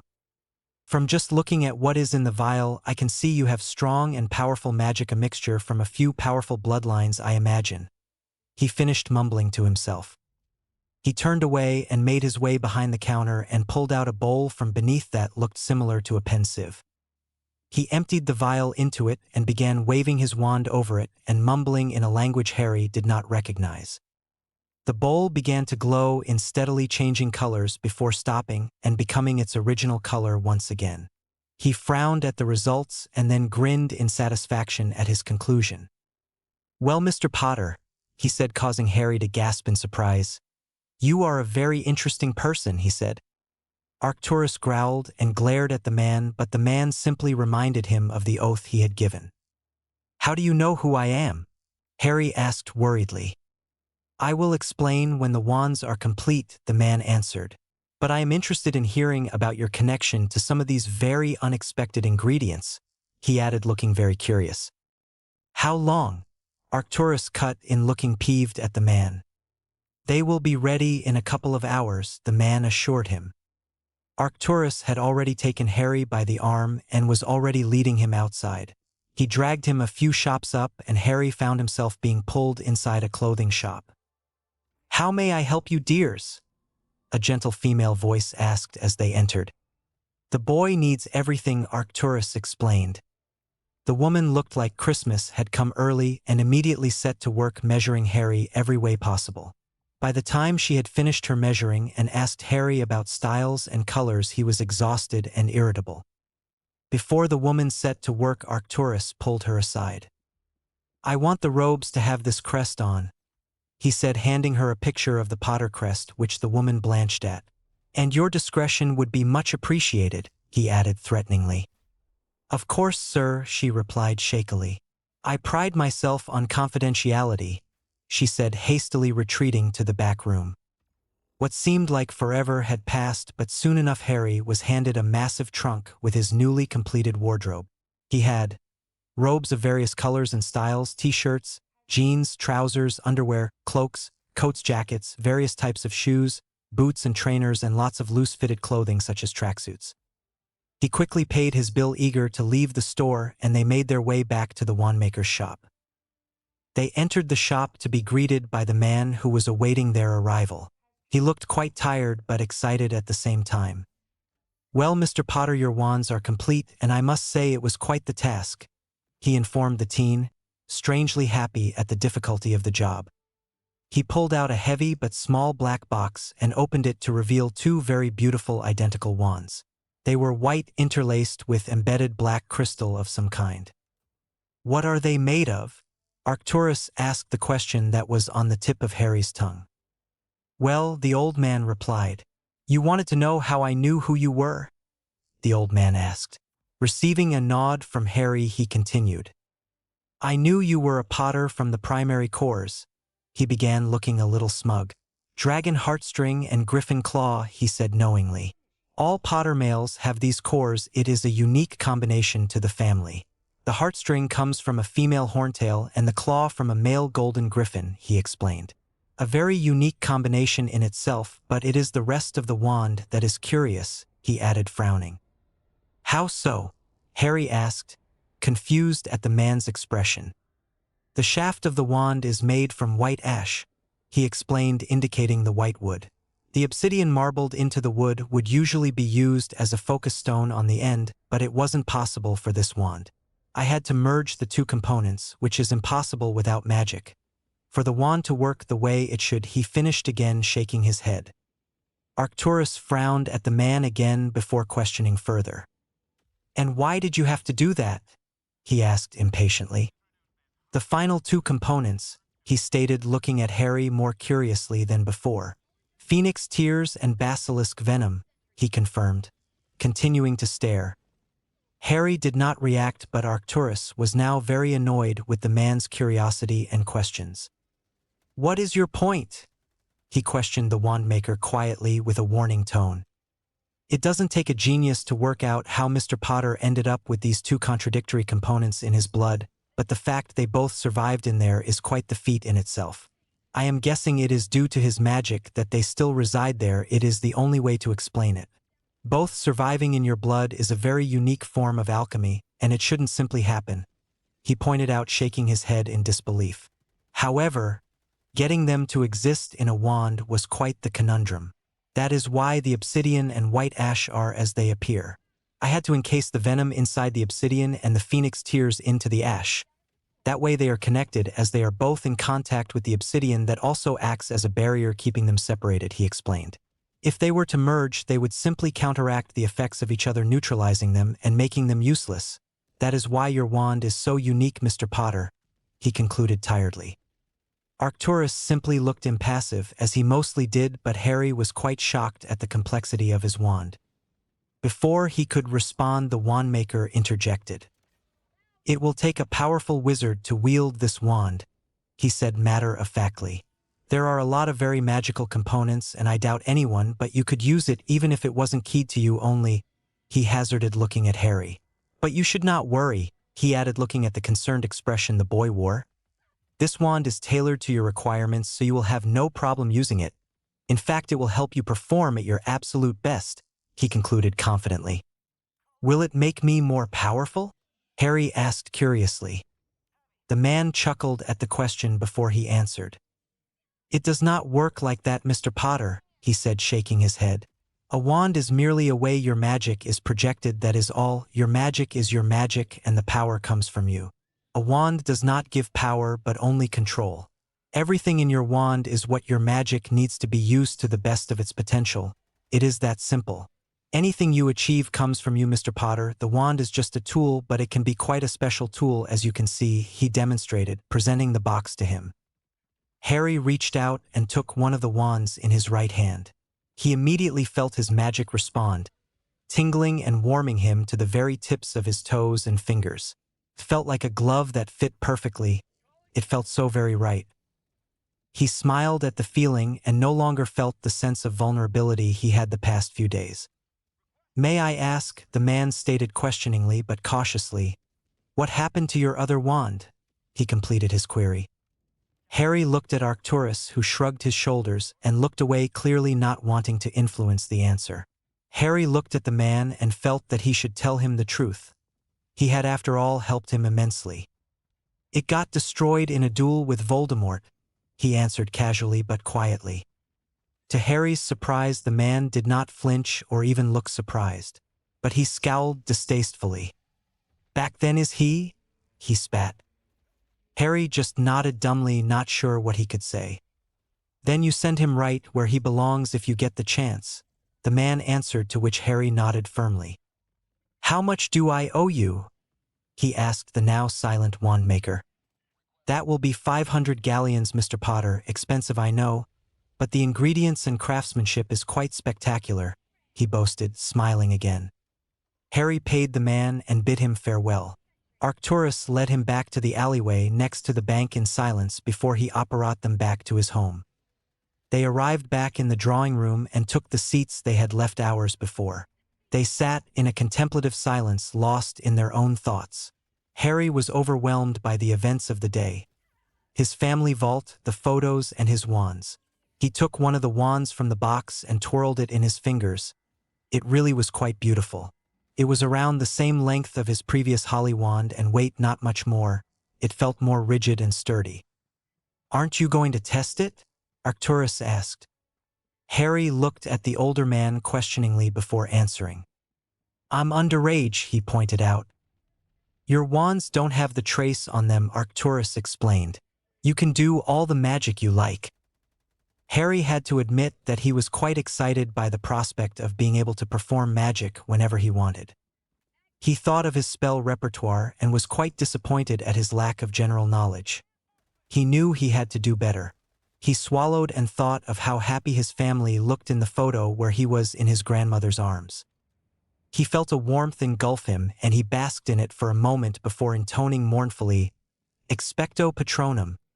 A bright white shape erupted from the tip of his wand, bright enough that the two in the room had to shield their eyes briefly. Arcturus looked on in both shock and surprise at seeing such a young wizard performing a spell of that difficulty. The surprise he felt came from the form the Patronus had taken.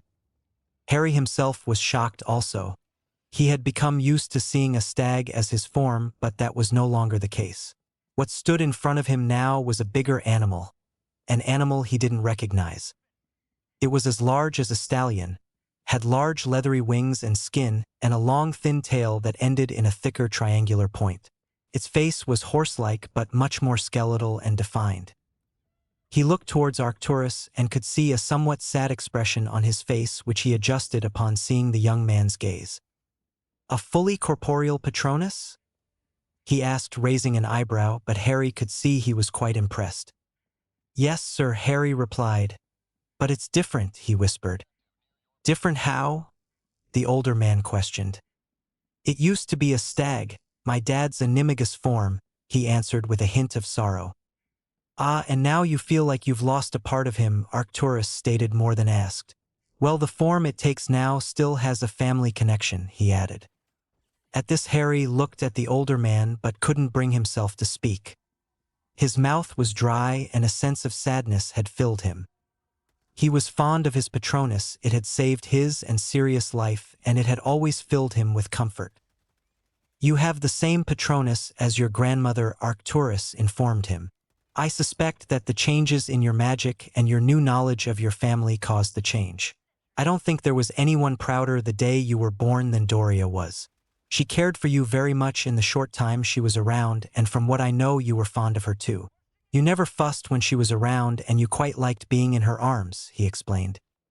Harry felt a smile creep onto his face at what he heard and no longer felt so sad. He was grateful for another connection to his family. He nodded at the older man and took a second to compose himself. "What is it?" he finally asked, pointing at the still present Patronus. "It's a thestral," he answered simply. Seeing the confused look Harry had, he elaborated. "They are said to be dark creatures because they can only be seen by those who have witnessed death. That's not true at all. Anyone who has studied them will tell you they are strong, loyal, and very loving and caring creatures. They are fiercely protective of the younger members of the herd and can be very formidable if provoked," he finished. Harry just nodded and didn't miss the fact that what he had heard seemed to describe what he knew of his grandmother. Instead of answering, he canceled the spell and cast it again with the other wand, getting the same result.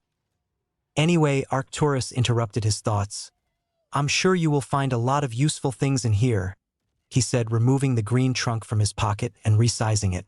"Place your hand on the nameplate. It belongs to you now, so you will be able to open," he instructed. Harry did as he was told, and the lid of the trunk popped open to reveal its contents. Inside he found several wand holsters, books, and personal defects that belonged to his grandfather. "The holsters will be very useful," Arcturus interjected. Harry picked up 2 matching dark green ones and placed his wands inside. "One on the wrist and one on the ankle. Flick your wrist and the wand will appear in your hand, and you can summon the one from your ankle wandlessly," he explained. Harry attached the holsters as instructed and began to look at the books that were inside. He realized that most were simple journals that he could look at in his leisure, some containing more photos. One of the books he saw caught his attention. Healthy Magic was the title. Inside were diet and exercise programs that would help develop the body to perform magic better and build fitness and stamina. "You will want to really pay attention to that," Arcturus advised. Charles knew what he was doing, and he was in very good condition. He never got exhausted in a fight. Harry pocketed the book and closed the trunk. He would revisit later. He sat again, lost in his thoughts, and removed the photos from his pocket and held them lovingly, as though they were the most precious thing in the world. Arcturus allowed him his silence, knowing that the day had been an emotional one for him. It was Harry that broke the silence, though he sounded a little timid and nervous. "Sir, are there any portraits of my family like there are in Hogwarts, ones that I could talk to?" he asked hopefully. Arcturus had wondered if the boy would ask this question and had to choose his words carefully in his reply as to not raise the teen's hopes too much. "I know that Potter Manor has several portraits like that, but I am unsure if Charles or Doria had them made for themselves. But I would expect they did," he mused aloud. "However, I can't be completely sure," he added truthfully. "I very much doubt your parents would have, though," he explained further, causing Harry to look disheartened. "They were both very young and probably never considered it necessary," he finished. "Can I go to Potter Manor?" Harry asked hopefully. "You have to put the family ring on," Arcturus instructed. "You may be too young to gain access, though. The manor was locked down many years ago, and the wards may not recognize you as the head of the family until you come of age," he explained. "You are the head of the family, but the house was sealed by your father, who may have placed a stasis spell to coincide with when you reach your majority," he finished. Harry removed the ring from its box and placed it on his right ring finger. He felt his magic respond to it and felt a familiar warmth spread throughout him. There was nothing else, and it felt very anticlimactic to him. "Where is Potter Manor?" Arcturus questioned. "I don't know," Harry answered disappointedly. "Then you can't go there yet. The ring will give you the knowledge when you can. It has been a very long day, Potter. We should eat and then turn in," he suggested. "Tomorrow it is time to start getting prepared," he added in a no-nonsense tone. A month had passed since the events of the third task of the tournament, and Sirius Black was still in a foul and irritable mood. The main reason for his state was of course his elusive godson and the lack of knowledge the man knew of his health and whereabouts. Despite being constantly reassured by Dumbledore that Harry was fine, he couldn't shift the uneasy feeling in his stomach in any way. Adding to his already bad mood was his wanted status and the fact he had to remain in his childhood home, which he loathed entirely. He was just as much a prisoner as he was in Azkaban, and the dark nature of the house was barely an acceptable alternative to the Dementors. Adding further to his annoyance was the constant presence of people around him. Remus was there by invitation, and even though his mood was similar to his own, Sirius was content with the werewolf being around him. They were after all brothers in all but blood. It was the presence of the others in his house that irked him so. He didn't particularly dislike anyone, but he felt as though he was under constant surveillance and could find no peace. The Weasley children were kept busy most of the time, along with the Granger girl cleaning the house and trying to remove some of the darker aspects. A job that seemed endless and unrewarding. It was Molly Weasley that bothered Sirius the most. He had nothing against her overtly, but he found her overbearing and very trying on his nerves. He didn't understand why they were living there when the eldest son was a curse-breaker and could erect suitable wards around their own home. Sirius suspected they were there at the request of Dumbledore to keep an eye on him. That was the only reason their occupancy of the house made sense. The meetings of the Order seemed pointless to him, and the efforts the members were making were nothing short of fruitless. He knew they were trying their best, but the majority of them were just not up to scratch in comparison to the old crowd. He found the assigned guard shifts very strange, especially as they had not been told what they were guarding. He himself was not allowed to take part. Had he been allowed to, he would have done all he could to discover what it was. He constantly asked Dumbledore what it was, but in his usual evasive way he would simply make excuse after excuse not to tell anyone. He would state that it was not his place to tell, and that it was Harry who would be made aware of it before anyone else. Sirius Black was frustrated for many reasons, and his frustration was growing more as each day passed. Break. Elsewhere in Grimmauld Place, the teens occupying the house had settled into a routine of sorts. They would spend their days cleaning the house without magic, much to their chagrin, and spend their evenings in respective exhaustive states doing very little besides eating and talking amongst themselves. Hermione was finding it particularly difficult as she was not allowed in the library in the house, and she had long since read everything she possessed. Ron and Ginny would spend their free time playing chess or talking about Quidditch, as there was very little else they could do. As soon as they were free, the twins would spend hours locked in their room doing who knows what. The occasional bang and acrid smell would be the only evidence they were still in the house. Everyone had learnt not to disturb them. They were now of age, and whatever it was they were doing was perfectly above board, much to the annoyance of their mother, who would scowl at the odd smells and sounds coming from their room. They were all equally worried about Harry, but knew there was nothing they could do in their position. All they could do was wait and see what would happen. It would be a nervous wait, but a wait they had to endure. Molly spent her days supervising the younger members of the household in their various tasks and cooking and cleaning when she could. The residing elf was a despicable creature, and Molly would not allow him to cook for anyone from fear that he would poison them all given the chance. She had had many run-ins with the portrait of Walburga Black, and the two could often be heard screeching at each other, which would result in Molly angrily drawing the curtains back over the offending portrait. She was worried about Harry, but had confidence in the judgment of Albus. If he said Harry was okay, then she would believe he was fine until she knew otherwise. Life in Grimmauld Place was tedious and equally tense. None of the occupants knew much of what was happening on the outside, but for now they were safe, and that was what was important to them all. Break. Albus Dumbledore was still worried for the young missing teen, but had long since concluded there was little he could do to locate him. The headmaster had tried all he could in that regard. He had attempted to send owls with tracking and location charms, only to have the owl fly around his head in a confused state. He had even tried sending Fawkes to find the boy, but the phoenix simply shook his head at the request of his familiar. Dumbledore knew that if his phoenix could not find the boy, then there was no way he would be found until the time was right, whenever that may be.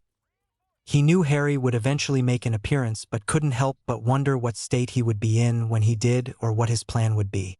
He knew the boy was resourceful and clever, but hoped that wherever he was safe and getting the help he would need. Break. Lord Voldemort was still quietly seething about the robbery of the Potter boy's corpse.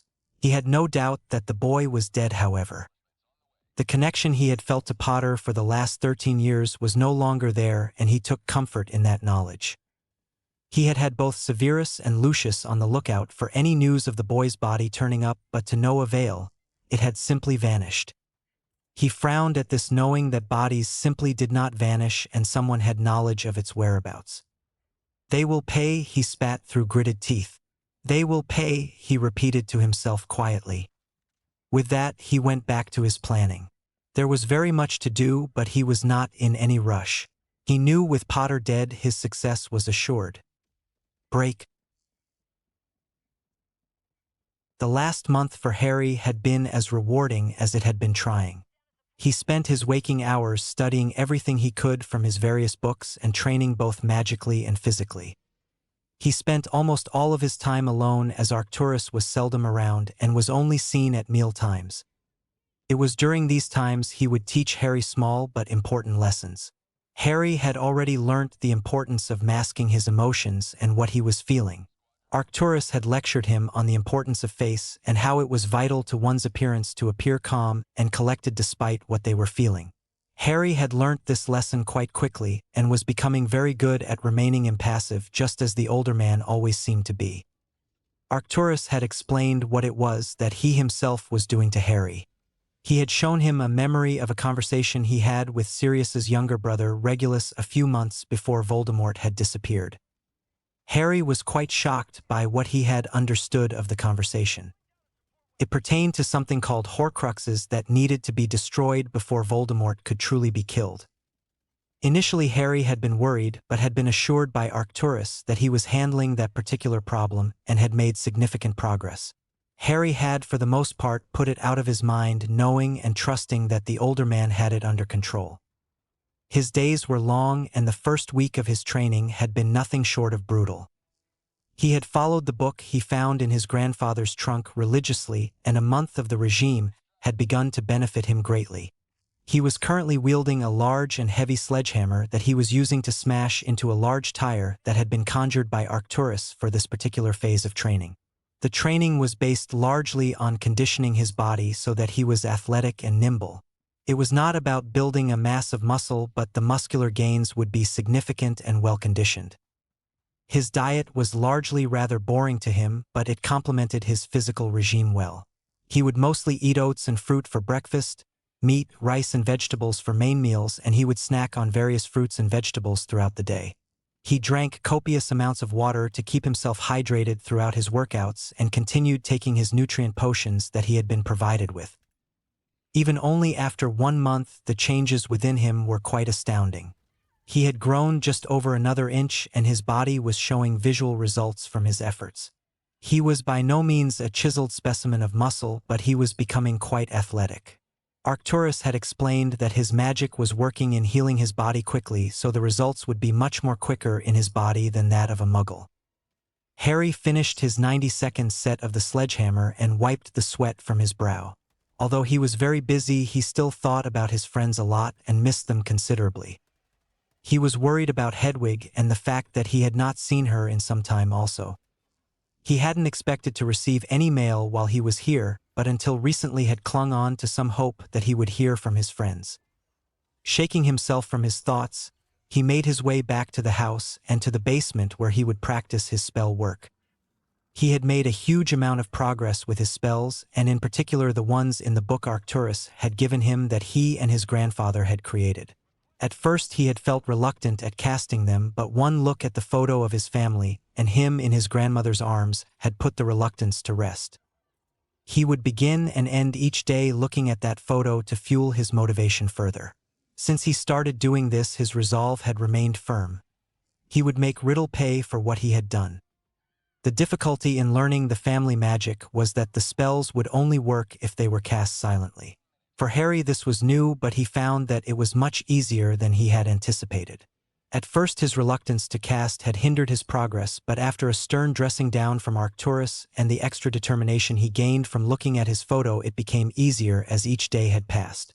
Within a fortnight he could cast the majority of his magic silently, but he knew he needed more practice to be able to perform his entire repertoire and perfect the technique, something he knew would take much time and effort. He began his training as he usually did by casting spells at the training dummy that Arcturus had provided for him.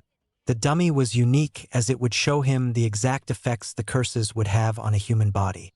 Arcturus insisted he trained this way so it would be less of a shock when he saw the effects on a real person. He had explained that it would desensitize him to the gore of battle. Harry agreed that it was necessary but was not entirely comfortable with what he saw. He was about halfway through his routine when the door opened and Arcturus entered. This was not a usual occurrence. In fact, it was the first time he had come in as Harry was training. "It has been a month, Potter," he noted casually. "Show me what you can do," he requested, folding his arms, waiting for the boy to comply. He watched in silence as Harry cast the spells with ease at the dummy and was admittedly impressed with his progress. When the boy finished, he simply waited for further instruction. "Good," the older man said, "but you need to be faster. Let's see how you're getting along with your movement and shielding," he requested, waving his wand so the dummy would split into 3 separate opponents. The dummies immediately started firing curse after curse at Harry, who dodged and shielded as best he could against the onslaught. By the end, he had only been hit twice but knew he had more work to do. He could not afford to be hit once, particularly with Tom's habit of casting the killing curse. "You try to shield when you should be dodging," Arcturus surmised critically. "Have you tried redirecting the spells yet?" he asked the boy. "No, sir," Harry replied. "I'm not sure I can do it," he added, a little ashamed. "Well, there is only one way to find out," was the reply he received, and with that Arcturus fired a stinging hex at the boy that hit him on the hip. Harry grimaced in pain at the unexpected hex but quickly schooled his features into an impassive mask as he had been taught. He knew the theory behind spell redirection but was not sure he was strong enough to do it yet. He steeled himself and waited for another hex that came quickly. He immediately released a short burst of powerful magic into his wand and flicked the hex away in an elaborate fashion. "Do not be so erratic with your wand movement, it is unnecessary," the older man instructed. "It should be nothing more than a casual flick, and it will work against almost all spells except the unforgivable, of course. Have faith in your ability and be confident. Try again." He finished firing another hex. This time Harry was much more calm, knowing that if the spell did hit, it would only cause him a little pain. He repeated what he had before, but instead of a dramatic wave of his wand, he simply flicked the spell away from him just before it could make contact. Before he could congratulate himself, another curse was fired at him. This time one of a more darker nature, a blood-boiling curse. Instinctively, he flicked it away again as he had the last stinging hex, but couldn't help the increase in his heart rate and breathing at the deadlier spell. "See, it is exactly the same thing," Arcturus pointed out, ignoring the death glare he was receiving from the boy. "Now practice that," he commanded, indicating the 3 dummies, which began firing at the boy again. Harry practiced this for some time and found it was much easier this way than shielding. He found it less tiring, and it gave him more freedom and fluidity in his movements. He felt light and graceful, not having to plant his feet to conjure a shield, and he knew it was much more beneficial to him. After around 20 minutes of this, the older man deemed his efforts suitable and froze the dummies. "Good," he praised. "Have you been studying the parcel magic books?" he inquired. "Yes, sir," Harry replied. "The magic can't be cast silently. I think it is because of the language," he concluded. Arcturus nodded in agreement at the boy's theory, knowing it was likely that he was right. "How far have you progressed?" he asked. "I have read them all and have worked out how to use the language at will. I just have to focus a small amount of magic and intend to speak it," he answered, proud of his progress. "Very well," Arcturus replied. "Is there anything useful in there?" he questioned. "Yes, sir, the battle spells will be useful, and I think the wards will be too," he answered confidently. Arcturus only nodded in reply. He was no longer surprised by the Potter boy and what he could achieve when he put his mind to it. He had seen his memories of his life before and during Hogwarts and had initially been taken aback at the existence he had been forced into, but now his diligence to his training and his attitude was more easily understood. Before he could question the boy further, he found himself on the receiving end of a question that surprised him. "Mr. Black, can we go to my relative's home so I can put up some Pazeltongue wards?" Harry asked. "If I do, then I know they will be protected and only Voldemort may be able to break them," he added. "I can ward the house against ill intent and Riddle's magic, which means anyone with the dark mark can't get in," he explained confidently. Arcturus was impressed by the boy's idea but could not understand why he would do such a thing for those disgusting muggles. "You wish to protect them after all they have done to you?" he questioned the boy. "They're the only family I have left," Harry answered sadly. "Regardless of what they have done, my mother would want me to protect them," he added. Arcturus looked firmly at the boy but could understand his view on family. It was similar to his own, and he knew he would do the same despite his disappointment in his relatives. "We will go tomorrow," he answered before exiting the room, leaving Harry alone again. Harry finished his training and headed to his room, now tired from his day's effort. He was surprised upon entering the room to hear a tapping from the window being caused by a large tawny owl with amber eyes. Confused, he opened the window to allow the bird to enter and removed the note that was tied to its leg. With its burden removed, the owl left immediately, leaving Harry clutching the note it had delivered. He unfurled it to find a photo dropped to the floor, which he immediately picked up and gazed at. In the photo was his parents and 2 other people he did not recognize. Both couples were holding small babies between them. Harry began to read the note to ascertain who would send him such a thing. "Dear Harry, I'm not sure if this note will reach you, but thought I would at least try. My gran told me that you were safe even though no one knows where you are. She told me she spoke to Professor Dumbledore during some meeting. I just wanted to wish you a happy birthday wherever you are, and I hope that you are safe. I knew your birthday was the day after mine. As you can see in the photo, our parents were friends. I'm sure you are aware that the papers are still trying to figure out what is going on and are spending all of their time guessing where you are and making Dumbledore out to be insane. Anyway, write back if you can, and I hope to see you on the train to Hogwarts. Neville Longbottom." To say Harry was surprised was an understatement. He was experiencing a maelstrom of emotions ranging from confusion to annoyance. If Neville could write to him, then why had no one else tried? Why hadn't his friends written to him if they knew he was safe? He had thought that there were wards in place to stop mail, but had he been wrong? He knew he would need to speak to Arcturus in the morning. In his busy state, he hadn't even realized his birthday had crept up on him. Not that it mattered, as he had never really received anything for his birthday, but he had at least thought that he would get a letter or two from Ron and Hermione. He wouldn't worry about it now. He had much more important things to do. He began his evening routine of studying his grandfather's notebooks and eventually showered and climbed into bed to sleep. The sleep did not come easy on this night, as he had so much on his mind, but that would have to wait until the morning.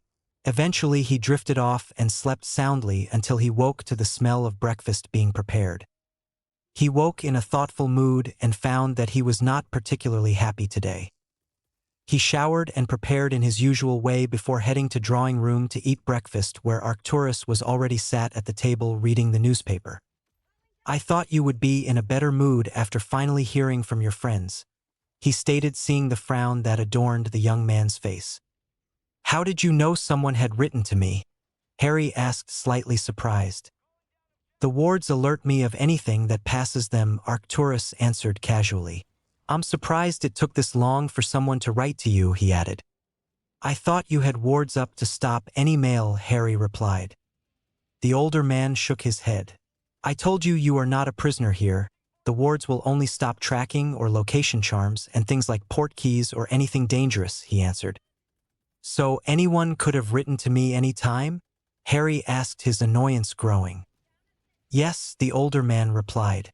"But your friends have written to you now, so what is the problem?" Arcturus asked inquisitively. "It wasn't the friends I thought it would be. It was a birthday note from another friend at school," Harry answered, scowling.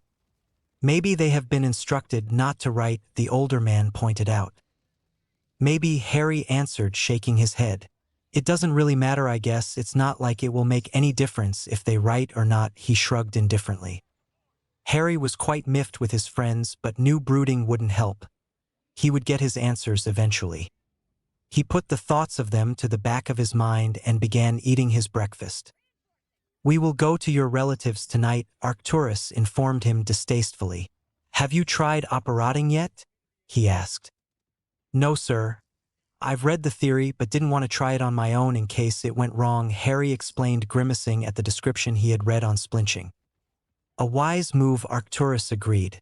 "We will work on it today. It is very important for everyday travel and can be used in a fight effectively," he added knowingly. Harry just nodded his head and finished his breakfast. After the plates had been cleared, Arcturus led Harry to the room he used for training. He waved his wand, clearing everything to the sides, creating a space for them to work. He waved his wand again, and a circle appeared on the other side of the room, etched into the floor. "Most of the theory on operating is useless," he began. "It is much simpler to think of where you want to be, draw on your magic the same way you do while casting, and will yourself to your destination," he explained, as though it was the easiest thing in the world. "Like so," he said, vanishing silently and appearing in the circle he had created. A split second later, he had returned to where he was previously standing. "It only takes practice to get it right. That's all the advice I can give you," he said, shrugging his shoulders. "Now you try," he instructed, stepping aside. Harry had taken everything in he had been told, but was not very confident in the advice he had been given. However, he shrugged off his doubts and began to do what he had been told. He drew on his magic and willed himself into the circle as he had been instructed to, and was surprised to hear a loud crack. He opened his eyes, feeling disorientated for a brief second, only to find that he was exactly where he had been. "Not bad," Arcturus praised, bowing his head. "But you hesitated, so you went nowhere. Now try again," he finished firmly. It took him the best part of an hour to successfully apparate into the circle, and after he had done it once, it became easier the more he did it. By the time he was comfortable with the new method of transport, it was lunchtime. "I want you to work on your spells after lunch," Arcturus broke in while they were eating their meal. "You can perform the spells now. You need to be able to chain them together quickly, one after the other, and work out what spells chain well together," he added. "You also need to work on combining them like your grandfather used to. When he fought Gauleiter, you saw how he combined the fog, the wind, and the flames. It will give you another edge if you can create and use combinations like that, he finished. Harry agreed that working on his casting, chaining, and combinations was a beneficial way to spend time and knew it would be taking up much of his magical training from then on. He nodded in reply at the older man and stood to make his to the training room. As he got to the door, he was stopped in his tracks by Arcturus questioning him further. "Are you also completing your school and theory work?" he asked. "You will still have exams to complete," he stated firmly. "Yes, sir," Harry replied. "But I guess I could put more effort into it," he added, sheepishly raking a hand through his hair, knowing it was one of the more neglected aspects of his training. "Ensure that you do, Potter," Arcturus warned in a scolding tone. "Get practicing. I will return in time for us to go to your relatives," he added, somewhat suddenly rising and leaving the room. Harry shook his head and made his way to the training room to begin work on his spells. Harry spent several fruitful hours working on the various casting and spell techniques before he was interrupted by the return of the older man, who gave no explanation of where he had been or what he had been doing.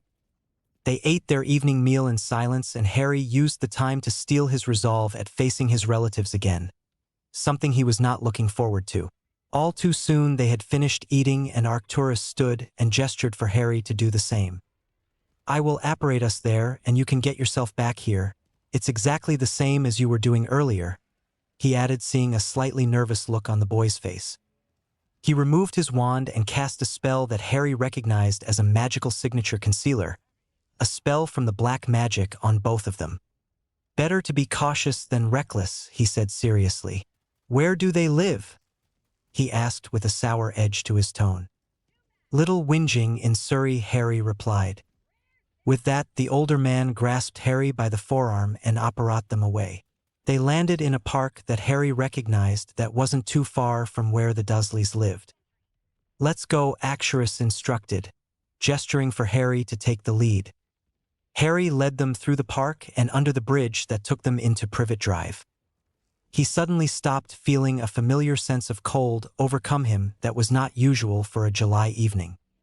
"You feel it too?" Arcturus asked, looking around. "Dementors," Harry stated simply. "But they aren't that close," he added, mimicking the older man's searching look. "Stay sharp, Potter.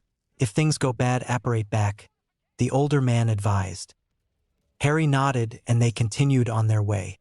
The coldness left quickly, and before he was truly ready they had arrived at number 4. The older man sensed the nervousness of the boy and stopped him with a hand on his shoulder. "These are not allies, Potter, nor are they enemies in a manner of speaking," he said, shaking his head. "Handle it the way your grandfather would. Be firm and do not let them take liberties with you. Make them respect you," he finished, sternly staring into the boy's emerald eyes with his piercing gray ones. He saw the steely, impassive look take its place as Harry's posture and stature became tall but relaxed. He nodded in approval and allowed the boy to lead him to the front door. Harry braced himself and pushed the front door open confidently and stepped inside, followed closely behind by Arcturus. At the sound of the front door closing, they were confronted by the 3 Dursleys, 2 morbidly obese and 1 as thin and horse-like as ever. "What is the meaning of this, boy?" his uncle questioned, turning the usual shade of purple when he was in close proximity to his nephew.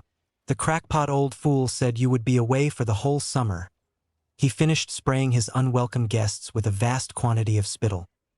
Arcturus was furious at the demeanor the overweight buffoon was displaying towards his nephew, and was ready to curse him with all manner of vile spells, but before he could, the boy took charge of the situation. "Unless you want to be killed very slowly and painfully, Vernon, I suggest you shut up and listen for once in your life," Harry spoke neutrally.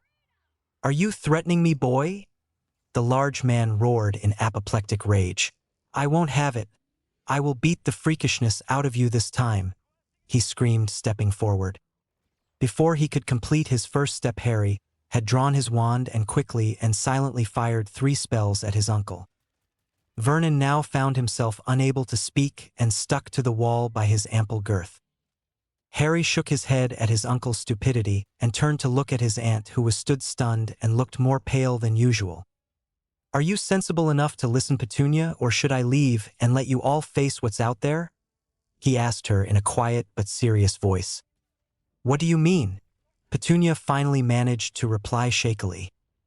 He's back, Harry replied casually. The one who killed my parents, he added, seeing the confused look on his aunt's face. He can't be, she whispered. That Dumbledore man said he was dead. Well, he's not, and when he realizes I am still alive, I am guessing he will come here. But if you give me 10 minutes, I can make sure you are protected, he answered. But we are already protected, she responded confusedly. At this, Arcturus drew his wand and began casting a detection spell, mumbling in Latin. He frowned at the results and turned to Harry to explain. The blood wards are on the brink of collapse, and any other wards that were here aren't anymore. There are only a few detection spells, he informed the teen. Harry nodded, not having expected much more from Dumbledore based on his past experience of the man's protections. There you have it. You're not as protected as you thought, Harry explained to his aunt. Do you want my help or not? I do not have all night, he asked irritably. What will you do? Petunia inquired nervously. I will put my own wards up that will keep anyone magical out of the house and defend you if it is attacked. I will then place a spell on you that will automatically transport you back here if someone or something magical comes within 10 feet of you when you are in public, Harry explained. Arcturus listened and was very impressed at the plan the boy had come up with. He nodded in approval at Potter's ingenuity but continued glaring at his aunt in contempt. It had taken a lot of self-control not to interfere, but it was not his business to dish out justice here, so he remained silent and allowed the boy to do what he wanted. Okay, Petunia agreed, not liking the hateful glare she was receiving from the old man who had come with her nephew. Harry set to work and began by casting the spells on Petunia, a completely silent Dudley, and a still subdued and silenced Vernon. Arcturus was impressed with the parcel magic even though he could not understand what was said. He could see that it was quite complex and was pleased with the progress the boy had made with his control of the language. It's time for the wards now, everyone stay back, Harry said in a soft but commanding voice. He raised his wand above his head and began chanting in Parseltongue while waving one intricate pattern after another. He continued in this fashion, feeling the protections rooting themselves in place the further into his spell work he got. Break. Albus Dumbledore was currently sat at the kitchen table at Grimmauld Place, listening to the various members of the Order voicing their grievances at the lack of information they were receiving and subsequent lack of success they were having with their endeavors. He understood their frustrations but knew there was little more they could be doing until Voldemort came out in the open, which he seemed reluctant to do for the time being. This did worry Dumbledore because he knew that, in the times of quiet, Tom was planning something usually significant. He was brought out of his thoughts by the usually quiet Alastor Moody scolding the group assembled at the table. Albus will tell us when it is necessary, he growled in his usual manner. If we all know everything, then there is more chance that someone we don't want knowing finding out. He finished his magical eye spinning wildly in its socket. Thank you, Alastor, Dumbledore responded gratefully, bowing his head to his friend. Before he could continue, however, he was alerted by one of his detection spells he had placed at number 4, Privet Drive. Everyone at the table looked at him expectantly when they saw his demeanor change from calm to grave in a mere second. What is it, Albus? Moody asked curiously. Dumbledore frowned but stood sharply when he realized what had happened. Someone has raised wards around Harry's relative's home, he explained urgently. The assembled members shot to their feet and began talking in tandem, creating a confusing situation. It took a minute for Dumbledore to calm them, which took a loud bang from his wand to gain the silence he needed. Minerva, Arthur, Bill, Alastor, Remus, and Nymphadora, you will come with me, he commanded, quickly creating a portkey from the day's newspaper that had been left on the table. Before they could take the portkey, Sirius stepped forward looking nervous but eager. I'm coming too, he said defiantly. I'm afraid not, Sirius, Dumbledore denied the man, shaking his head.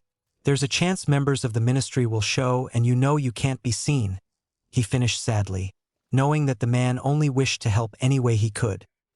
Sirius growled in response and stormed out of the room, slamming the door behind him.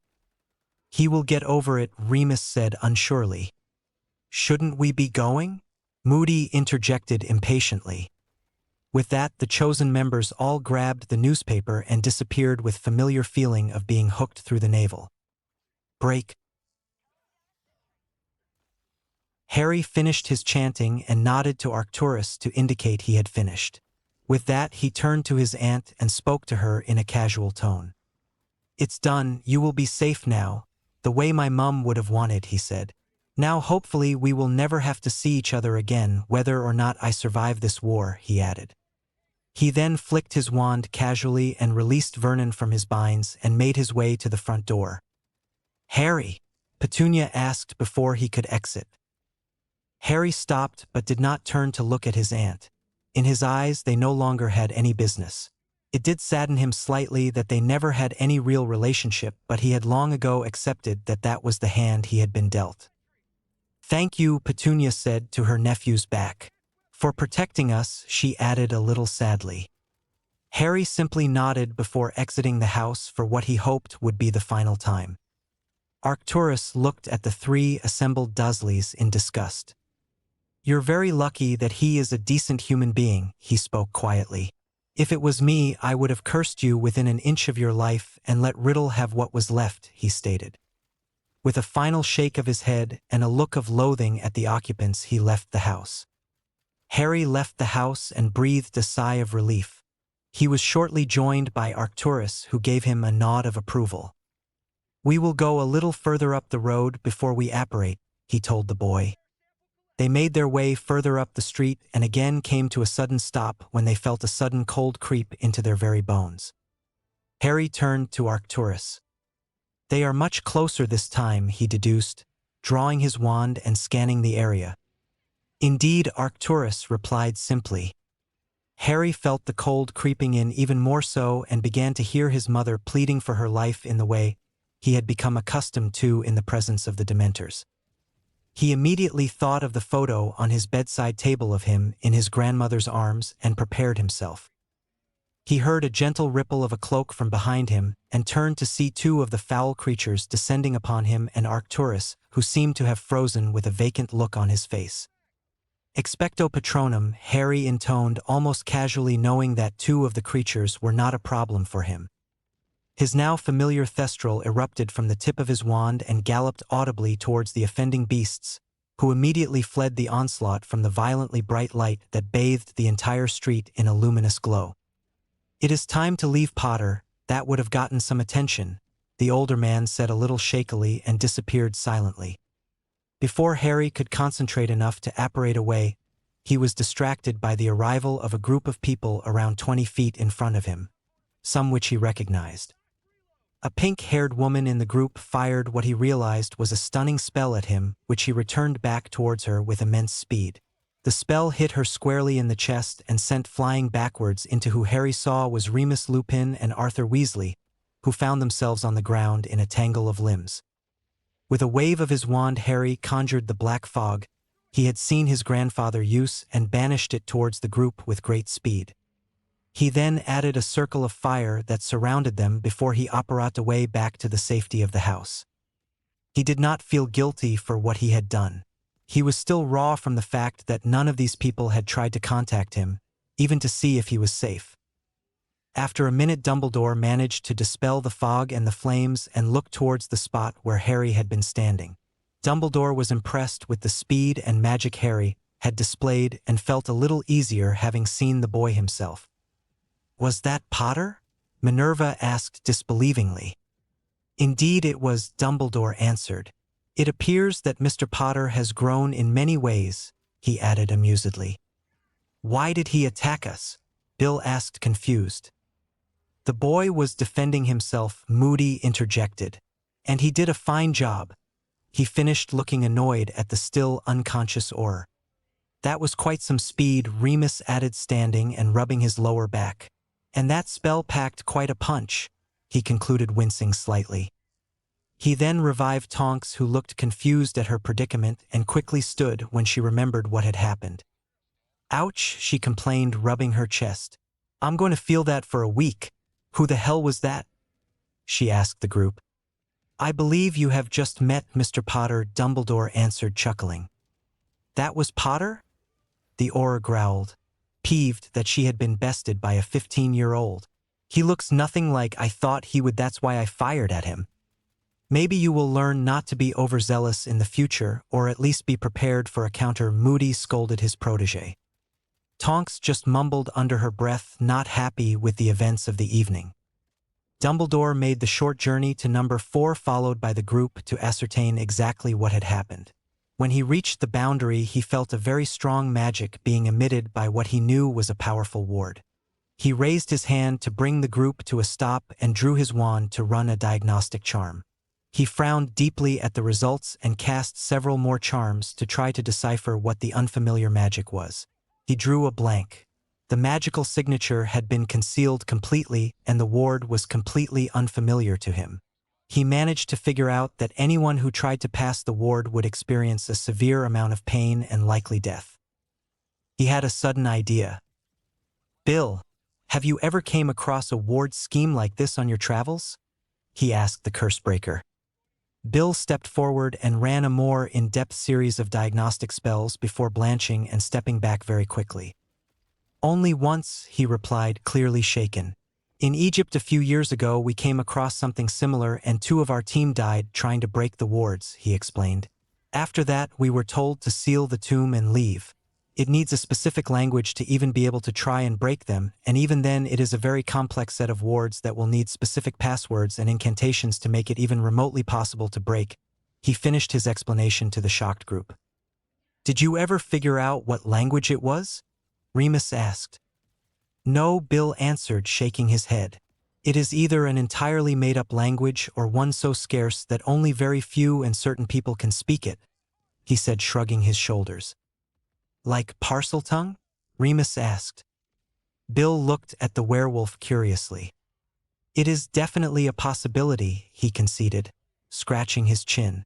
If that is the case, then only a Parselmouth could break these wards, and they would need very in-depth training in ward breaking to do it, or be the one who put them up in the first place, he finished. Harry must have put these wards up knowing that, Remus mumbled to himself. Wait a minute. Potter is a Parselmouth? Tonks asked incredulously. Yes, he is, Remus answered firmly at the challenging tone the aura showed and the shocked look from those who were unaware. That does not make him dark, he added dangerously. Tell that to my poor chest, the aura replied quietly. I didn't know that the Potters had Parselmouths in their lineage, she stated confusedly. Harry comes from both the Potter and the Black families, Lupin answered. But Dumbledore thinks that his ability is a trait left over from the killing curse he was hit with as a baby, he added, looking at Dumbledore, who looked thoughtful.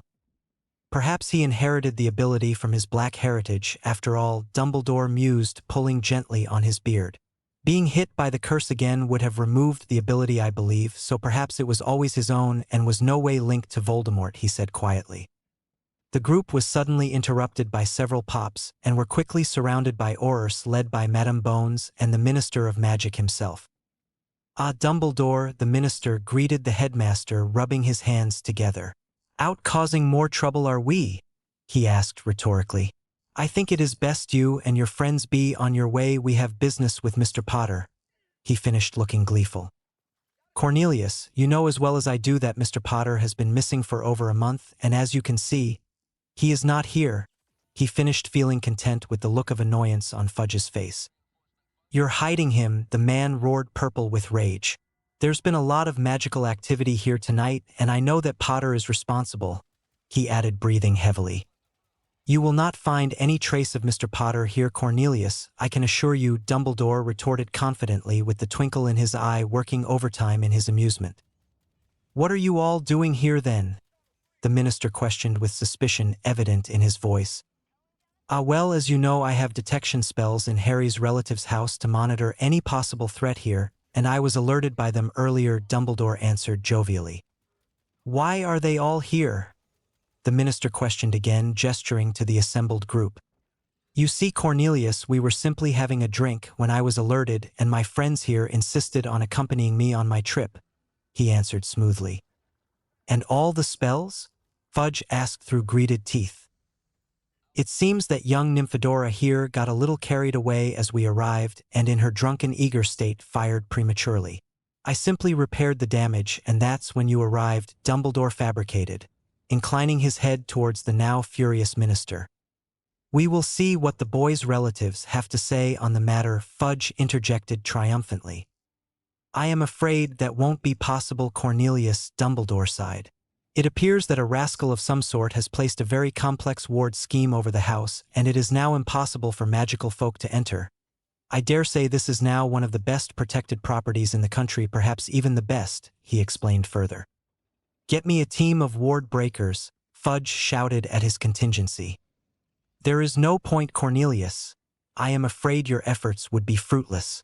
Mr. Weasley here is a curse breaker and assures me that the wards were created using an unrecognizable language, and even if the language was known, they are password protected and could be anything. He concluded again with the same amusement. Just leave, the minister roared. All of you get lost, he added. With that, Dumbledore and the gathered members of the Order of the Phoenix left after giving Amelia Bones a nod in acknowledgement. As soon as they arrived back at Grimmauld Place, they were accosted by a frantic Sirius. Was it Harry? Is he okay? He asked Remus, who simply looked amused. Oh, Harry is fine, the werewolf answered, laughing. Isn't he, Tonks? He added, laughing harder. The Auror simply growled before storming into the kitchen and ignoring the questioning glance she received from her cousin. What the hell happened? Sirius asked impatiently. Let's just say that Harry got the jump on us and your cousin ended up the worst off, Lupin answered, still laughing. At the confused look of his friend, Remus explained from beginning to end what had happened. By the time he was finished, Sirius had tears rolling down his face and his usual playful demeanor was back in full swing. He really did that? He asked proudly, feeling much more relaxed knowing Remus had seen Harry. Yes, Remus answered seriously. He's different, Sirius. The speed and power was something else, he said, clearly impressed. At least we know he is safe. I just wish I knew where he is, the other man stated. Break. Harry arrived back in the training room and took a moment to collect himself before he made his way to find Arcturus. He entered the drawing room to find the man sat behind his desk, clutching a glass of what seemed to be fire whiskey. He looked a little shaken but acknowledged the teen by raising his glass and then draining it. What kept you? He asked, placing his now empty glass on the desk. Dumbledore decided to make an appearance with a group of people, Harry answered. I take it Dementors affect you quite badly, he stated. It's fine, Arcturus dismissed the boy with a wave of his hand. They make me feel like I'm back on the battlefield for the first time, that's all. Did you speak to him? He questioned. No, Harry answered, shaking his head. One of his group attacked me, so I got out of there as soon as I could. They probably didn't recognize you. You do look very different, Arcturus pointed out. Anyway, I made a trip to the ministry today and got these, he said, handing Harry 4 maroon folders. They are your parents' and grandparents' Hogwarts files, he explained, seeing the confused look on the boy's face. I thought these would be a better birthday present than anything else I could think of, and I'm sure once you see their achievements it will motivate you to work on your academic studies a little more. It is all well and good reading Charles's books, but you have your own path to carve. Don't forget to live your own life and not get lost in those of people who are no longer here, he finished seriously. Harry took the folders and thought on what had just been said. He knew the older man was right. He knew that he needed to focus more on his own life than living in the past. He had found it difficult as he had never known much about his family, and now he had all the information he had never had before. Yes, he had been training hard, but knowing he wasn't going back to Hogwarts anytime soon, he had largely neglected his schoolwork. It was clear to him that Arcturus thought it was important, so he would take the older man's advice. He opened the folder on the top of the pile and saw that it was his grandmother's. He read the contents and was quite surprised at what he saw. He was even more impressed by her than he had been. Her academic record was impressive, 11 OWLS and 7 Newts, all graded O. What surprised him more was the amount of detentions she had received from her 5th year onwards. How did she get so many detentions? He asked Arcturus in confusion. The older man looked very amused as he answered. Well, after the incident where your grandfather saved her, it seems that she really began sticking up for herself, he began. I told you she was a formidable witch, and many people found that out in her last years at school, he said proudly. I think she wanted to impress your grandfather, or he simply gave her the confidence to fight back, he concluded. Harry smiled at the thought of the timid girl he had seen in the memory defending herself. He placed the folder on the desk and opened the next folder, which belonged to his grandfather. It read similarly to his grandmother's, but he had 8 OWLs and 7 newts. His OWL results were flawless excluding potions, which was awful. He really got a D in potions? Harry asked. He really was useless with potions, Arcturus said, shaking his head. It was one of his few shortcomings. Harry placed the folder next to his grandmother's on the desk and opened the next. It belonged to his father. This was the thickest folder by some margin, and Harry immediately saw why. There was sheet after sheet of detentions for various pranks and fights he had gotten himself in. A consistent name he saw was that of Severus Snape. Harry frowned at that. No wonder he hated Harry if the contents of this file were anything to go by. Harry passed over the rest of the detention forms and looked at his father's achievements. Although he was quite the prankster, it was clear that he did study. He received all O's and an E in potions on all of his OWLs and newts. Harry was surprised. He had expected his father to be mediocre at best. He now felt guilty for not applying himself more to his studies over the years. If truth be told, he had been less than mediocre. He shook his head at his own academic performance and the disappointment he was feeling. His father had even been head boy. Harry felt like a failure. He had failed his parents, and he had failed himself so far. He placed the folder on the desk with the others and looked at the final one, the one that belonged to his mother. He opened it already expecting to feel worse. He did not expect to feel as bad as he did. His mother had achieved considerably more than the others.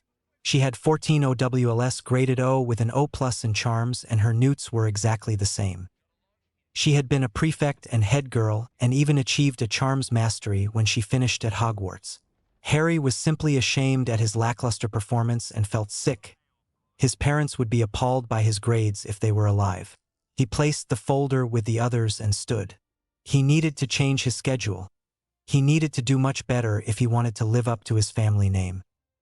He left the room, not even bidding farewell to the older man, who was looking pleased with what he saw.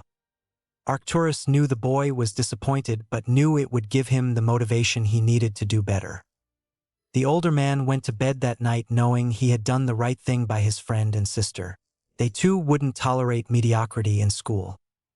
He will get there, he whispered into the darkness. Chapter 5: Endurance. It was now September 1st, and the teenage occupants of Grimmauld Place had just made it to the Hogwarts Express in their usually late fashion.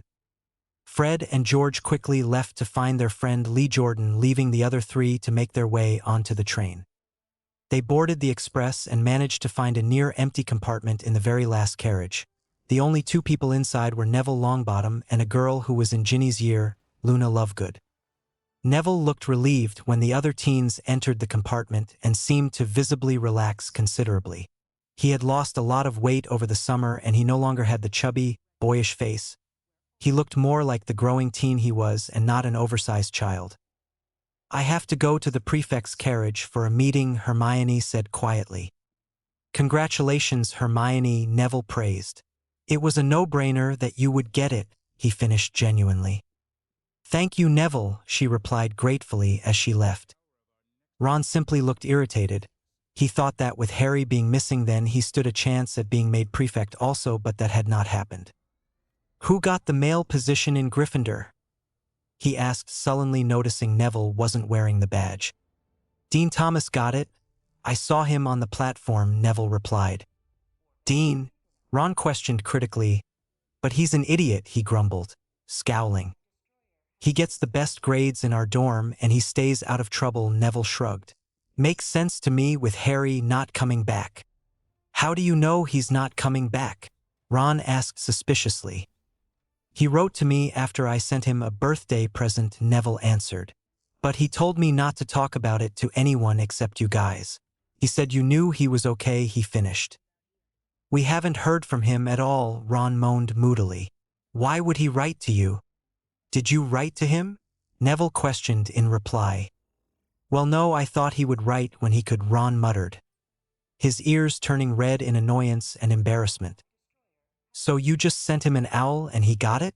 Ginny interjected. That's right, Neville confirmed. How else would you write to someone? He asked rhetorically. He's going to be so furious with us, Ginny said quietly. Definitely, Neville replied simply. He can't be mad at us, Ron pointed out. And even if he is, he will get over it, he concluded confidently.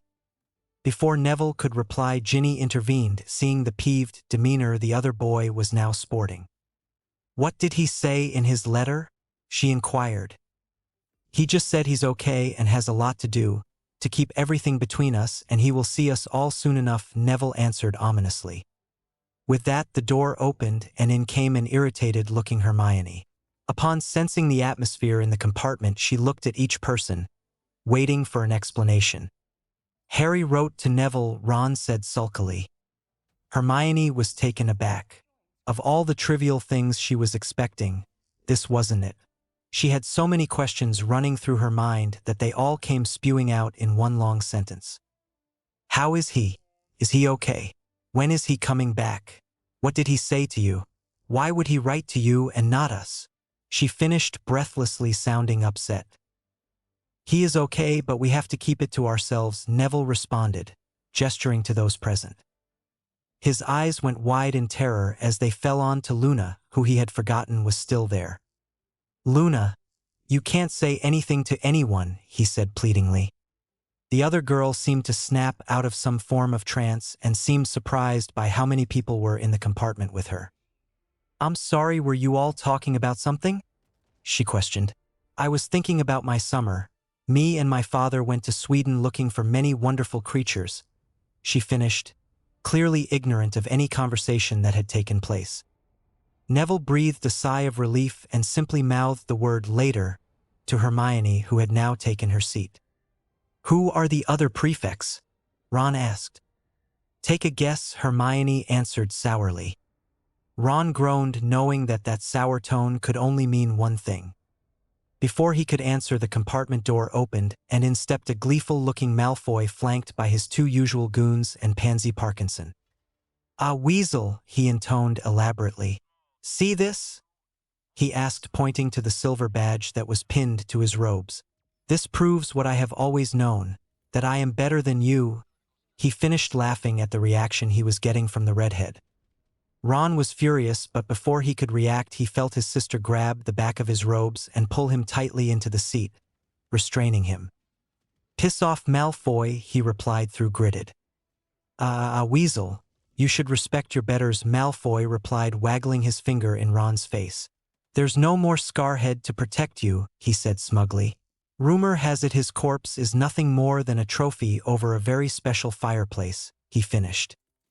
The other occupants in the carriage were furious, but Malfoy and his goons left quickly before any retribution could be had. "I'm going to kill him," Ron shouted furiously. "Forget it, Ron," Hermione advised. "You know Malfoy is only talk, and he will get a big surprise when he finds out that Harry is okay." She huffed, attempting to calm the boy. The rest of the journey passed by with them all lost in their own thoughts, and before they knew it, they were sat in the great hall waiting for the feast to begin. Dumbledore rose from his seat at the center of the staff table, his eyes twinkling in their usual way. The hall fell silent as he raised his arms to garner the attention of the students and staff. "Welcome both new and returning students," he began. "Before we get to the announcements of the year, I believe it is both prudent and customary to first dine on the fine food offered here at Hogwarts." He finished, waving a hand across the breadth of the hall, causing the empty plates and dishes to fill with an assortment of food. "Who is that?" Neville asked, indicating to the only new member of staff at the table, a short, stout woman wearing a pink cardigan and a matching bow in her hair. Ron swallowed the mouthful of food he had before he looked towards the woman. New defense professor, he shrugged before continuing his onslaught. She doesn't look up to much, does she? Neville said before adding food to his own plate. The rest of the meal passed in companionable silence, and the students waited patiently for Dumbledore to conclude the feast so they could make their way to their respective dormitories. Eventually he rose and the room fell silent once again. Again, welcome to you all, he began. Firstly, the Forbidden Forest is just that. Forbidden to all students old and new, he said, aiming a glance at the Weasley twins who were looking every bit the picture of innocence. Mr. Filch has asked me to remind you that a list of all banned items can be found attached to his office door for those that may need reminding, he explained, again looking at the twins. And finally, we have only one staff change this year. Please join me in welcoming Madame Umbridge, who will be taking over as your defense against the dark arts lessons for this year, he said, starting a round of applause that was half-heartedly given by the students. Before he could continue, said woman stood from her seat and made her way to the podium, gesturing for Dumbledore to sit down. Hem, she coughed in a very irritating way. My name is Dolores Jane Umbridge, Senior Undersecretary to the Minister. What followed was a long drawn-out speech that very few paid attention to and were only roused by the clapping of the headmaster.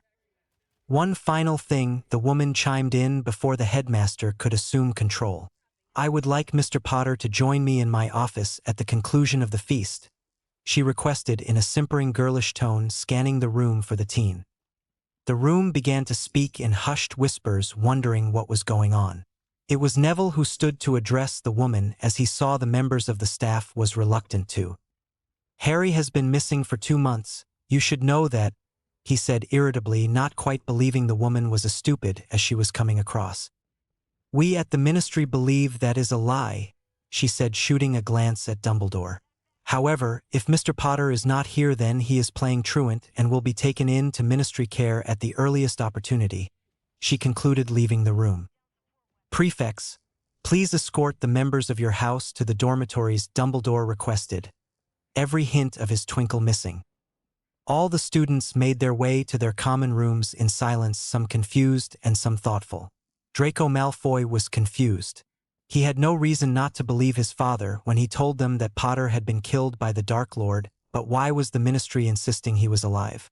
He shook his head, knowing that his father wouldn't say it if he didn't know for sure, and he knew that most of the Ministry workers were buffoons.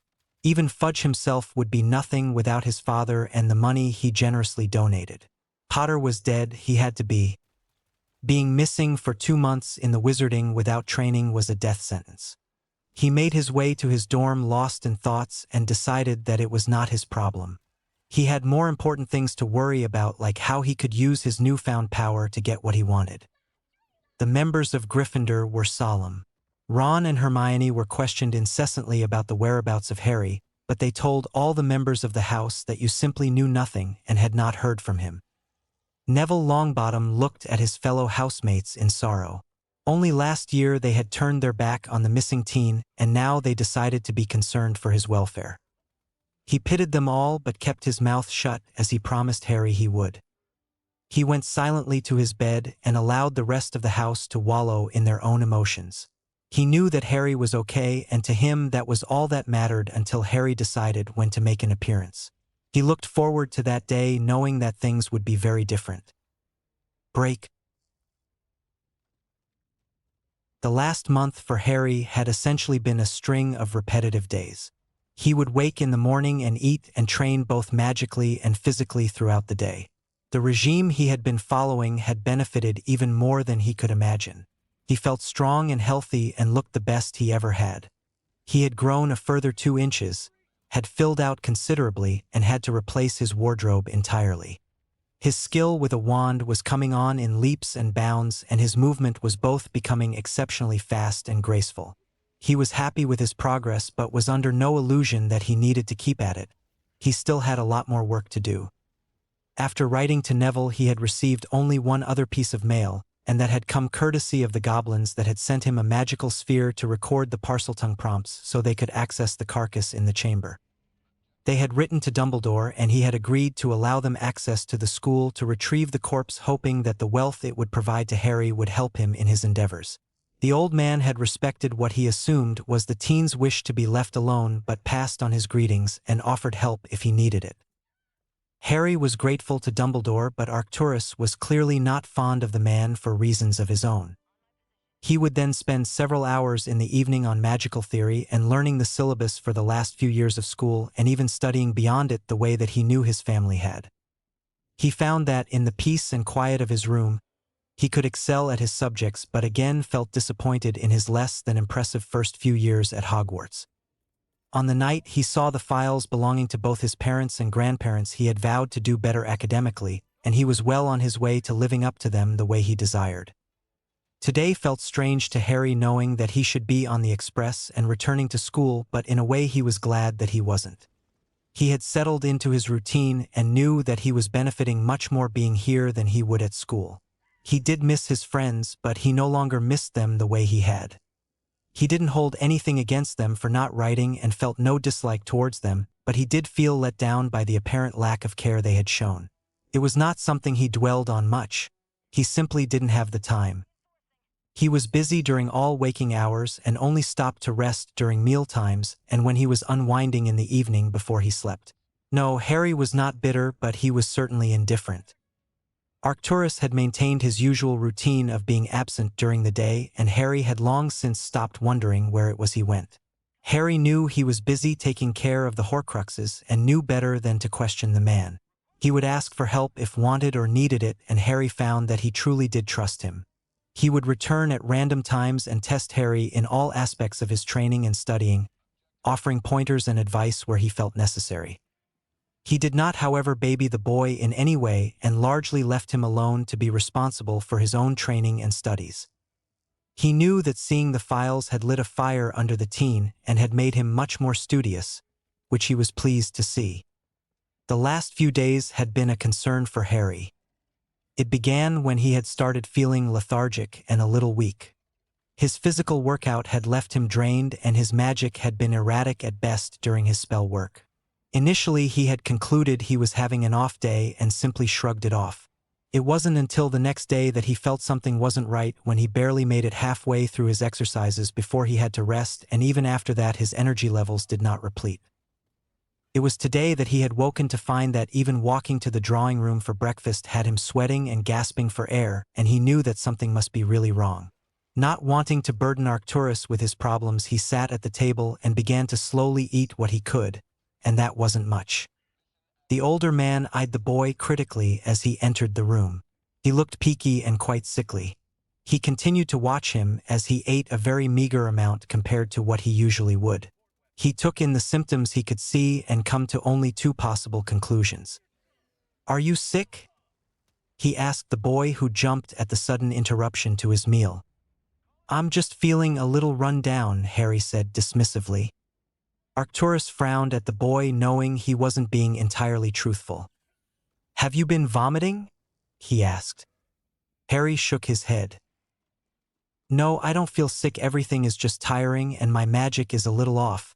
Maybe I'm training too much," he tried hopefully. The older man was skeptical of the boy's theory, knowing that he wouldn't feel this way 2 months into training. The tired phase passed weeks ago. "What do you mean your magic is off?" he asked. "Are your spells either under or overpowered?" he questioned, frowning. Harry nodded at the question. "Both," he said. "The power is inconsistent and I have little control over it," he admitted. "I see," Arcturus replied. "Do you feel too hot or too cold?" he questioned further. "Neither," Harry replied, confused. "I feel normal apart from tiredness and my magic acting strangely." "Ah," Arcturus intoned, surprised. "Come here," he commanded, beckoning to the boy. Harry complied and found himself on the receiving end of several diagnostic charms and spells he did not recognize. "Just as I thought," the man said triumphantly. "It seems you are going through an early magical maturity," he proclaimed. "What's that?" Harry asked inquisitively. It was something he had never heard of. "It's the final stage in your magical growth, in which you reach your peak powers and your core finishes stabilizing," the older man answered knowledgeably. "It doesn't usually happen until you are between 18 and 21 years old, though," he added, frowning. Why is it happening to me now then? Harry asked with worry evident in his voice. Arcturus continued to frown while he considered his answer. The reasons became obvious with little thought. He looked at the boy critically again before he answered. Several reasons, I think, he began. Powerful wizards tend to mature much more quickly, and there is no doubt that you are more than an exceptionally powerful wizard, he continued. I'm also guessing that the taint of Riddle hindered your growth considerably, both magically and physically. With that gone, you being healthy and having grown as much as you have recently, it seems that your body can now cope with the mature magic, he concluded thoughtfully. I think Charles went through his early. He was much like you until 5th year. When he came back, he was bigger, faster, and stronger in his body and magic, he explained.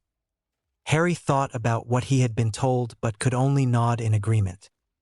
He had begun to believe that he was certainly no average wizard. Since the piece of riddle had been removed, everything felt much more easy. Even studying and absorbing information permanently was a breeze without the constant aches the scar had given him. He performed spells with ease, and it just kept getting easier the more he did it.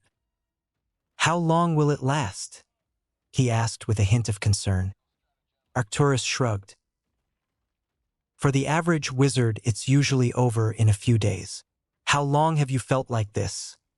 He questioned the boy.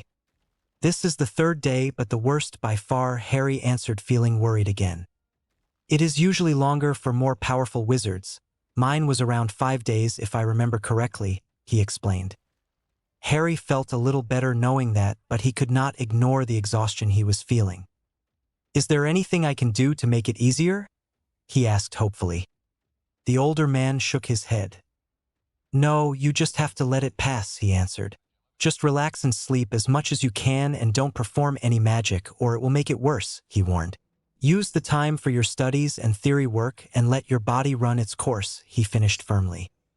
Harry nodded, knowing that the older man was speaking sense. He bid the man farewell and returned to his room to begin his day working on his theory.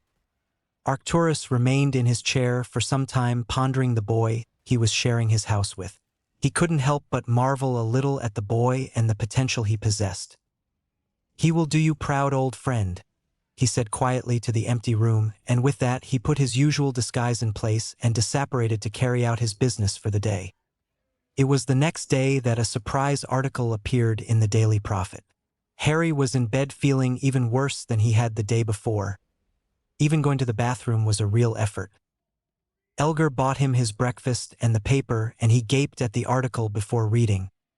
Harry Potter, Dead or Alive? By Marcia Wood. We at the Prophet have been speculating the whereabouts of our once young hero for the past 2 months and have yielded no results.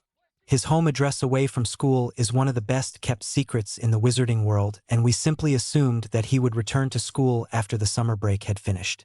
But that was not the case. According to an anonymous source within the school, Potter did not show for the start of term, and it seems that no one knows where he is. Even Albus Dumbledore appears to be in the dark, or he is keeping secrets from us all. So where is young Mr. Potter? Has he been killed and it is being kept quiet, or is he truly simply missing?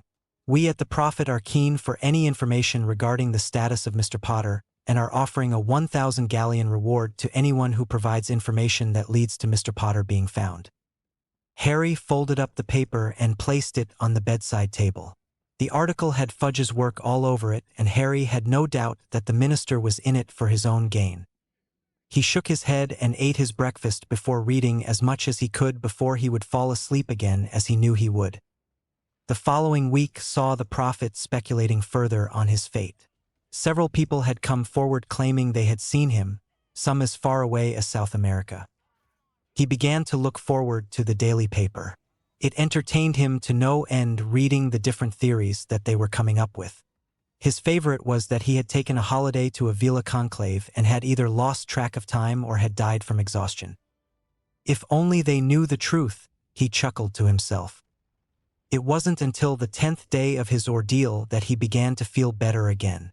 It had lasted much longer than he or Arcturus had anticipated it would, but he was glad that it was now coming to an end. He had achieved a large amount of academic work, but he was beginning to get restless and couldn't wait until he could get back to training.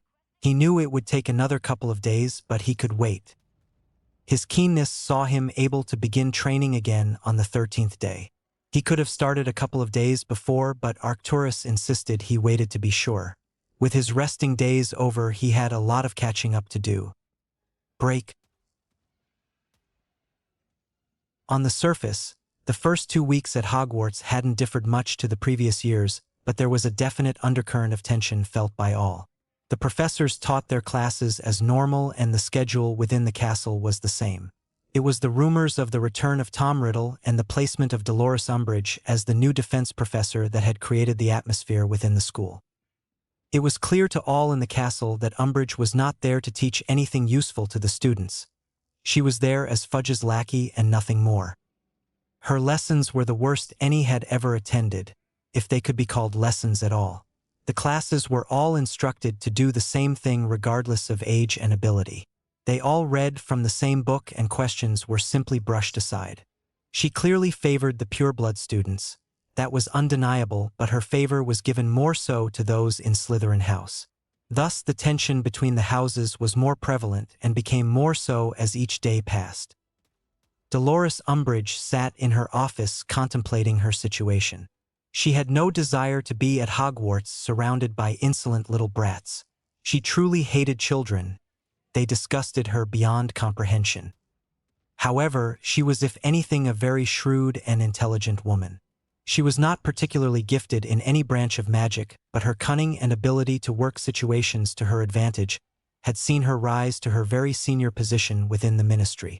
She knew that being at Hogwarts was advantageous for her. From here she could glean much information and learn everything she needed to ensure her position no matter the outcome. She hated Dumbledore and was more than a little envious of his achievements, but she was no fool. She knew there had to be some truth to what he had been saying in regards to the return of the Dark Lord and decided she would take a wait-and-see approach, and Hogwarts was perfect for that. Here she could be away from the ministry and out of the direct line of fire that would surely be aimed there. Here she could quietly gain favor with students who she knew had family who had been aligned with the Dark Lord, and here she could remain somewhat neutral. She was no Death Eater, but she sympathized with much of the pureblood doctrine they spouted. She, as a pureblood herself, could see the benefits of the Dark Lord seizing control and implementing new laws and an infrastructure that she could truly gain from.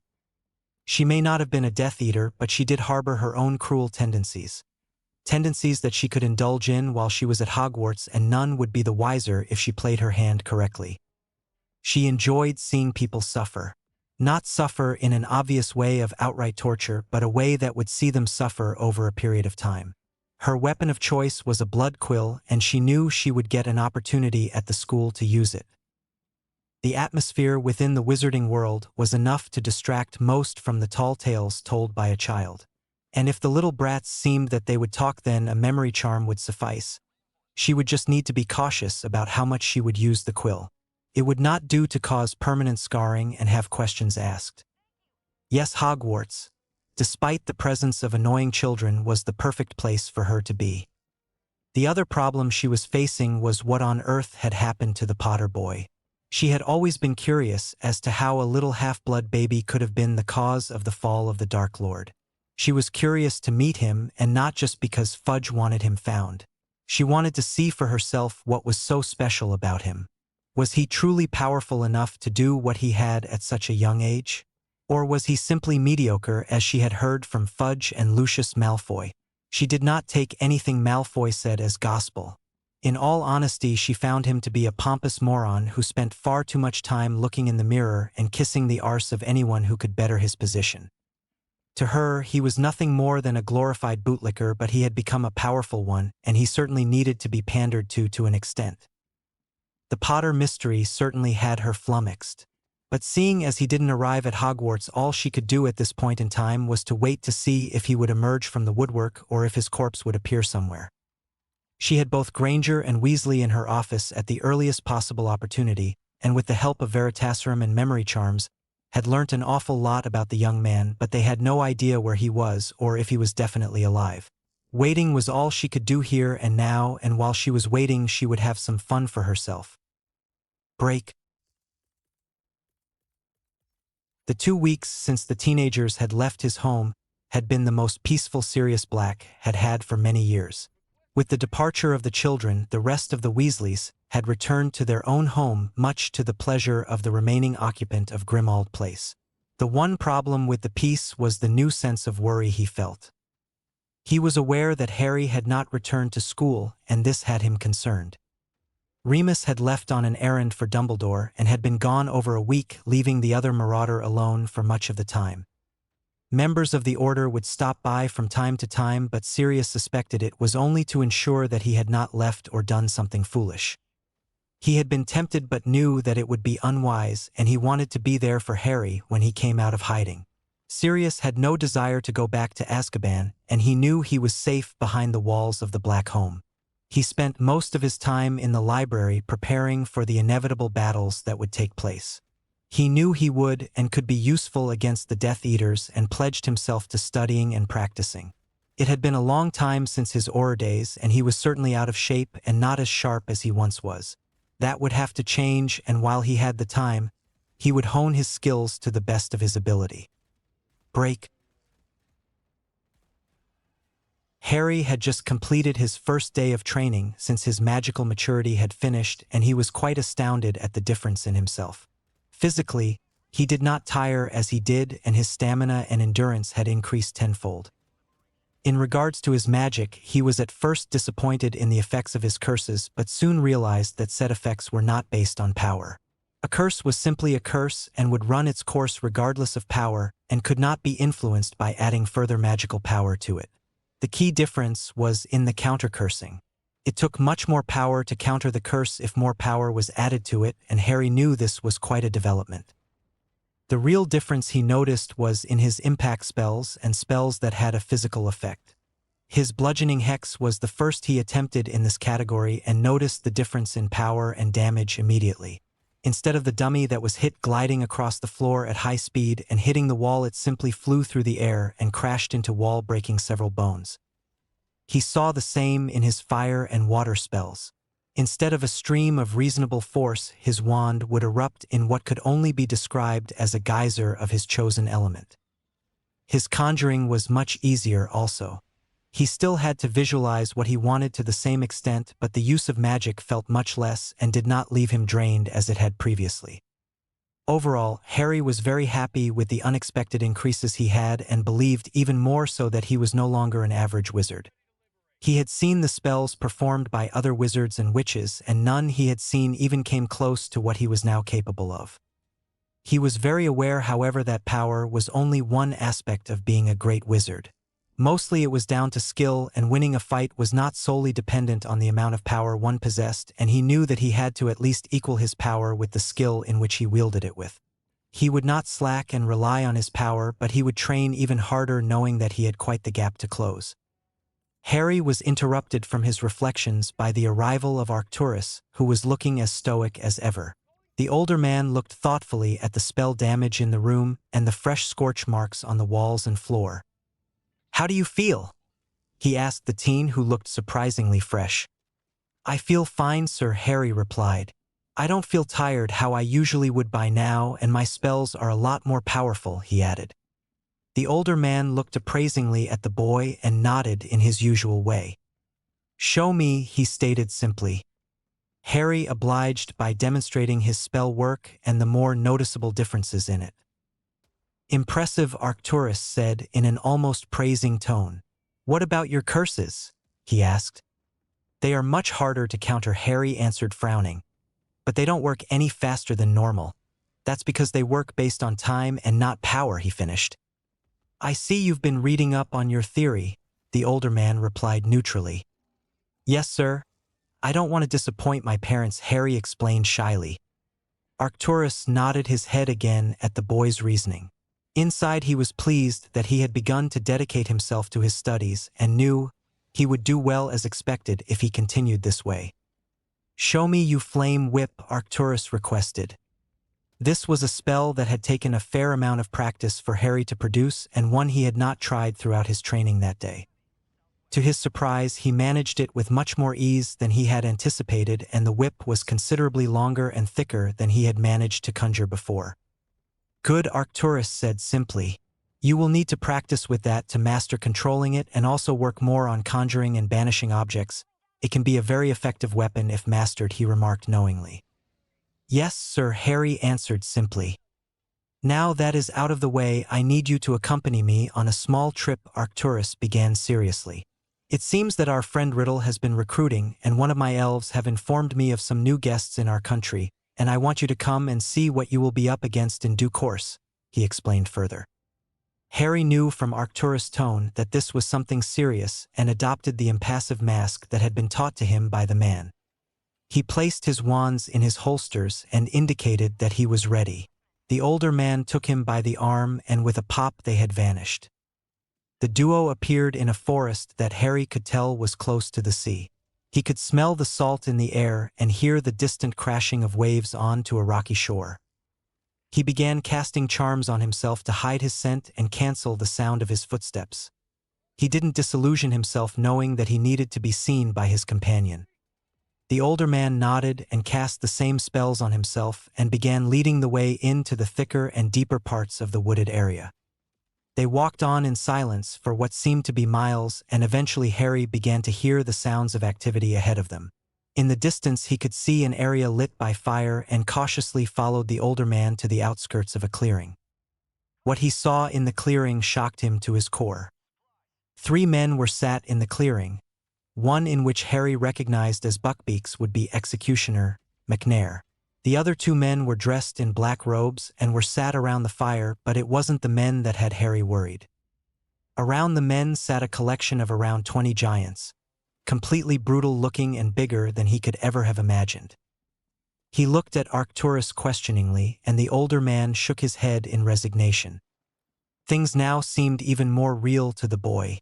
He knew now that this was a real war, and it wasn't only Riddle that would be a problem. It made him wonder what else he was up to and what other creatures he had managed to bring to his side. He was distracted by the biggest of the giants as he stood and stretched tiredly. It was not the giant itself that had distracted, but what was attached to his hip by a crude and blood-soaked rope. They were heads, bigger than the average human but not as big as a giant. It was then that Harry recognized them. The faces had been quite badly mutilated, but the shaggy hair and beard of one was familiar, and it did not take a genius to figure out who the other had belonged to. He felt a wave of emotion overcome him. He felt sick, upset, and extremely angry. He felt the magic rolling of him in waves in his fury, as did Arcturus, who moved in to calm down the boy. No, the older man whispered dangerously. All you will achieve is us being killed, and it will be for nothing, he said through gritted teeth. Harry swallowed back the emotion hard and nodded at the older man, but felt no better. He knew war would be gruesome, but he had not expected to see the head of his first ever friend worn as an accessory, as a trophy, as casually as it was. He would never forget the sight of the remaining appendage of Rubeus Hagrid, gentle half-giant, adorning the hip of a giant. And although he did not know Madame Maxime well, he felt a wave of sadness for her, also knowing she had died trying to prevent Riddle gaining further allies. He was shaken from his stupor by Arcturus, who took him by the arm and dragged them away to a safe distance where he could apparate them home. They appeared again in the training room, where Harry immediately removed his wand and fired a blasting hex at the dummy that exploded into thousands of tiny pieces. He breathed heavily in his rage, and it took some time for him to calm down to a point that he could listen to Arcturus. I did not know we would see that, he explained to the fuming teen. Dumbledore had no reason to send him to them. He must have known it was useless, he finished, shaking his head. He didn't deserve to die like that, Harry replied, attempting to keep the emotion out of his voice. He was a good man and wouldn't harm a fly, he added sadly. Then he has no place in a war, Arcturus declared. He should have been smart enough to keep out of it. He was too loyal to Dumbledore, and his loyalty and inability and lack of skill got him killed. You see what it is you are up against now? He questioned, not wanting an answer. Harry said nothing but used the moment of silence to compose himself. He would make them pay for what they had done to his friend. He was both sad and angry, and each emotion was fighting for dominance, but Harry would allow none to win. He schooled his features into his impassive mask before he spoke. They will pay, he stated with a cold edge to his voice. You will need to know how to kill a giant, the older man replied. Go and read your grandfather's journal from June 1915. You will see how he used to do it, the older man explained. Harry moved to exit the room, feeling the need to be alone becoming overwhelming. But he was stopped before he could reach the door by the older man. This has happened sooner than expected, but the war has still barely begun, he explained. We still have time, but we need to start putting things together, he continued. I think it is time for a family reunion, both to get some allies and to rock the boat a little, he finished with a cruel smile. Harry nodded and made his way to his room. As he closed the door behind him, the first tear sprung from his eye and he no longer tried to hold it back. He felt no shame in crying for the loss of his giant friend and would grieve in his moments alone. But he would be damned if he allowed anyone to see it. He knew being compassionate was not a weakness as such, but he knew that concealing any and all emotions would be beneficial to him and had decided some time ago to hide them all. He would feel, but he would not show. That was his promise to himself. When he was alone, however, he would release the emotions he felt, whether it be anger, sadness, joy, or happiness. He wept a little more for his friend before retrieving the journal he had been instructed to and quickly found what he was looking for and began to read. June 13, 1915. I encountered and fought my first giant today, and let me say that what you read and hear does no justice to them at all. They are truly a sight to behold and a fight I will never forget. They are very tough and resistant to almost all magic. The only spell that worked effectively was my flame whip, but even that was not enough. To defeat a giant, you need to use physical attacks and aim for the legs and head. I wasted a lot of time trying to curse the beast, and the spells did nothing. I managed to conjure and banish metal spheres to bring it to its knees after they eventually broke, and sent countless arrows into its torso and head. It did not stop fighting until I removed its head by banishing a large sword I had conjured at its neck. That in itself took a lot of power, and I would not recommend it unless you know you are a capable wizard. Harry now understood why Arcturus had instructed him to work on his conjuring, banishing, and flame whip further. He placed the journal back in his grandfather's trunk and got into bed. He felt a sense of numbness overcome him as the death of Hagrid sunk in. He would make sure his friend did not die in vain and vowed to himself that he would do all he could to make sure he could limit the advantage the giants would have in battle, even if he had to take them all down himself. He shuddered at that thought and slowly fell into an uneasy slumber, knowing that the war was beginning to shape into something that would not be easily concluded. Chapter 6: Family Issues. Halloween had come quickly for both Harry and Arcturus, and the last 6 weeks had been busy. Something within the boy had changed since the night they had seen the giants, and the change was one all too familiar for the older man. The boy was simply no longer a boy. He carried himself differently. He trained with complete abandon, and he never once revealed even an ounce of what he was feeling. He had truly mastered hiding his emotions, and the older man couldn't help but think that his long-past friend had risen from the dead and was possessing the young man in front of him. Yes, the final part of Harry's childhood innocence was gone, and he seemed to have come full circle.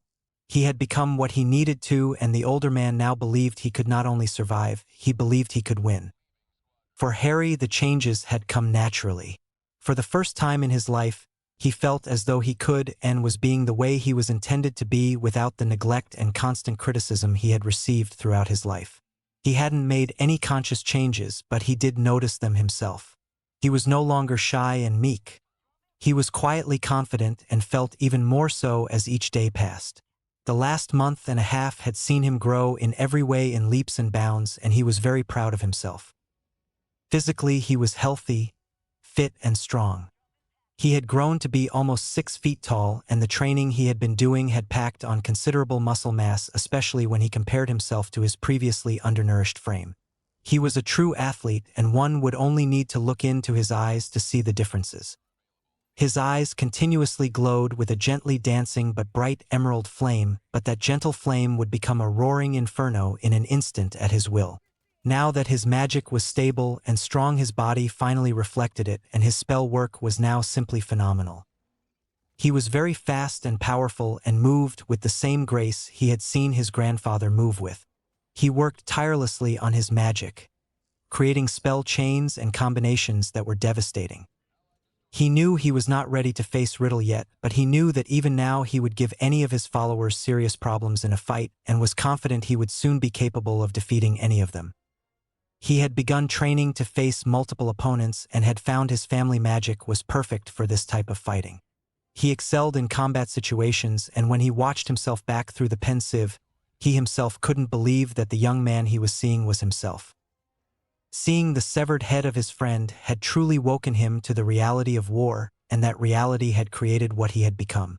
He was now a warrior, and he knew that Tom Riddle would rue the day he went after the Potters. If it was the last thing he did, Harry would avenge those of his blood, those who were taken from him all too soon. He had decided weeks before that he wanted to visit his parents' and his grandparents' grave on this day. If anything, he wanted to see where they rested and pay his respects to those who he had finally gotten to know over the last several months. He wasn't seeking closure on their deaths. He knew he wouldn't get it until the day he ended Riddle. He hadn't broached the subject with the older man yet, but he knew he would not deny him.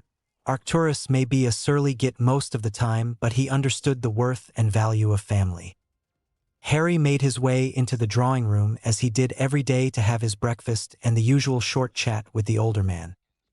He entered the room silently, took his seat and helped himself to his oats and fruit.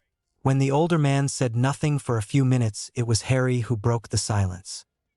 "Where are my family buried?" he asked neutrally. The older man did not look at all surprised by the question, but looked at his younger companion critically before answering. "They will be buried in the Potter Mausoleum in Godric's Hollow," the older man replied with a frown. "Have you never been?" he asked in a quietly dangerous voice that Harry knew meant that he was displeased. "No, sir. My aunt and uncle never took me, and no one has ever told me before. All I know is that my parents were murdered on Halloween and I was taken to them," he answered casually. "And you want to go?" Arcturus stated. "Tonight," was the reply he received. The older man looked at Harry and knew there was no stopping him even if he wanted to. He had become sure of himself and even stubborn the same way Charles was. He shook his head at young man but nodded at his request. "We will go later tonight, but it could be risky.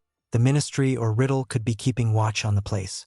I will send Elgar to scout it out for the day, and if necessary we will come up with a way we can go without being bothered," he finished. "Thank you, sir," Harry said respectfully. "I really do appreciate it." They continued their breakfast in silence until the older man had finished. He sent Elgar to watch the graveyard before opening a letter that had been delivered to him during the meal. "The letters will be going out today, so we will be having our meeting tomorrow," he intoned with a steely glint in his eye. Harry just nodded at the man. He was looking forward to seeing Sirius again, but knew this was not going to be the happy reunion with his godfather he had hoped for. This was family business, and Harry knew that it was going to be tense, especially with the occupants not having been in a room together for many years. He finished his breakfast and made his way to start his training for the day. He wanted the day to pass quickly as he was both eager and nervous about visiting the final resting place of his family. The next couple of days would be interesting at the very least for Harry Potter. Break. Today found Sirius Black in a very somber and depressed mood. 14 years ago to the day his life had plummeted into the downward spiral that would haunt him forever. He lost his best friend and his wife, and because of his own actions he had lost his godson also. Sirius Black was innocent of the crimes he had been sent to Azkaban for, but in his own heart he knew he was guilty.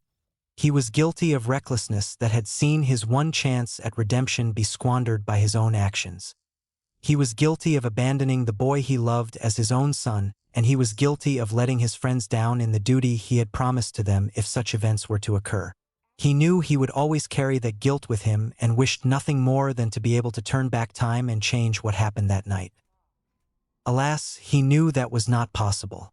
Instead, he wished for one more chance to be there for Harry the way he should always have been.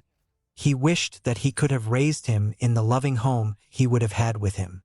And more than anything, he wished he was with the boy right now so he could keep him safe from what he knew was coming. The past 6 weeks had seen Sirius at the busiest he had ever been. He trained morning, noon, and night and began taking care of himself.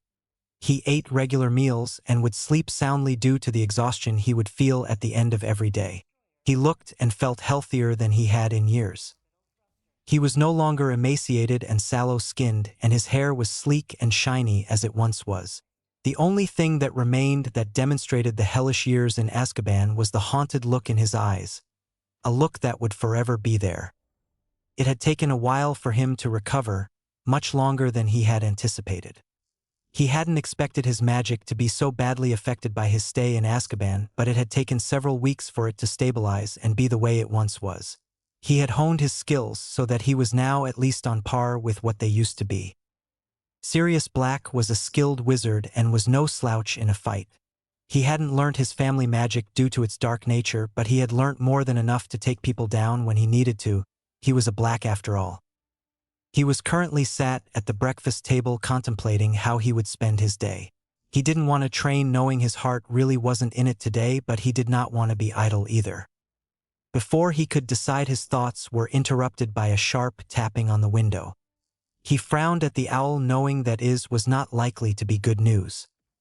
He opened the window to allow the bird access, and as soon as he relieved it of its burden, it exited immediately.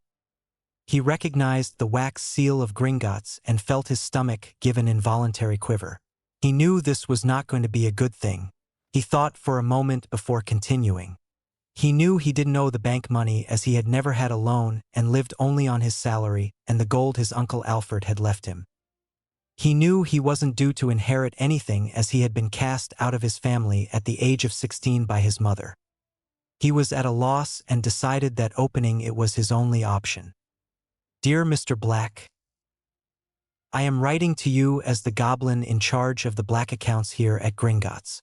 It seems that there are many things that need to be discussed pertaining to family business and other sensitive affairs that shall not be mentioned in writing. I request an audience with yourself tomorrow at 6 p.m. to discuss these most urgent matters. I am aware of your current status and have therefore turned this letter into a portkey that will place you outside the designated room in which we will meet at the time mentioned above. You have a magical vow that this is no trap and you will be safe within our walls from capture. Yours in service, Barchoke, Black Family Account Manager. The letter glowed a bright blue, sealing the vow, and the man simply stared at the piece of parchment in shock and as a nervous wreck. He did not know what to make of the letter, but knew it was not wise to ignore a request for a meeting from the goblins. He would have to attend in secret, of course, but now he was truly curious. He sat back at the table and continued to ponder what business the goblins could possibly have with him. Break. Andromeda Tonks arrived to work in her usual fashion. She sat her desk and looked over case notes for the coming week before fetching her morning coffee. Despite the setbacks in her life, she had become a very successful lawyer and was proud of what she achieved. At the age of 18, she had fled her family home when it was announced that she was to be married off to a man she had not chosen. She had already found love and had spent the last 3 years hiding it from her family because they would never approve of her choice in man. Her now husband Ted was a Muggle-born, and her being a Black meant that he would not be an acceptable choice. She had always been proud of her heritage and proud that she had been born into a prominent family, but her pride ended at the bigotry her family was well known for. She held nothing against anyone who was not born into a wizarding family and did not buy into the pureblood supremacy that was prevalent in the wizarding community. Her husband himself had always been talented and very intelligent, and he and her complemented each other well. Their daughter had inherited talents beyond both of them and seemed to have taken the best of both of their genes. Not only was she powerful in her own right, but she had inherited the metamorph ability from the Black line. She was a fine Auror, and Andromeda was proud of her only child. Despite the happiness she felt, she regretted that all but one member of her family had turned their backs on her, but she remained stubborn and married Ted Tonks anyway. Her cousin Sirius was the only one who had remained in contact with her, and he maintained that contact until he went to Azkaban. Andromeda had always been unsure of her cousin's guilt. She knew that James was nothing less than a brother to him, and he truly idolized Lily Potter and respected her. She had tried to visit him on several occasions just to ascertain whether he was guilty or innocent, but she had been rebuffed on every attempt. She had even been unsuccessful in trying to obtain the paperwork pertaining to her cousin, being told that it was senior ministry staff and for oral access only. She had long resigned herself to the fact that she would get nowhere in her line of inquiries, so she simply let it rest. To her, it would be one of those things she had no control over and one of those things that would have to remain a mystery. She had had a fairly happy childhood made easier by her two sisters who she had adored. Her older sister Bella was beautiful, intelligent and a fierce duelist, and growing up, Andromeda had always wanted to be like her. She trained with her throughout her younger years, and they would gossip as all young girls would, but that changed when Bella returned to Hogwarts for her 7th year. She had been seduced by the pure blood movement headed by you-know-who and had started to become what she was now known for, an insane killer. It had broken Andromeda's heart to see her sister take the path she had chosen, and no matter how much she pleaded with her older sibling, she knew her mind had already been made up. Her younger sister Narcissa was always the favored and spoilt one. Being the youngest, she would always get away with everything and would charm anyone she came across. She was a talented witch in her own right, but favored potions and charms above dueling. Andromeda always believed that she would make a fine healer, but that wasn't to be. Her father had matched her with Lucius Malfoy, and any hopes and dreams the youngest black sister had died with that match. She had become nothing more than a trophy and had truly adopted the life of a Malfoy. She looked down on everyone and became a snob and an emotionless shell of what she once was. She had spent her life wasting away in an oversized house and only left to shop or attend events draped on the arm of her buffoon of a husband. To Andromeda, the stagnation of her sister was wasteful, and the wizarding world could have benefited from a woman with her skill and the care she had once shown. She returned to her desk to begin her work day and had barely begun to put together her most current case when she was interrupted by a gentle tapping on the window. Thinking it was a new case, she opened the window to admit the bird. It wasn't until the owl had left that she recognized the Gringotts seal. She had already received her monthly statement, so was confused as to what the letter could include. She opened it and was completely shocked by the contents. Dear Mrs. Tonks née Black, I am writing to you as the goblin in charge of the black accounts here at Gringotts. It seems that there are many things that need to be discussed pertaining to family business and other sensitive affairs that shall not be mentioned in writing. I request an audience with yourself tomorrow at 6:30 p.m. to discuss these most urgent matters. I would ask that you also bring your daughter Nymphadora Tonks and husband Theodore Tonks, as the business discussed is likely to affect them also. Yours in service, Barchoke. The Black Family Account Manager. The letter had Andromeda worried. Was it possible that her father had somehow created a marriage contract for her daughter without her knowledge? Or was it possible that it pertained to herself? She was no longer a black and hadn't been for 25 years. She knew it was unlikely to be anything good and could only hope that whatever it was not detrimental to her family. She quickly put everything away and grabbed the letter to head home. She had to inform her family of this development and plan accordingly. Break. The mood within the castle had shifted from an undertone of tenseness to one of caution for many. The appointment of Umbridge had led to many strange happenings. Educational degrees had been implemented for several trivial reasons, and those in the school bright enough to understand knew it was done to control them and dampen any kind of spirit. People would be given detention with the toad and return confused and could not remember what they had done in the time spent with her. Hermione, not having served a detention with the woman, had taken her concerns to McGonagall, but had been told to keep her head down and let the storm pass. The professors were worried. The students who had attended the detentions had shown signs of having their memory modified, but they knew it would be difficult to prove unless they caught the woman in the act. Their positions themselves were precarious at best and were undergoing inspections by the odious woman. They were in no position to investigate, fearing for their own livelihoods. Although it was upsetting and worrying, the children did recover, and there had so far been no physical evidence apparent to them. For now they knew if they wanted to retain their jobs, they had to simply wait for this to pass and hope that it would be over soon. The cardigan-clad woman had firmly pressed her will on all in Castle, and the days had become dark indeed under her tyranny. Today was the day that Hermione and Ron had been planning for several weeks now. They knew to pass their OWLS and to be able to defend themselves when the time was right they needed to be taught properly. They had taken it upon themselves to start a group in which they and their peers could study together what they would need to pass their exams and be able to hold their own in a fight. The castle was in a much better spirit today as the students would get a respite from the rules the Toad had implemented. It was the first Hogsmeade trip, and the duo along with Neville and Ginny had chosen today to hold their meeting to garner interest in their plan.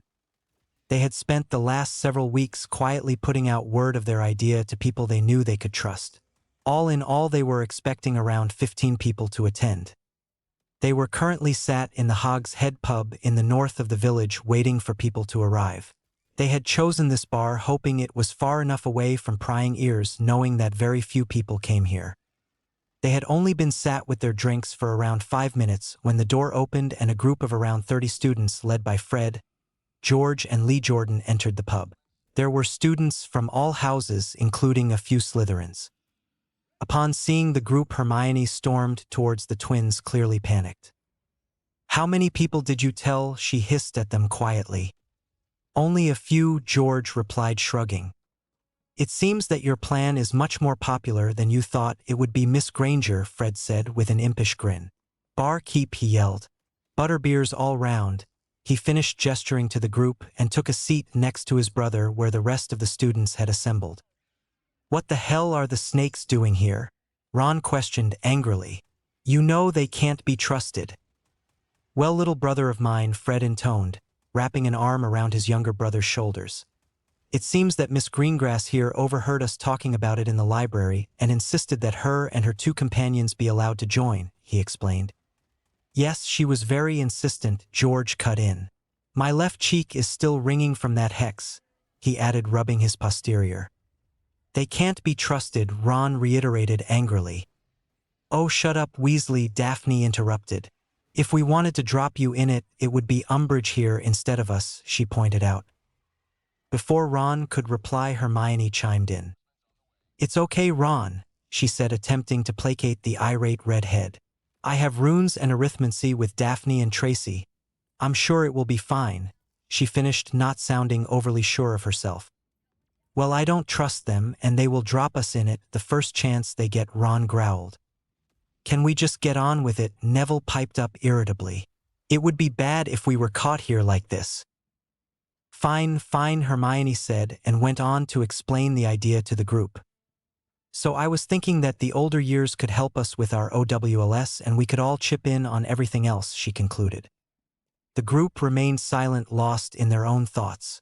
They all knew what Granger had suggested made sense and that they had a much better chance of passing their exams if they worked together. It was a much better prospect than relying on Umbridge and her sorry idea of what teaching was. "If Harry was here, I would have got him to teach us," Hermione said, breaking the silence. "Potter," Tracy Davis broke in. "What could he teach us we don't already know?" she asked. "And is he even alive? Surely you know something. He is your best friend." There was a majority agreement within the group, demonstrated by rigorous nodding by many. "Harry is by far the best at defense in our year and has actual experience," Ron answered irritably. "What, because he defeated a Dark Lord before he could hold a wand?" Astoria Greengrass asked. "It was luck, not skill." "He didn't mean that experience," Hermione retorted angrily, and quickly put her hand over her mouth once she realized her mistake. "And no, none of us have heard from him since before he went in the maze," she answered sadly. "Well, what experience did he mean?" Daphne asked neutrally. The Weasleys and Hermione shared a look until the brown-haired girl nodded in resignation. She felt compelled to defend her friend, and even though she knew it would bother him that she would explain what he had seen and done, she felt it was necessary if only to show there was some hope in this dark time. "Remember our first year?" she asked the group. "We were told to stay away from the 3rd-floor corridor, which we did, but we found out someone was trying to steal something that was hidden there." "What was it?" Susan Bones asked curiously. "The Philosopher's Stone," Hermione almost whispered. You expect us to believe that the stone was at Hogwarts? Marietta Edgecombe asked skeptically. It was, Hermione answered simply. Professor Quirrell tried to steal it and Harry stopped him, she explained. You mean that stuttering moron who barely knew his arse from his elbow? Lee Jordan asked. He was possessed by you-know-who, George answered. Lee looked at his friend but didn't question him further.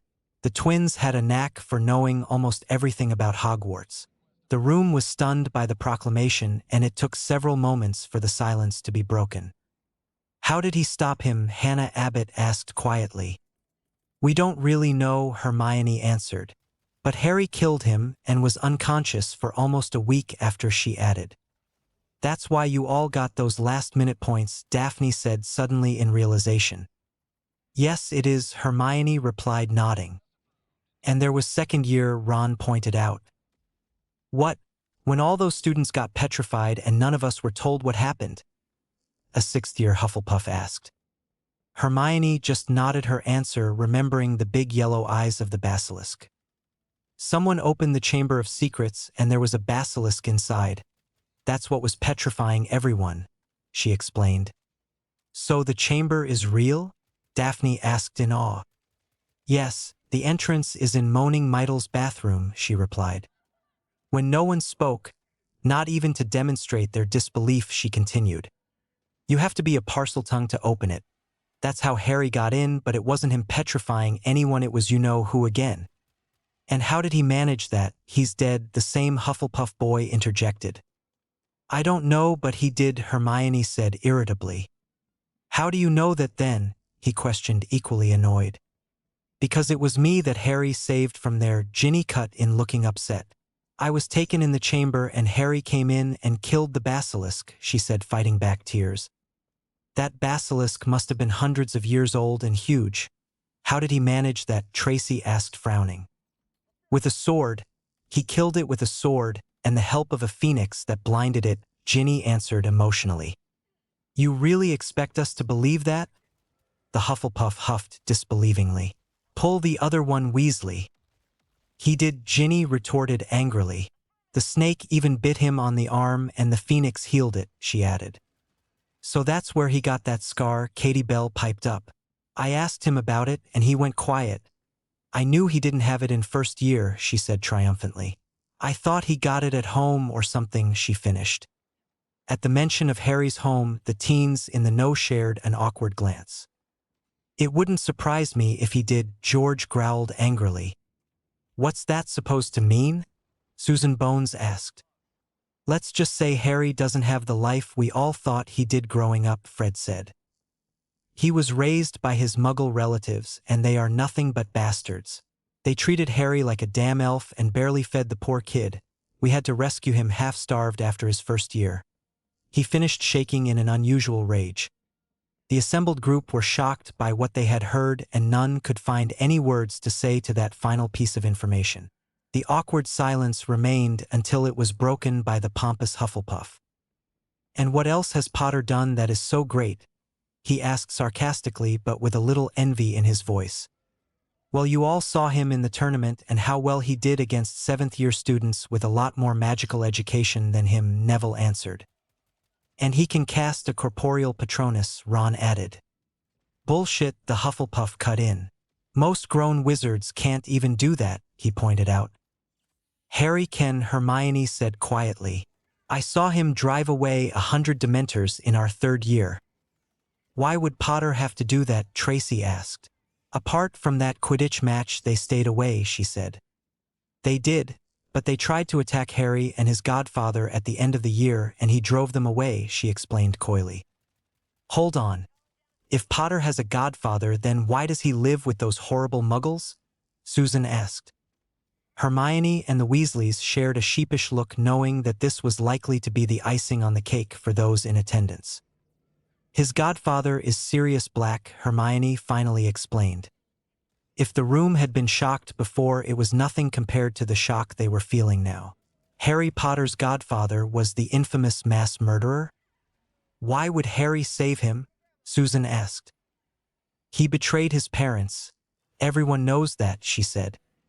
"Sirius is innocent," George cut in. "It was Peter Pettigrew who betrayed them. He's been hiding in his animagus form for years," he stated, not elaborating further. The room was completely silent once again, so Hermione took the opportunity to move the conversation away from Sirius, not wanting any more attention on that particular subject. "Harry is the most powerful wizard I know. He is up there with both Dumbledore and who, but he has been quashed his whole life by his relatives. That's why he is so quiet and not very confident, but believe me, he comes through every time when it counts," she intoned. "I don't know where he is or even if he is alive, but if he is, I can promise he will do everything he can to stop him. I believe Dumbledore, he has no reason to lie to us. Why do you think the Ministry has put Umbridge here, and why do you think they are trying to discredit Dumbledore?" she asked. "It's because they are scared of the truth," she elaborated before she could be cut off. "Why do you think they want to find Harry so badly? It's because they know that he is the person everyone will look to when it all goes badly," she added. "It may have been luck when he was a baby, but he isn't a baby anymore," she finished breathlessly. "That's why we want to have this study group," Neville continued. "We need to be ready for exams and for what's out there, because right now we would last less than a minute in any duel," he admitted. "Swear on it," the Hufflepuff demanded. "What do you mean?" Hermione asked the boy, confused. "Swear on your magic that everything you have told us is true," he demanded again, looking smug. Without hesitating, Hermione removed her wand. But before she could say a word, she was cut off by Neville. "You don't have to do that, Hermione," he said, placing his hand on her forearm. "If it's the only way they believe me, then I do," she answered sadly. With that said, she raised her wand and began to speak. "I, Hermione Jean Granger, swear on my life and magic that everything I have said about Harry Potter in this meeting is true to the best of my knowledge. So mote it be," she intoned without hesitation, the golden glow surrounding her. The group looked at her expectantly, waiting for something to happen to the girl. "Lumos," she incanted, lighting the tip of her wand. The group were once again shocked. They had not expected her to comply with the request the boy had made, but she had, and had been found to have been honest. The shocked group would leave today with a very different opinion of Harry Potter and what they thought they knew of the boy. Many realized that they in fact never knew a thing about him. Despite sharing a school with him for 4 years, he had always been quiet and reserved and always kept his circle of friends small. A seed of hope had been planted within many, and all they could do was wait it out and hope that Potter would be coming back and could once again do what he had as a baby, but this time with a more permanent conclusion. "We have a piece of parchment for everyone to sign. So sign it and pass it along," Hermione said, handing the parchment to Fred. "I promise I will keep it safe, and we will let you know when the first official meeting will be, and where it is once we find a suitable place," she finished. The students signed the parchment with little hesitation, and as soon as it made its way back to Hermione, they began to disperse. After the group had left, Hermione sunk into her seat, exhausted. "That went well," Neville said. "It did," Hermione agreed. "I just wish we didn't have to explain so much about Harry," she said, feeling guilty. "He will understand," Neville replied, placing a comforting hand on her shoulder. "If you hadn't, they would have left, and we would have been back to where we were," he added. "I know, but I still feel bad for breaking his confidence," she explained sadly. "I hope he forgives me," she said, almost to herself. "I'm sure he will," Neville answered. "Now can we please get out of here? This place is even creepier than the Shrieking Shack," he stated with a shudder. And with that, the group exited the bar to enjoy what was left of their time away from the castle. At the end of the day, they would be going back, but they knew they had achieved something today and felt much better for it. Break. Harry had just finished his training day and was getting ready for his shower. He was both nervous and excited in his anticipation at finally getting to visit where his family were put to rest. He usually spent Halloween in quite the melancholy mood, but today was different. Today he would get to pay his respects and to finally get some closure. He wasn't the same as he had been in previous years. In fact, his mood was one of determination. He felt more determined today than ever to give his family the overdue justice they deserved. He finished showering and took his time getting dressed. He had chosen to wear a half-buttoned khaki green shirt, a black vest, jeans, and tan boots. He didn't want it to be a formal affair. The thought of his father laughing at him suited and booted did not appeal to him. He caught sight of himself in the mirror and realized he needed to at the very least tidy up the facial hair that had quickly began to grow. He found that he liked it and that it made him look less childlike and more distinguished. He wore it as short stubble that blended to sides of his hair that he kept equally short. He kept his hair longer on top, but just enough that he could control it with a simple messy style. He had found a really useful barbering spell in one of his grandfather's journals, and with a little practice, he found that he was quite adept with it. He made his way to the drawing room where Arcturus was waiting for him so they could eat before they would make their way to Godric's Hollow. He entered the room and took his seat only to be frozen in place by a critical stare from the older man. "Go and change into a suit," he commanded simply. Harry was about to protest but was cut off by the older man before any words could form on his lips. "It doesn't have to be a formal thing, but you will dress the part," he said firmly. "Charles would hex you something silly if he was here and you went to visit their graves for the first time dressed like that," he pointed out. Harry swallowed and nodded before exiting. He was back in the room 10 minutes later wearing a navy blue ensemble with a plain white shirt and charcoal tie with a matching peacoat. He waited for the nod of approval from Arcturus before he took his seat. "We need to talk about tomorrow," the older man declared. "The letters were sent today and the meeting will take place tomorrow evening," he finished. "Okay," Harry said, confused. It wasn't like the older man to divulge details of his business with the teen. "I want you to be there, but I have 2 requests," he said, noting the surprise on the teen's face. Harry just nodded in acknowledgement. Firstly, the older man began holding up a finger. "You will wear your cloak and only show yourself if I give you my permission, understood?" he asked with a stern tone. "Yes, sir," Harry replied, a little sadly, knowing he would be in the same room as his godfather and may not be able to speak to him.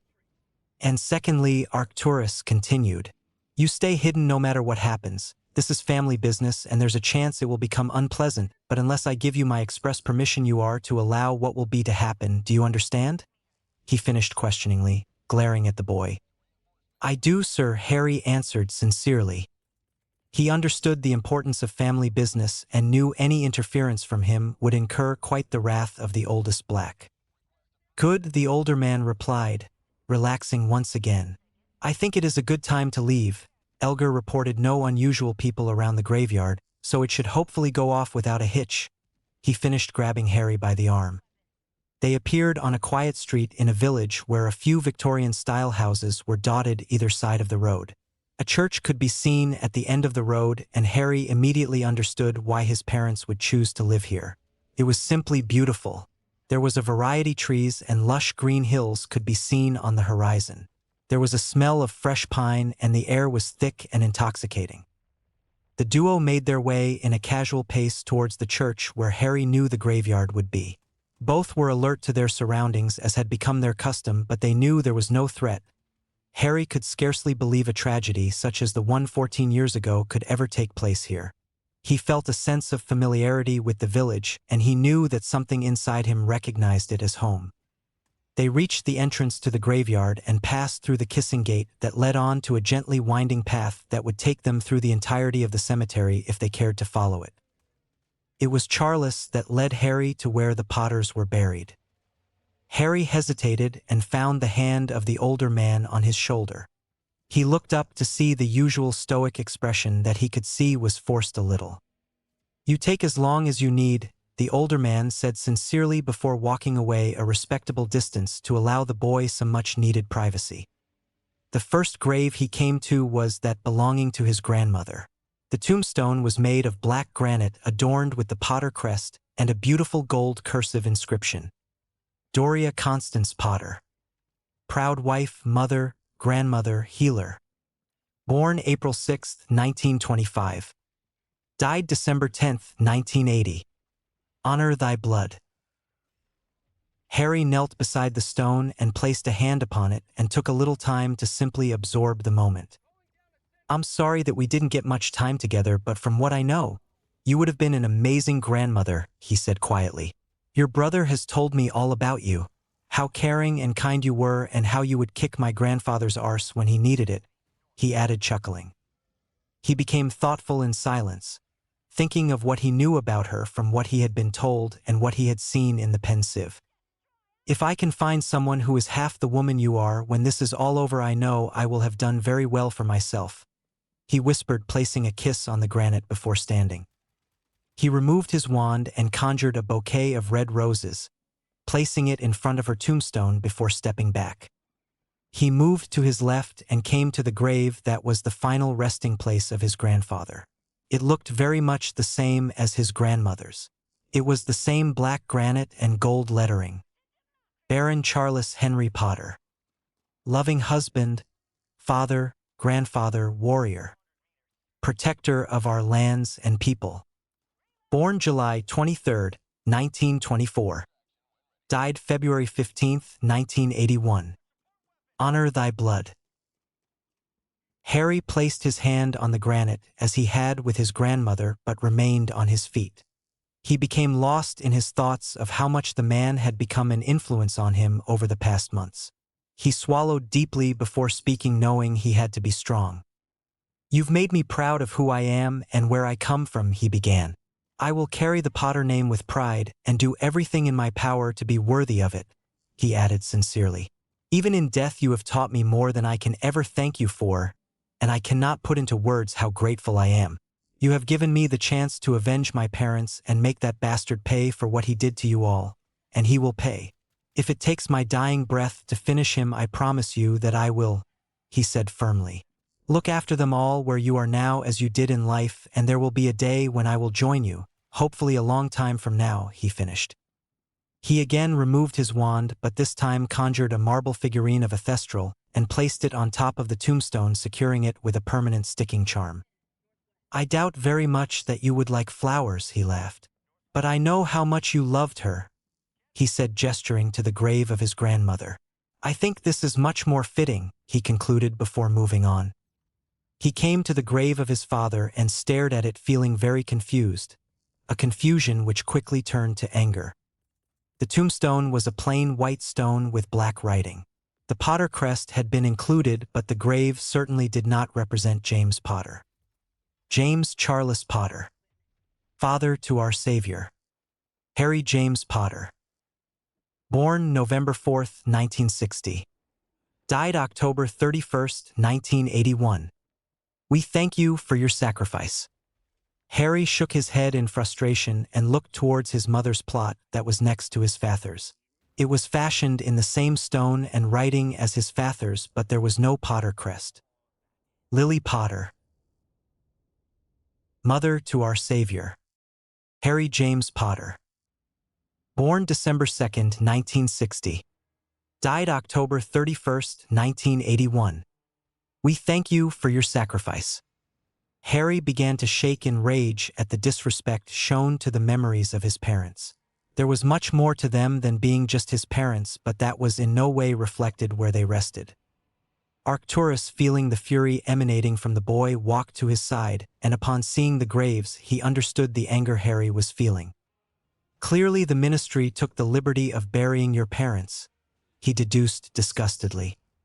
Harry took a deep breath to calm himself before aiming his wand at his father's tombstone, a deep look of concentration coming over him, and the stone started to transform.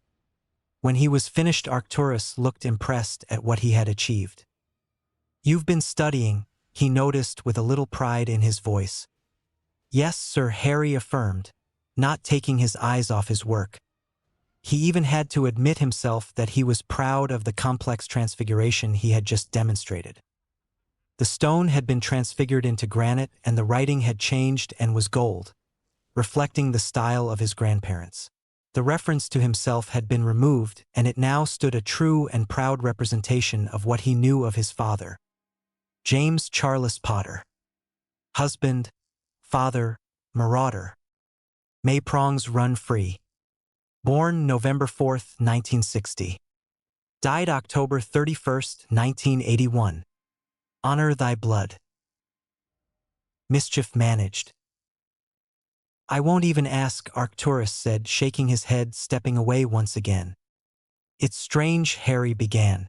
I know more about my grandparents than I do about you, and you're my father, he continued sadly. I know we would have had a lot of fun from what Sirius has told me and probably driven Mum insane, he said, shaking his head. You were taken too soon, he stated. He took a moment to compose himself before he continued talking. Thank you for protecting Mum and me as best as you could, he intoned sincerely. I will get the rat for what he did to us, he added confidently. I will make sure that bastard suffers for everything, he growled. I love you, Dad, and I will see you all again, he finished. He concluded his time with his father by conjuring 2 marble figurines, one of a large shaggy dog and one of a werewolf, which he secured atop the tombstone. To add to that, he conjured a single white lily and placed it between the 2 before turning his attention to the grave of his mother.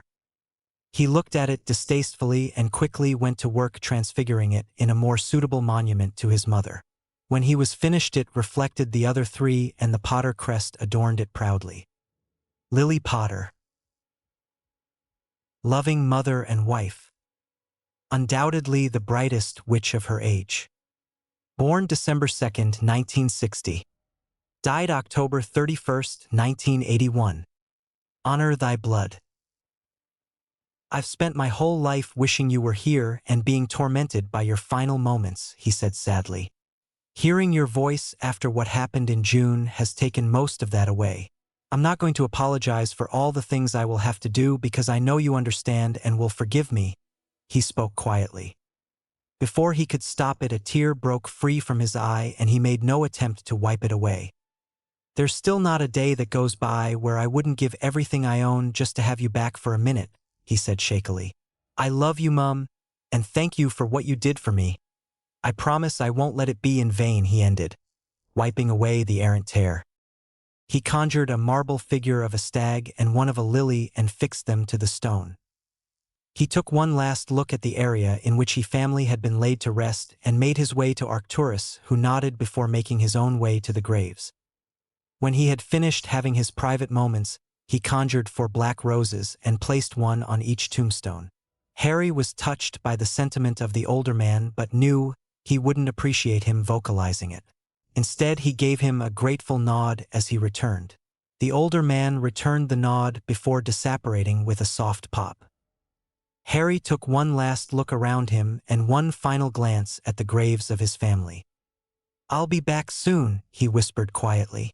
With that, he himself disappeared with a near inaudible crack.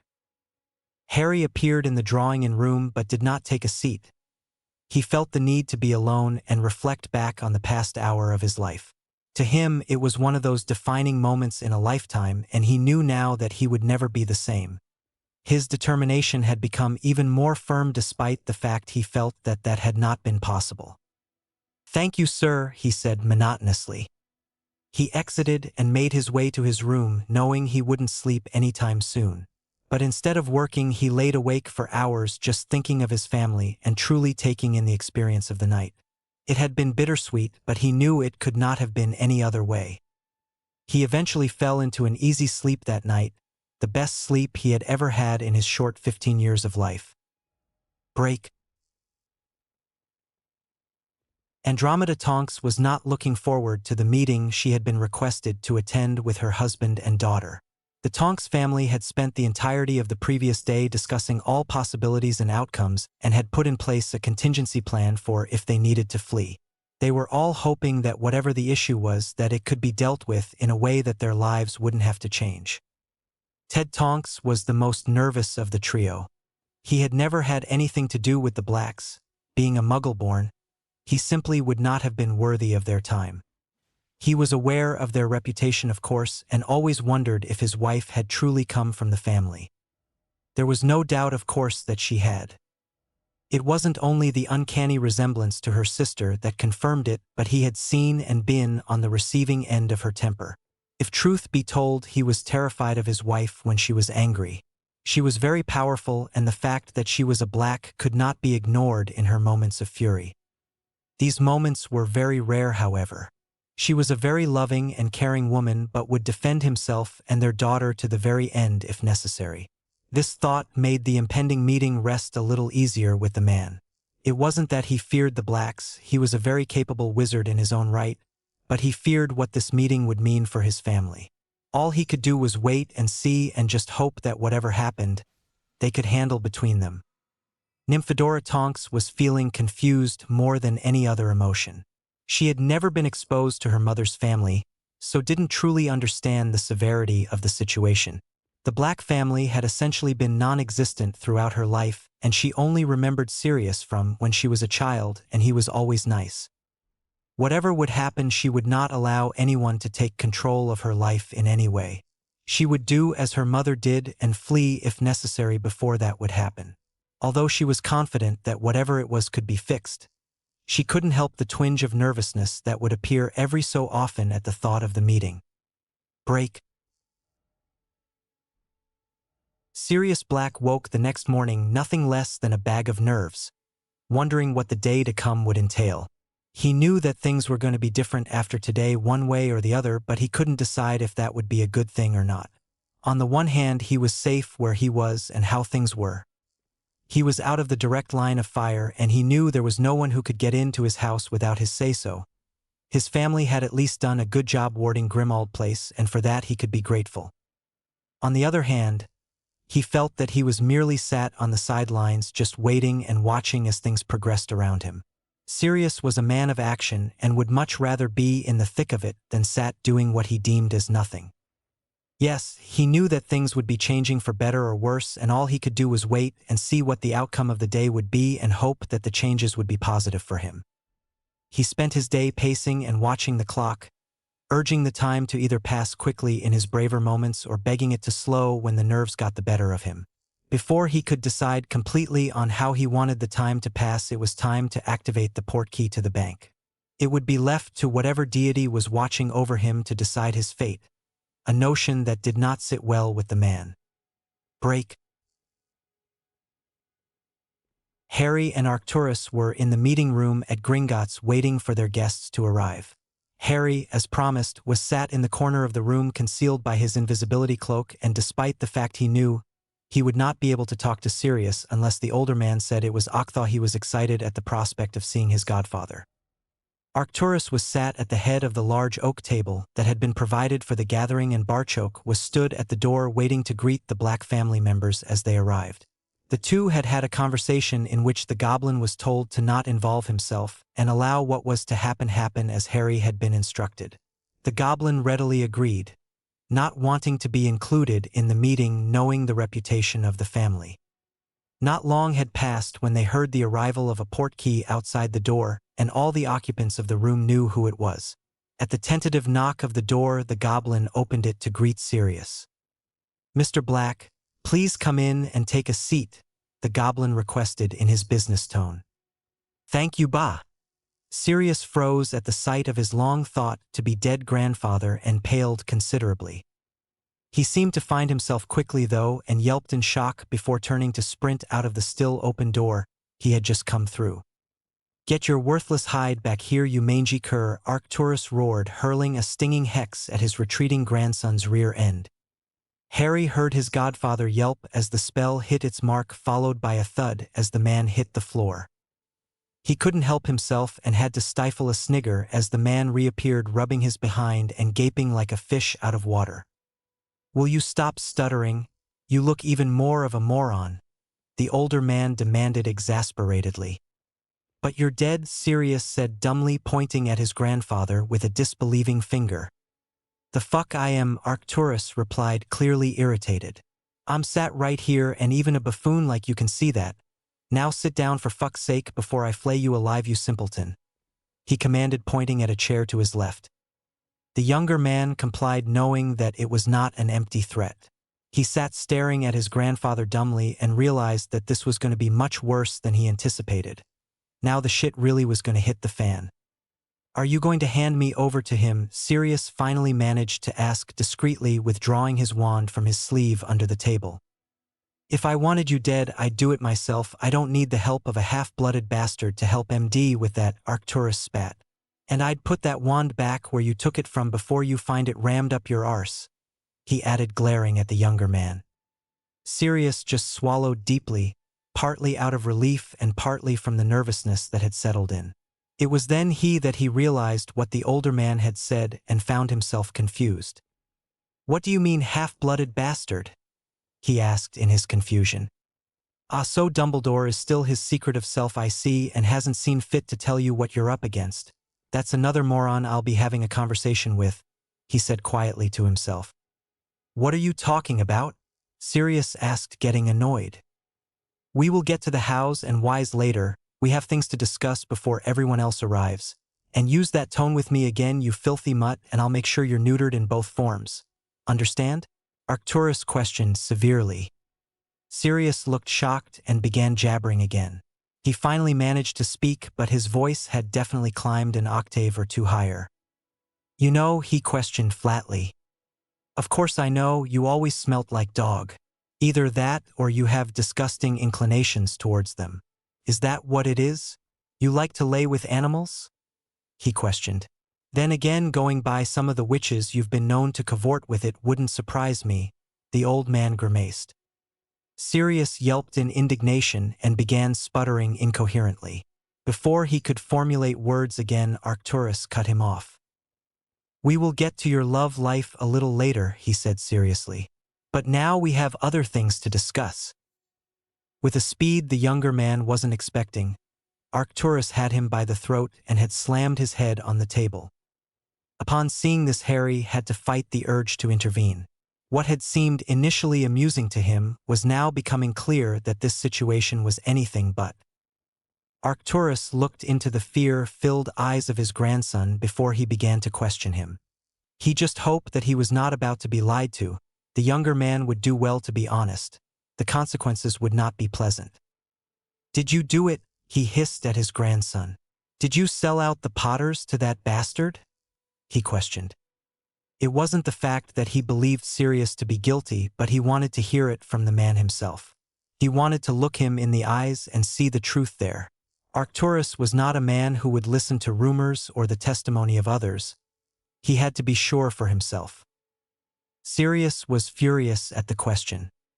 His grandfather knew how close he was to James and Lily and knew that he would not have done it. "I would have died first," Sirius spat, with venom in his voice. Arcturus knew the boy was telling the truth and simply nodded. Seeing the anger in his eyes gave him hope that he had found a true ally for the Potter boy. Hell, he couldn't fight this war alone. "Good," the older man said, releasing his grandson and returning to his seat. He watched Sirius rubbing his neck and gave him a moment to compose himself before he continued. "Apart from myself, you are the last remaining black male, and when I die you will take over the family," he stated to the surprised younger man. "What do you plan on doing to continue the family line?" he asked. Sirius looked more than a little embarrassed and rubbed the back of his neck nervously, clearly unwilling to answer. Eventually he blew out a long breath and hung his head in what seemed to be shame. 12 years in Azkaban takes away certain capabilities," he explained quietly. "The wand can fire spells, but there's no magic in them," he finished in a whisper. Arcturus had suspected as much but did not want to discuss the potency of his grandson's seed with him. "You have a contingency plan, I assume," he stated neutrally.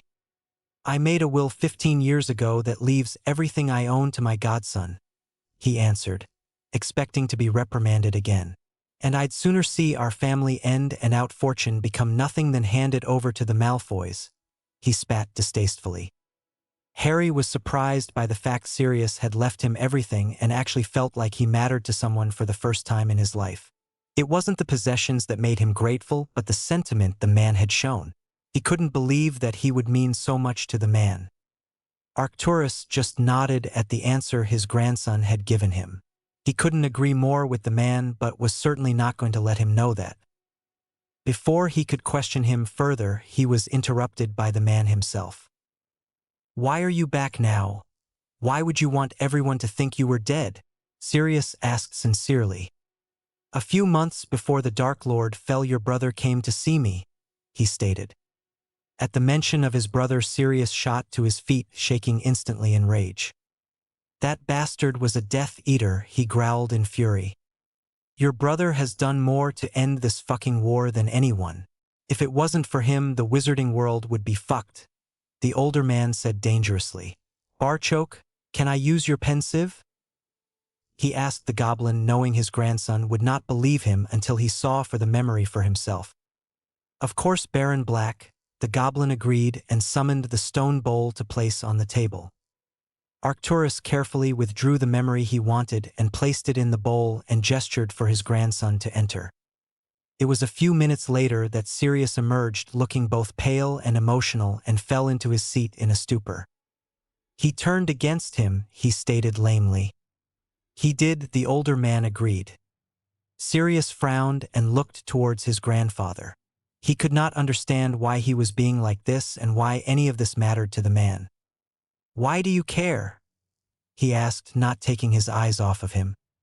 Arcturus was not surprised by the question and had expected it. He thought before he answered but would not hide the truth from the boy. He was family after all, something the older man had little left of. The First and Second War tore my family, our family, to pieces, he began. Our family will not survive another war unless we come together. I've spent my whole life trying to rebuild the Black family, and before this bastard came along the first time we were doing well. He paused before he continued. Not only that he killed my best friend, he said sadly. No, not my friend, he added, shaking his head.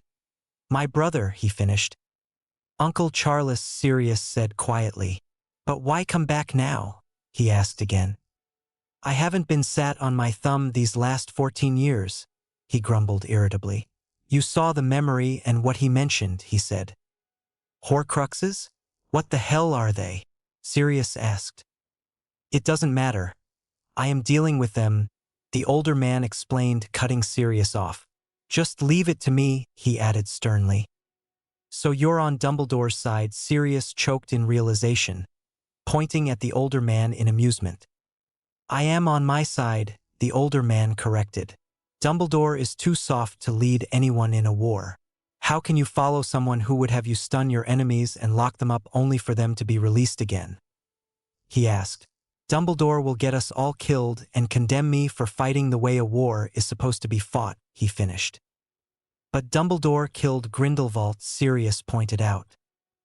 No, Arcturus interrupted. Grindelwald killed himself. He was hit by his own spell, and even I'm sure that Dumbledore did that by accident, he hazarded. Sirius just sat listening to what his grandfather had said and knew it was true. Dumbledore would insist on non-lethal spells that the Death Eaters certainly would not be using. Before the conversation could go any further, there was another knock on the door, and the two men took their seats and waited for their guests to be admitted.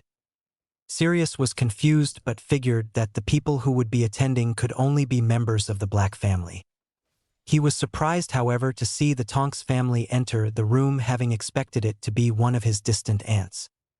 Oh shit! Andromeda cried when she caught sight of her grandfather. She then looked questioningly at Sirius, who shook his head and shrugged. The youngest member of the Tonks family was simply confused at the fear she could see in her mother's eyes, and even more confused at the presence of her cousin. Sirius, Dumbledore is going to go spare when he finds out you left the house, she hissed urgently. Dumbledore can get fucked, Arcturus cut in. Now take a seat, he commanded to the trio who were still stood. All three complied, Andromeda knowing that her grandfather was not to be disobeyed and the other two simply following her lead. Andromeda, the older man began. It has been a while, he finished, frowning. 25 years, the woman replied with anger evident in her voice. 25 years ago I was cast out because I refused to marry Evan Rosier, she spat disdainfully. Cast out? Arcturus asked sarcastically. You left of your own accord, he stated. Andromeda just stared at her grandfather in confusion but couldn't find a point to argue. She had left of her own free will but knew she would no longer be welcome or even considered a Black because of her choice of husband. Before she could make her point, the older man cut in again. You were never cast out, Andromeda. Your father never had the authority, and when he came to me to have you removed I refused him, he explained. The same with your hag of a mother, he added, looking at Sirius. The two could only stare at the older man in shock. They had never officially been cast out of the family. Neither could find the words to express what they felt. Confusion, anger, and annoyance mostly. They were saved the effort by Arcturus addressing Ted. "You must be Theodore," he acknowledged the man distastefully. "Yes, sir," Ted answered nervously. "To you it is either Lord Black or Baron Black, understood?" he asked, glaring at the man. Ted swallowed deeply but nodded. "Yes, Lord Black," he managed to stammer. Nymphadora Tonks was confused as to why her mother would allow this man to talk to her father this way. She was angry and was about to give the man a piece of her mind when she was cut off by her mother. "Be quiet, Nymphadora," she advised quietly, shaking her head vigorously. "Ah, and you must be the daughter," Arcturus intoned, turning his attention to the young woman and looking at her appearance distastefully. "An Auror and Metamorph, a talent inherited from the Black Line," he added. The Auror just nodded at the older man's observation. "Why is it that you use the gift so liberally?" he asked. "It would be much smarter for you to choose one form for day-to-day use and only use the gift when you need it and not in such a fashion," he suggested, gesturing to her blue hair and ample bosom. "I like to be different and change things," she answered, shrugging. "No," the older man said, shaking his head. "You like to stand out the way you do because you think it gives you your own identity," he said, his gray steely eyes boring into her bright blue ones. "You think that someone would only want you for your ability to change your body, and you've accepted that," he added. "Have some self-respect for fuck's sake and stop trying to please people who don't matter, because I know you look nothing like this in your natural state." He finished gesturing to the woman who was looking shocked and upset at how accurate this stranger was. "Why are we here?" Andromeda cut in, noting how upset her daughter was becoming. "We are here because we are the last of the Blacks and we have to discuss how we plan on surviving the coming war." Arcturus began taking his seat once again. "In the past I have allowed the family to have too much freedom and free reign on what they do, but that stops now," he informed them firmly. "I will not become one of that mad bastard's followers," the youngest Tonks growled. "Good," the older man said, surprising the trio. "Let me explain why I am here and what I have been doing these last 14 years, he said to the confused threesome. He then went on to explain the decimation of the Black family because of the rises of Voldemort and Grindelwald. He explained that Regulus had come to him and gave him certain information and that he had turned on his master. He did not mention the Horcruxes as he had to Sirius not wanting any more people to know. He explained how much he knew the wizarding world would change and how being a Black would become meaningless if the remaining family members survived, something he did not want to see happen after all of his hard work to reestablish the name as something significant. When he was finished, the trio were both shocked and flabbergasted. But they were not able to question the man further as there was another knock on the door that had the four guests looking confused and tense. When the door opened and Narcissa Malfoy entered, the atmosphere became very tense. Even Harry felt himself stiffen at her presence, not being aware that she would be here.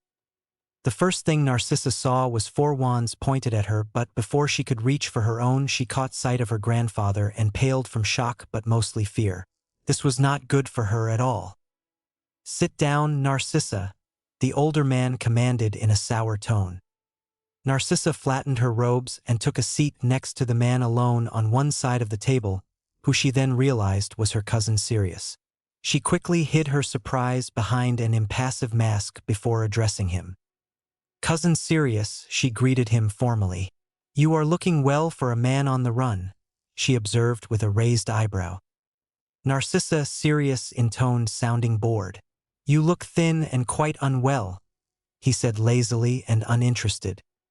Narcissa chose not to dignify her cousin with a response, but instead turned her attention to the other three people sat on the opposite side of the table. This time she could not conceal her surprise so well. "Andy," she greeted, inclining her head towards the older sister. "It's been a while," she finished. "Sissy," Andromeda replied, using her childhood nickname for her sister. Narcissa chose to ignore the other two members of the Tonks family and instead addressed her grandfather.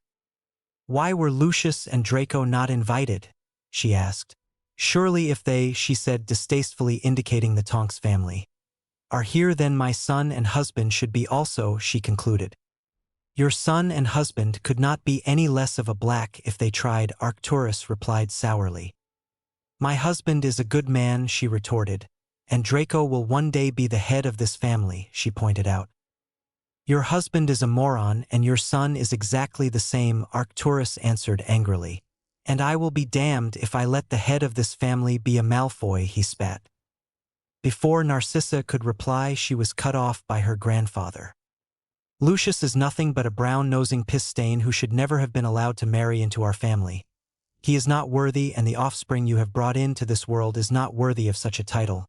I would sooner see everything we own burnt to the ground before it goes to those fucking imbeciles, he concluded firmly. Narcissa was shocked into silence. She had not expected this, nor had she expected to hear her family spoken of in such a way.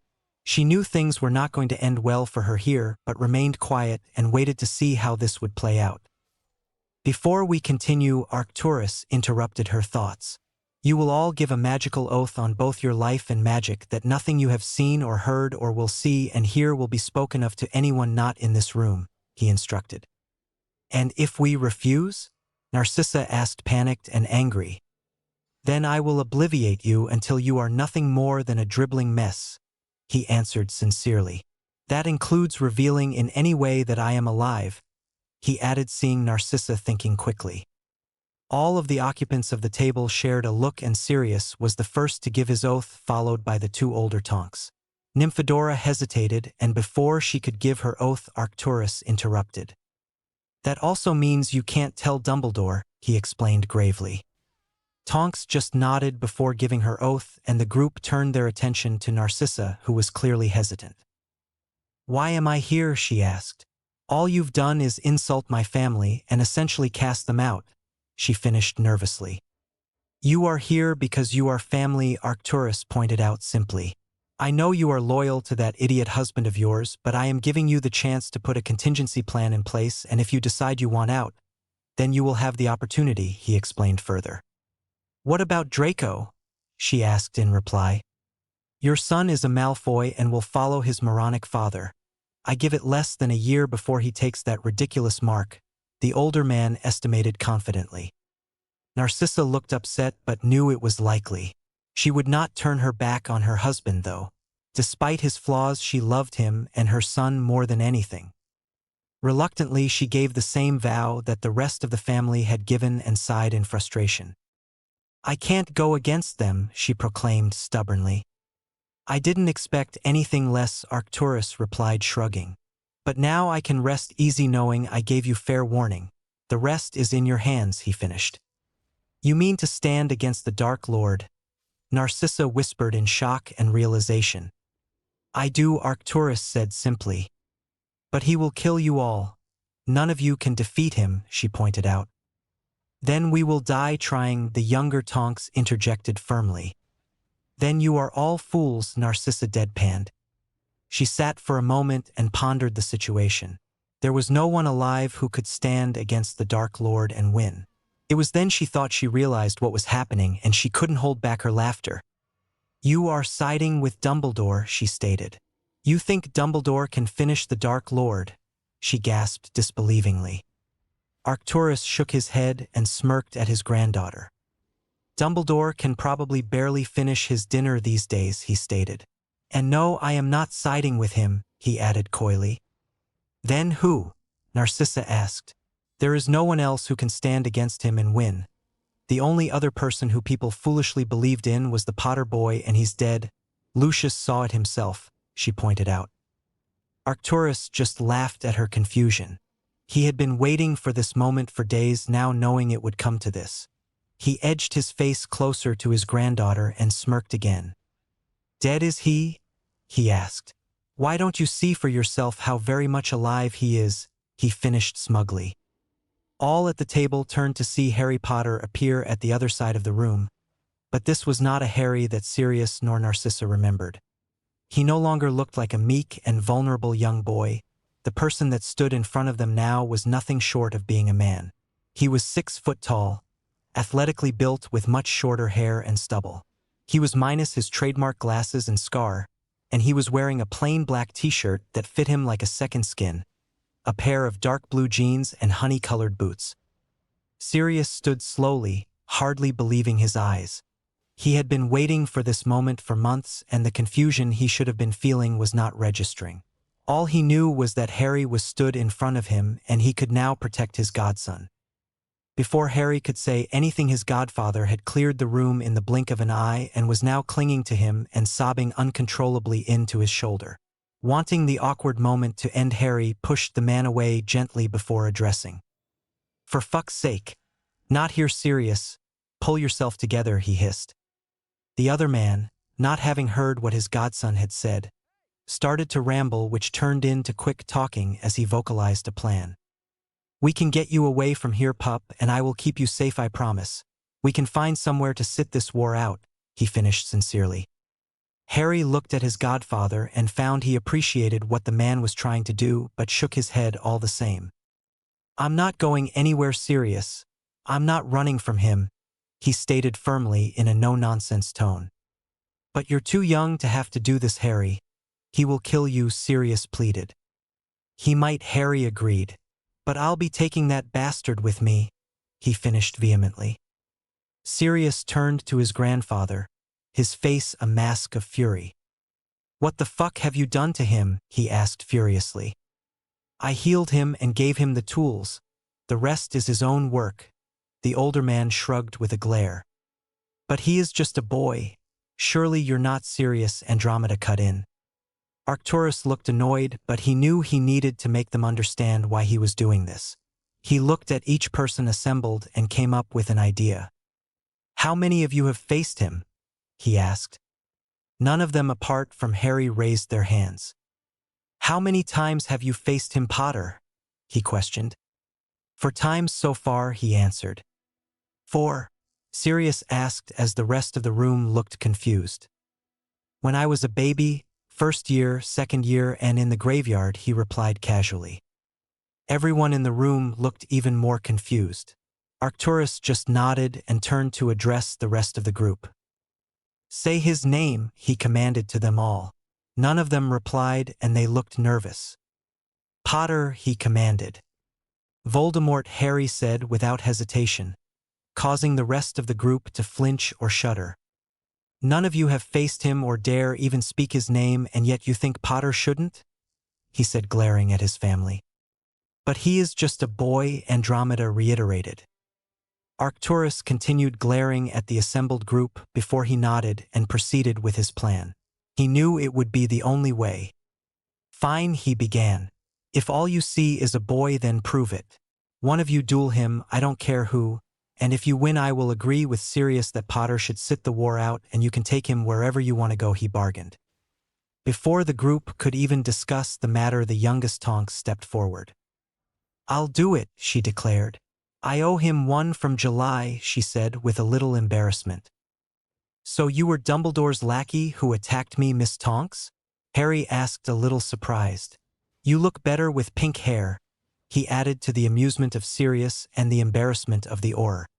"You won't be making jokes soon, Potter," she retorted angrily through gritted teeth, making her way to the other side of the room.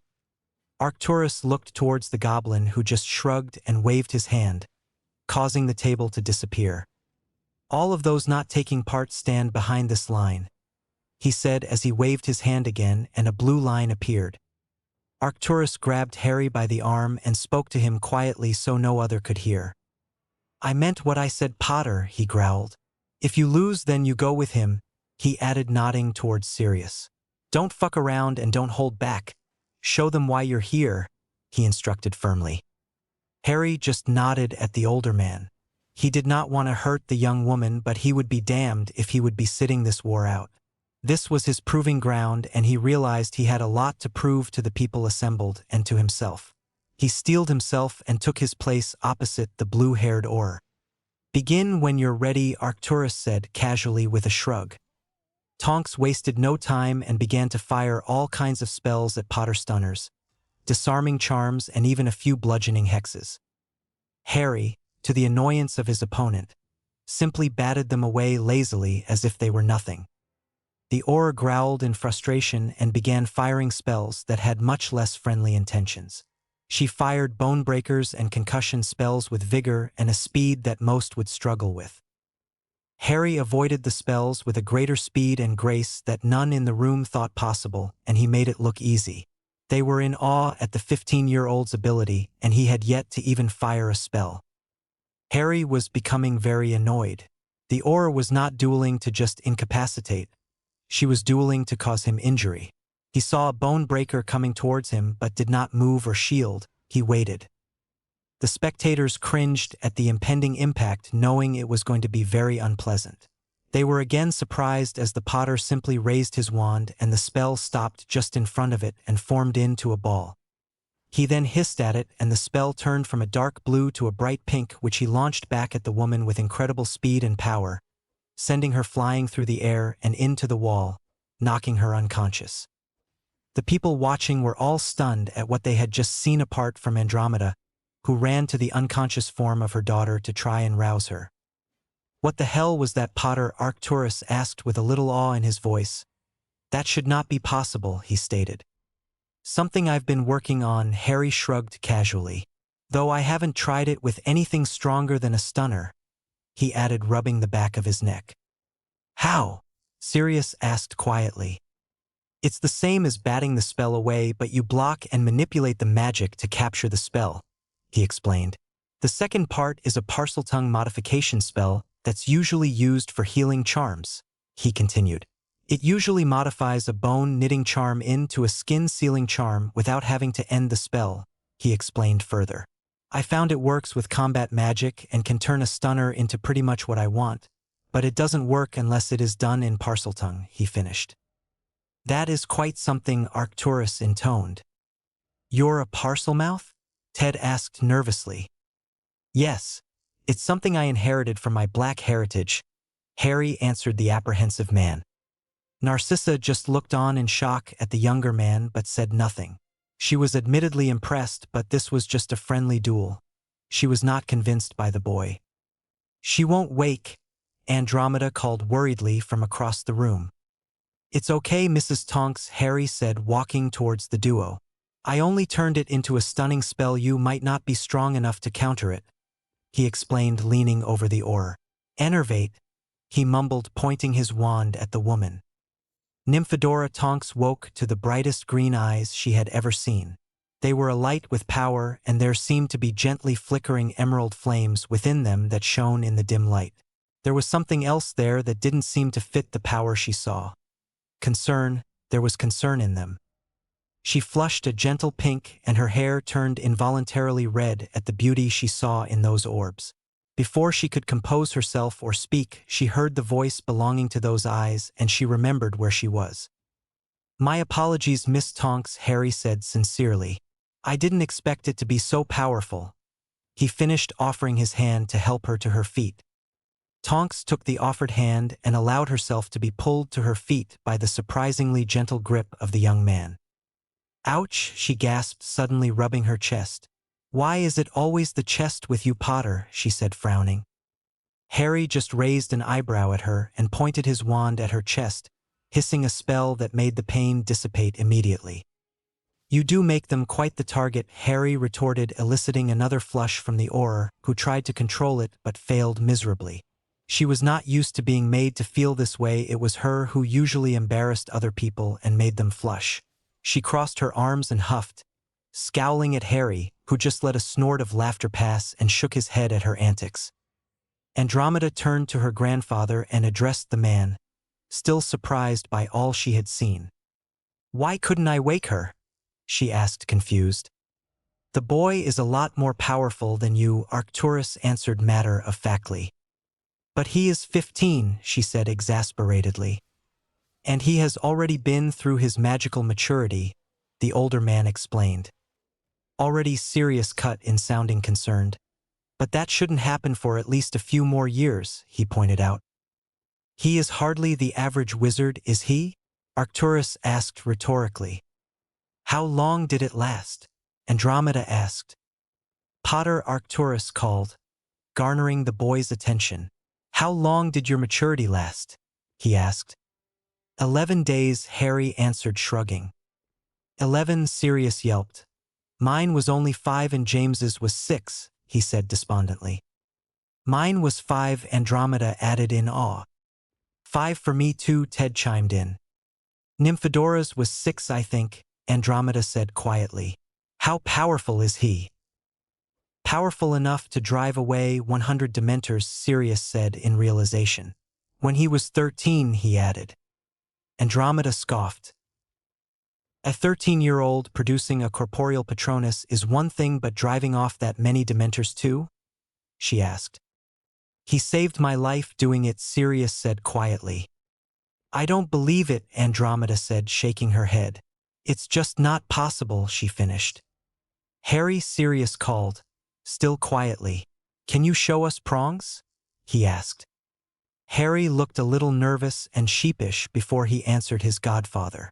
He didn't want to disappoint the man, but he couldn't give him what he wanted. It's not prongs anymore, Harry whispered. What do you mean? Sirius questioned worriedly. It's changed now and it's a she, he said, looking at Arcturus, who nodded in recognition. Can I see? Sirius asked. Harry swallowed but nodded and thought of the picture currently sat on his bedside table.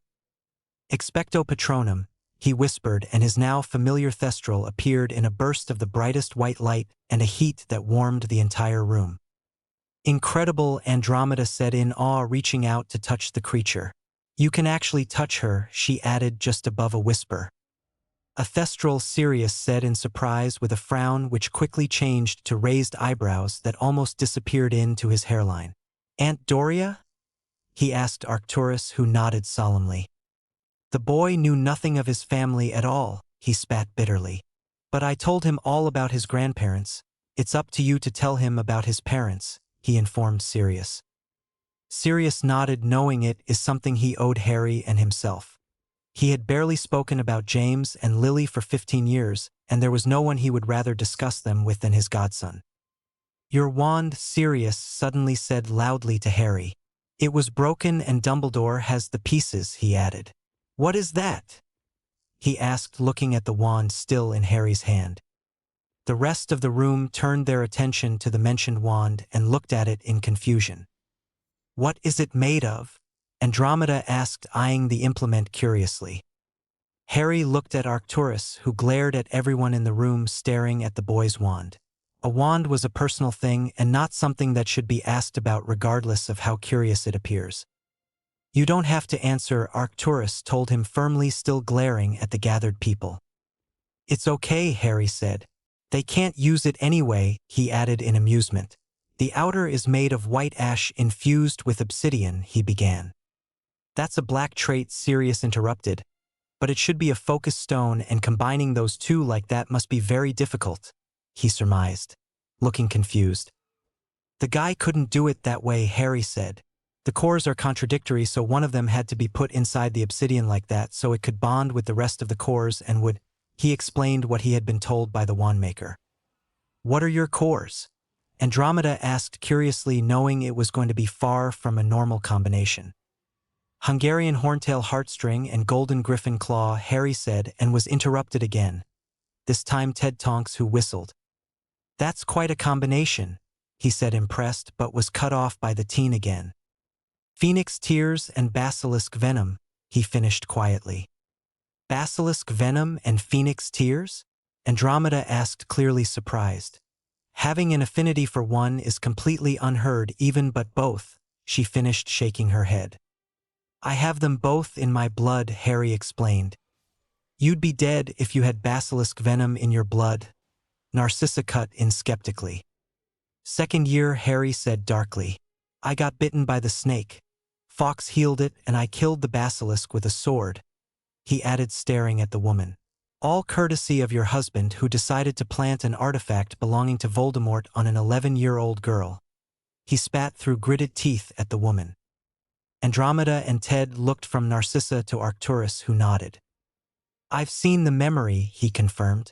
However, we are here to discuss what we are going to do next, he said, steering the conversation back to the business at hand. There's not much I can do, Sirius said, frustrated. I'm a wanted man, he finished. Then we need to find the rat, Harry cut in with disgust. That is your next project, Potter, Arcturus decided. Bring in the rat, he added. Harry couldn't help but feel excited by the prospect of getting hold of Pettigrew. The rat would not get away this time if he had any say in the matter.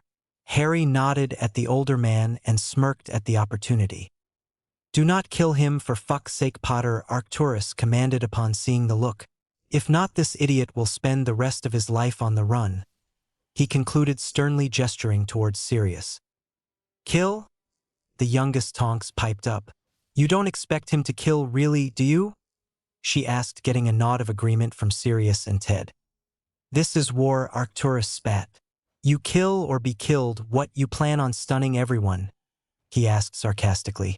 Because these bastards won't be firing stunners, I can promise you that, he ground out. Dumbledore won't like that, Tonks pointed out nervously. Tough shit, Arcturus spat. I am not Dumbledore, and Dumbledore is not fucking in charge of anyone who opposes these bastards. If you listen to him, you will die, he finished exasperatedly. You're all insane, Narcissa whispered quietly. He is going to kill you all. You don't stand a chance, she added, shaking her head. Before anyone could say a word, Harry stormed over to the woman, finally having enough of her presence and her attitude. Everyone felt the temperature of the room drop considerably as the teen made his way to her and shuddered at the power they could feel radiating from him. Harry looked at her in the eyes with a penetrating stare and saw her pale at his towering figure. I am going to kill the bastard and any of the fucking morons who bear his mark. He spoke dangerously with conviction. That includes your prick of a husband and your idiot son if he joins him, he added. Do you want to know the type of man your husband is? He asked rhetorically. Narcissa simply could not answer, and she was frozen with fear. She could feel her body shaking and lip trembling at how intimidated she was. She had only ever felt this kind of fear in the presence of the Dark Lord, and she did not like it. She believed every word the boy was saying. She could see the sincerity in the emerald fire-filled eyes of him. She swallowed deeply and waited for him to continue, hoping he would let her leave. He knew she could not breathe a word to anyone, and she just hoped he would remember that.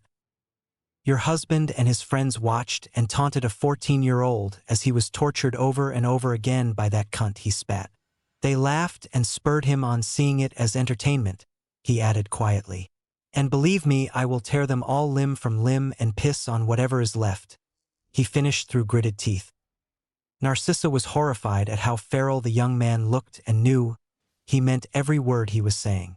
Before she could even fathom replying, the cold look left the boy's face and he looked his normal self. But don't worry, Mrs. Malfoy, Harry added casually. I will make sure you get whatever remains of your husband. He warned in what seemed a joyful and condescending tone that only the woman in front of him detected the promise within. Now get out, he commanded once again, reverting back to his cold tone. Narcissa spared only a small glance at her family before exiting the room as quickly as possible, watched the entire time by the Potter boy. Harry just curled his lip in distaste at the woman before turning to look at the other occupants of the room, who all had fearful looks on their faces. Damn, Harry, Sirius finally managed to utter. You're terrifying, he added, getting nods of agreement from the Tonks family. I meant every word, Harry replied quietly. Arcturus looked at the young man appraisingly and had no doubt about the boy's ability and intentions. He was silently impressed and couldn't be prouder of him. Just like Charles, he thought to himself, nodding slightly. Where do we go from here? Andromeda asked everyone in the room. Potter will get the rat, Arcturus reaffirmed, indicating Harry, who just nodded. You and your husband keep your eyes and ears open and start preparing a case for this moron, he added, gesturing to Sirius. And you too, he said, pointing at Tonks and his grandson. I want to know what Dumbledore knows. He may be an old fool, but he knows more than he lets on, he concluded. He doesn't tell us much, Sirius answered. But he has members of the Order guarding something in the Department of Mysteries, he explained. Does he? Arcturus questioned, scratching his chin. Something he's after? He asked. Sirius and Tonks could only nod, not being sure what exactly was being guarded. Find out what it is obviously important, he commanded. Anything else? He asked. How was the funeral? Harry asked quietly to Tonks and Sirius, who looked confused. What funeral? Sirius asked, looking at Tonks, who shrugged. Hagrid's, Harry answered, frustrated. Don't tell me no one knows, he finished agitatedly. Know what? Sirius asked, equally frustrated. About the giants, Harry sighed exasperatedly. We saw them, about 20 of them, and they had killed Hagrid and Maxime, he explained to the duo. Hagrid's dead? Sirius asked dumbly. But Dumbledore would have told us that, he mumbled quietly, looking sad. He obviously doesn't know, Harry huffed in realization. You have to tell him, he and Hagrid were good friends, he finished sadly, thinking of the half-giant. I will pup, Sirius said, swallowing. I'm sorry. I knew you were close to him, he added sincerely.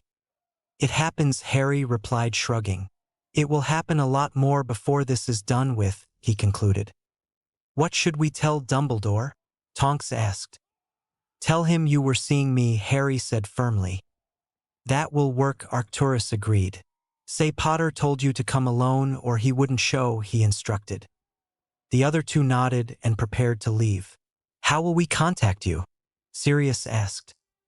You won't, Arcturus commanded. Unless it is an emergency, then you call for his elf Dobby. But only if it is urgent. Understood?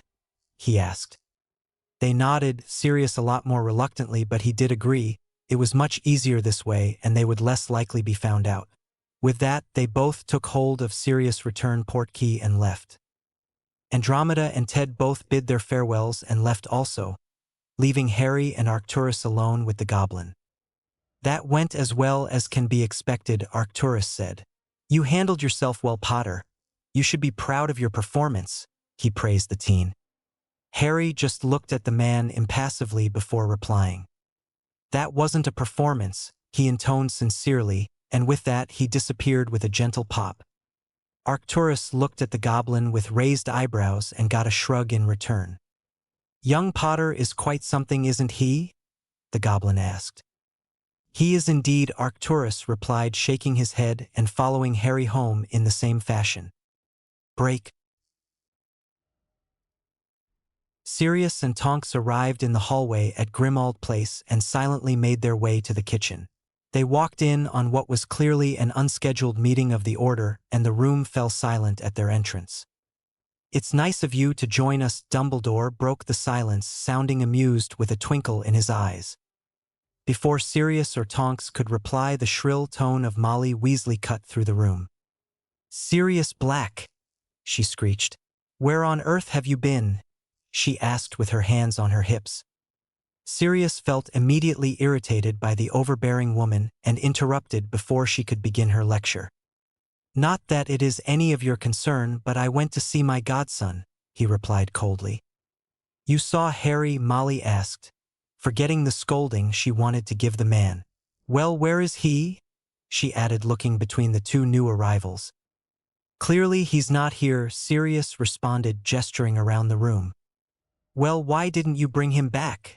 She questioned angrily. You should have made him come back with you. He's just a boy and he needs looking after, she finished in a scolding tone. Pfft, yeah right, Tonks added quietly. Before she could be questioned, Sirius intervened on her behalf. Harry does not want to be here. He is safe, he said, attempting to placate the distraught woman. And believe me, we couldn't make him come back if we wanted to, he grumbled, shaking his head. What's that supposed to mean? Molly asked the duo, who shared a knowing look. It means that Potter would wipe the floor with any of us who tried, Tonks explained. Believe me, I know, she concluded, remembering her duel with the teen. Surely you're exaggerating, Bill Weasley interjected.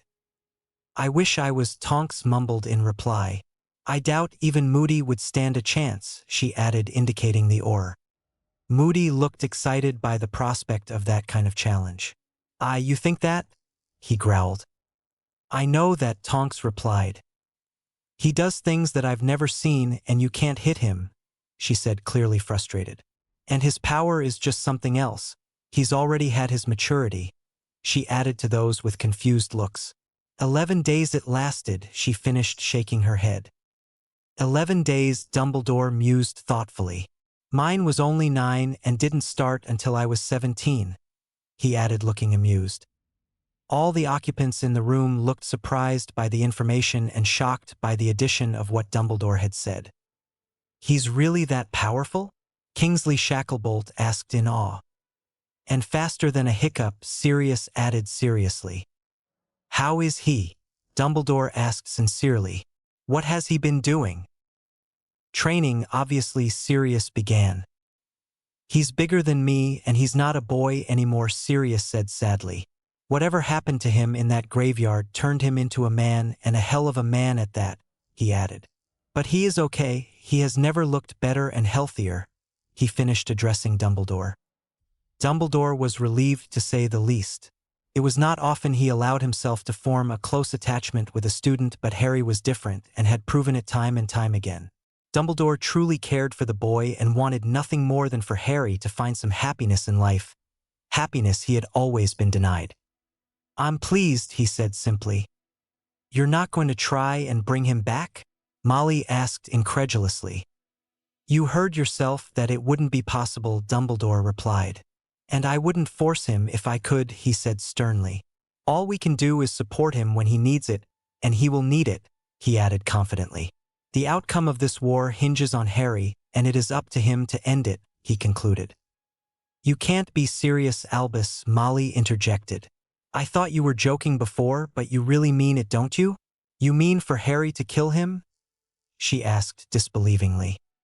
I do, the older man replied firmly. It is the only way, he added sadly. Really, Headmaster? Snape cut in. You still think that Potter will win this war? He asked in frustration.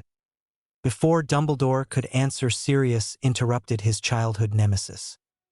Not only has Harry vowed to kill that bastard Snivellus, he has his sights set on anyone who has the mark, he said with no small amount of glee in his voice.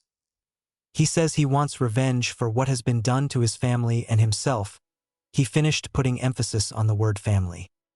Well, I don't believe a word of it, Snape spat. He's just an arrogant and insolent whelp just like his father, he concluded.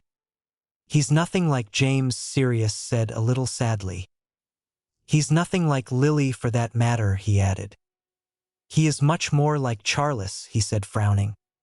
Then God help anyone who stands in front of him, Minerva whispered with a shudder. Those who were not aware of the older Potter's reputation just shrugged, and those who were felt a little easier knowing Harry was fighting the good fight. Moody and Dumbledore shared a knowing nod. Let's hope you don't run into him on one of your raids, Snape, Moody growled in amusement. If he is anything like his grandfather, then he will not hesitate to kill you, and believe me, it won't be pleasant, he advised, smirking. What was so great about Harry's grandfather? Bill Weasley asked. Charles Potter was probably the toughest bastard in centuries to be born to the wizarding world, Moody explained. He fought against Grindelwald personally and had a reputation of taking no prisoners. He came and taught us for a while when I was a cadet, he mused. He shook his head at the painful memories of the training. Even Albus himself wouldn't want to fight him. Isn't that right? He asked the older man in amusement. Dumbledore just shook his head. I had very little to do with Charles, but no, I would not have wanted to cross wands with him, he admitted. Would have been a hell of a fight, Moody said, sounding disappointed. Harry has a new wand then, Dumbledore stated to Sirius and Tonks, changing the subject. He does, Sirius replied. It is very unique, but I won't discuss it without his permission, he said firmly. Of course, Dumbledore agreed, inclining his head.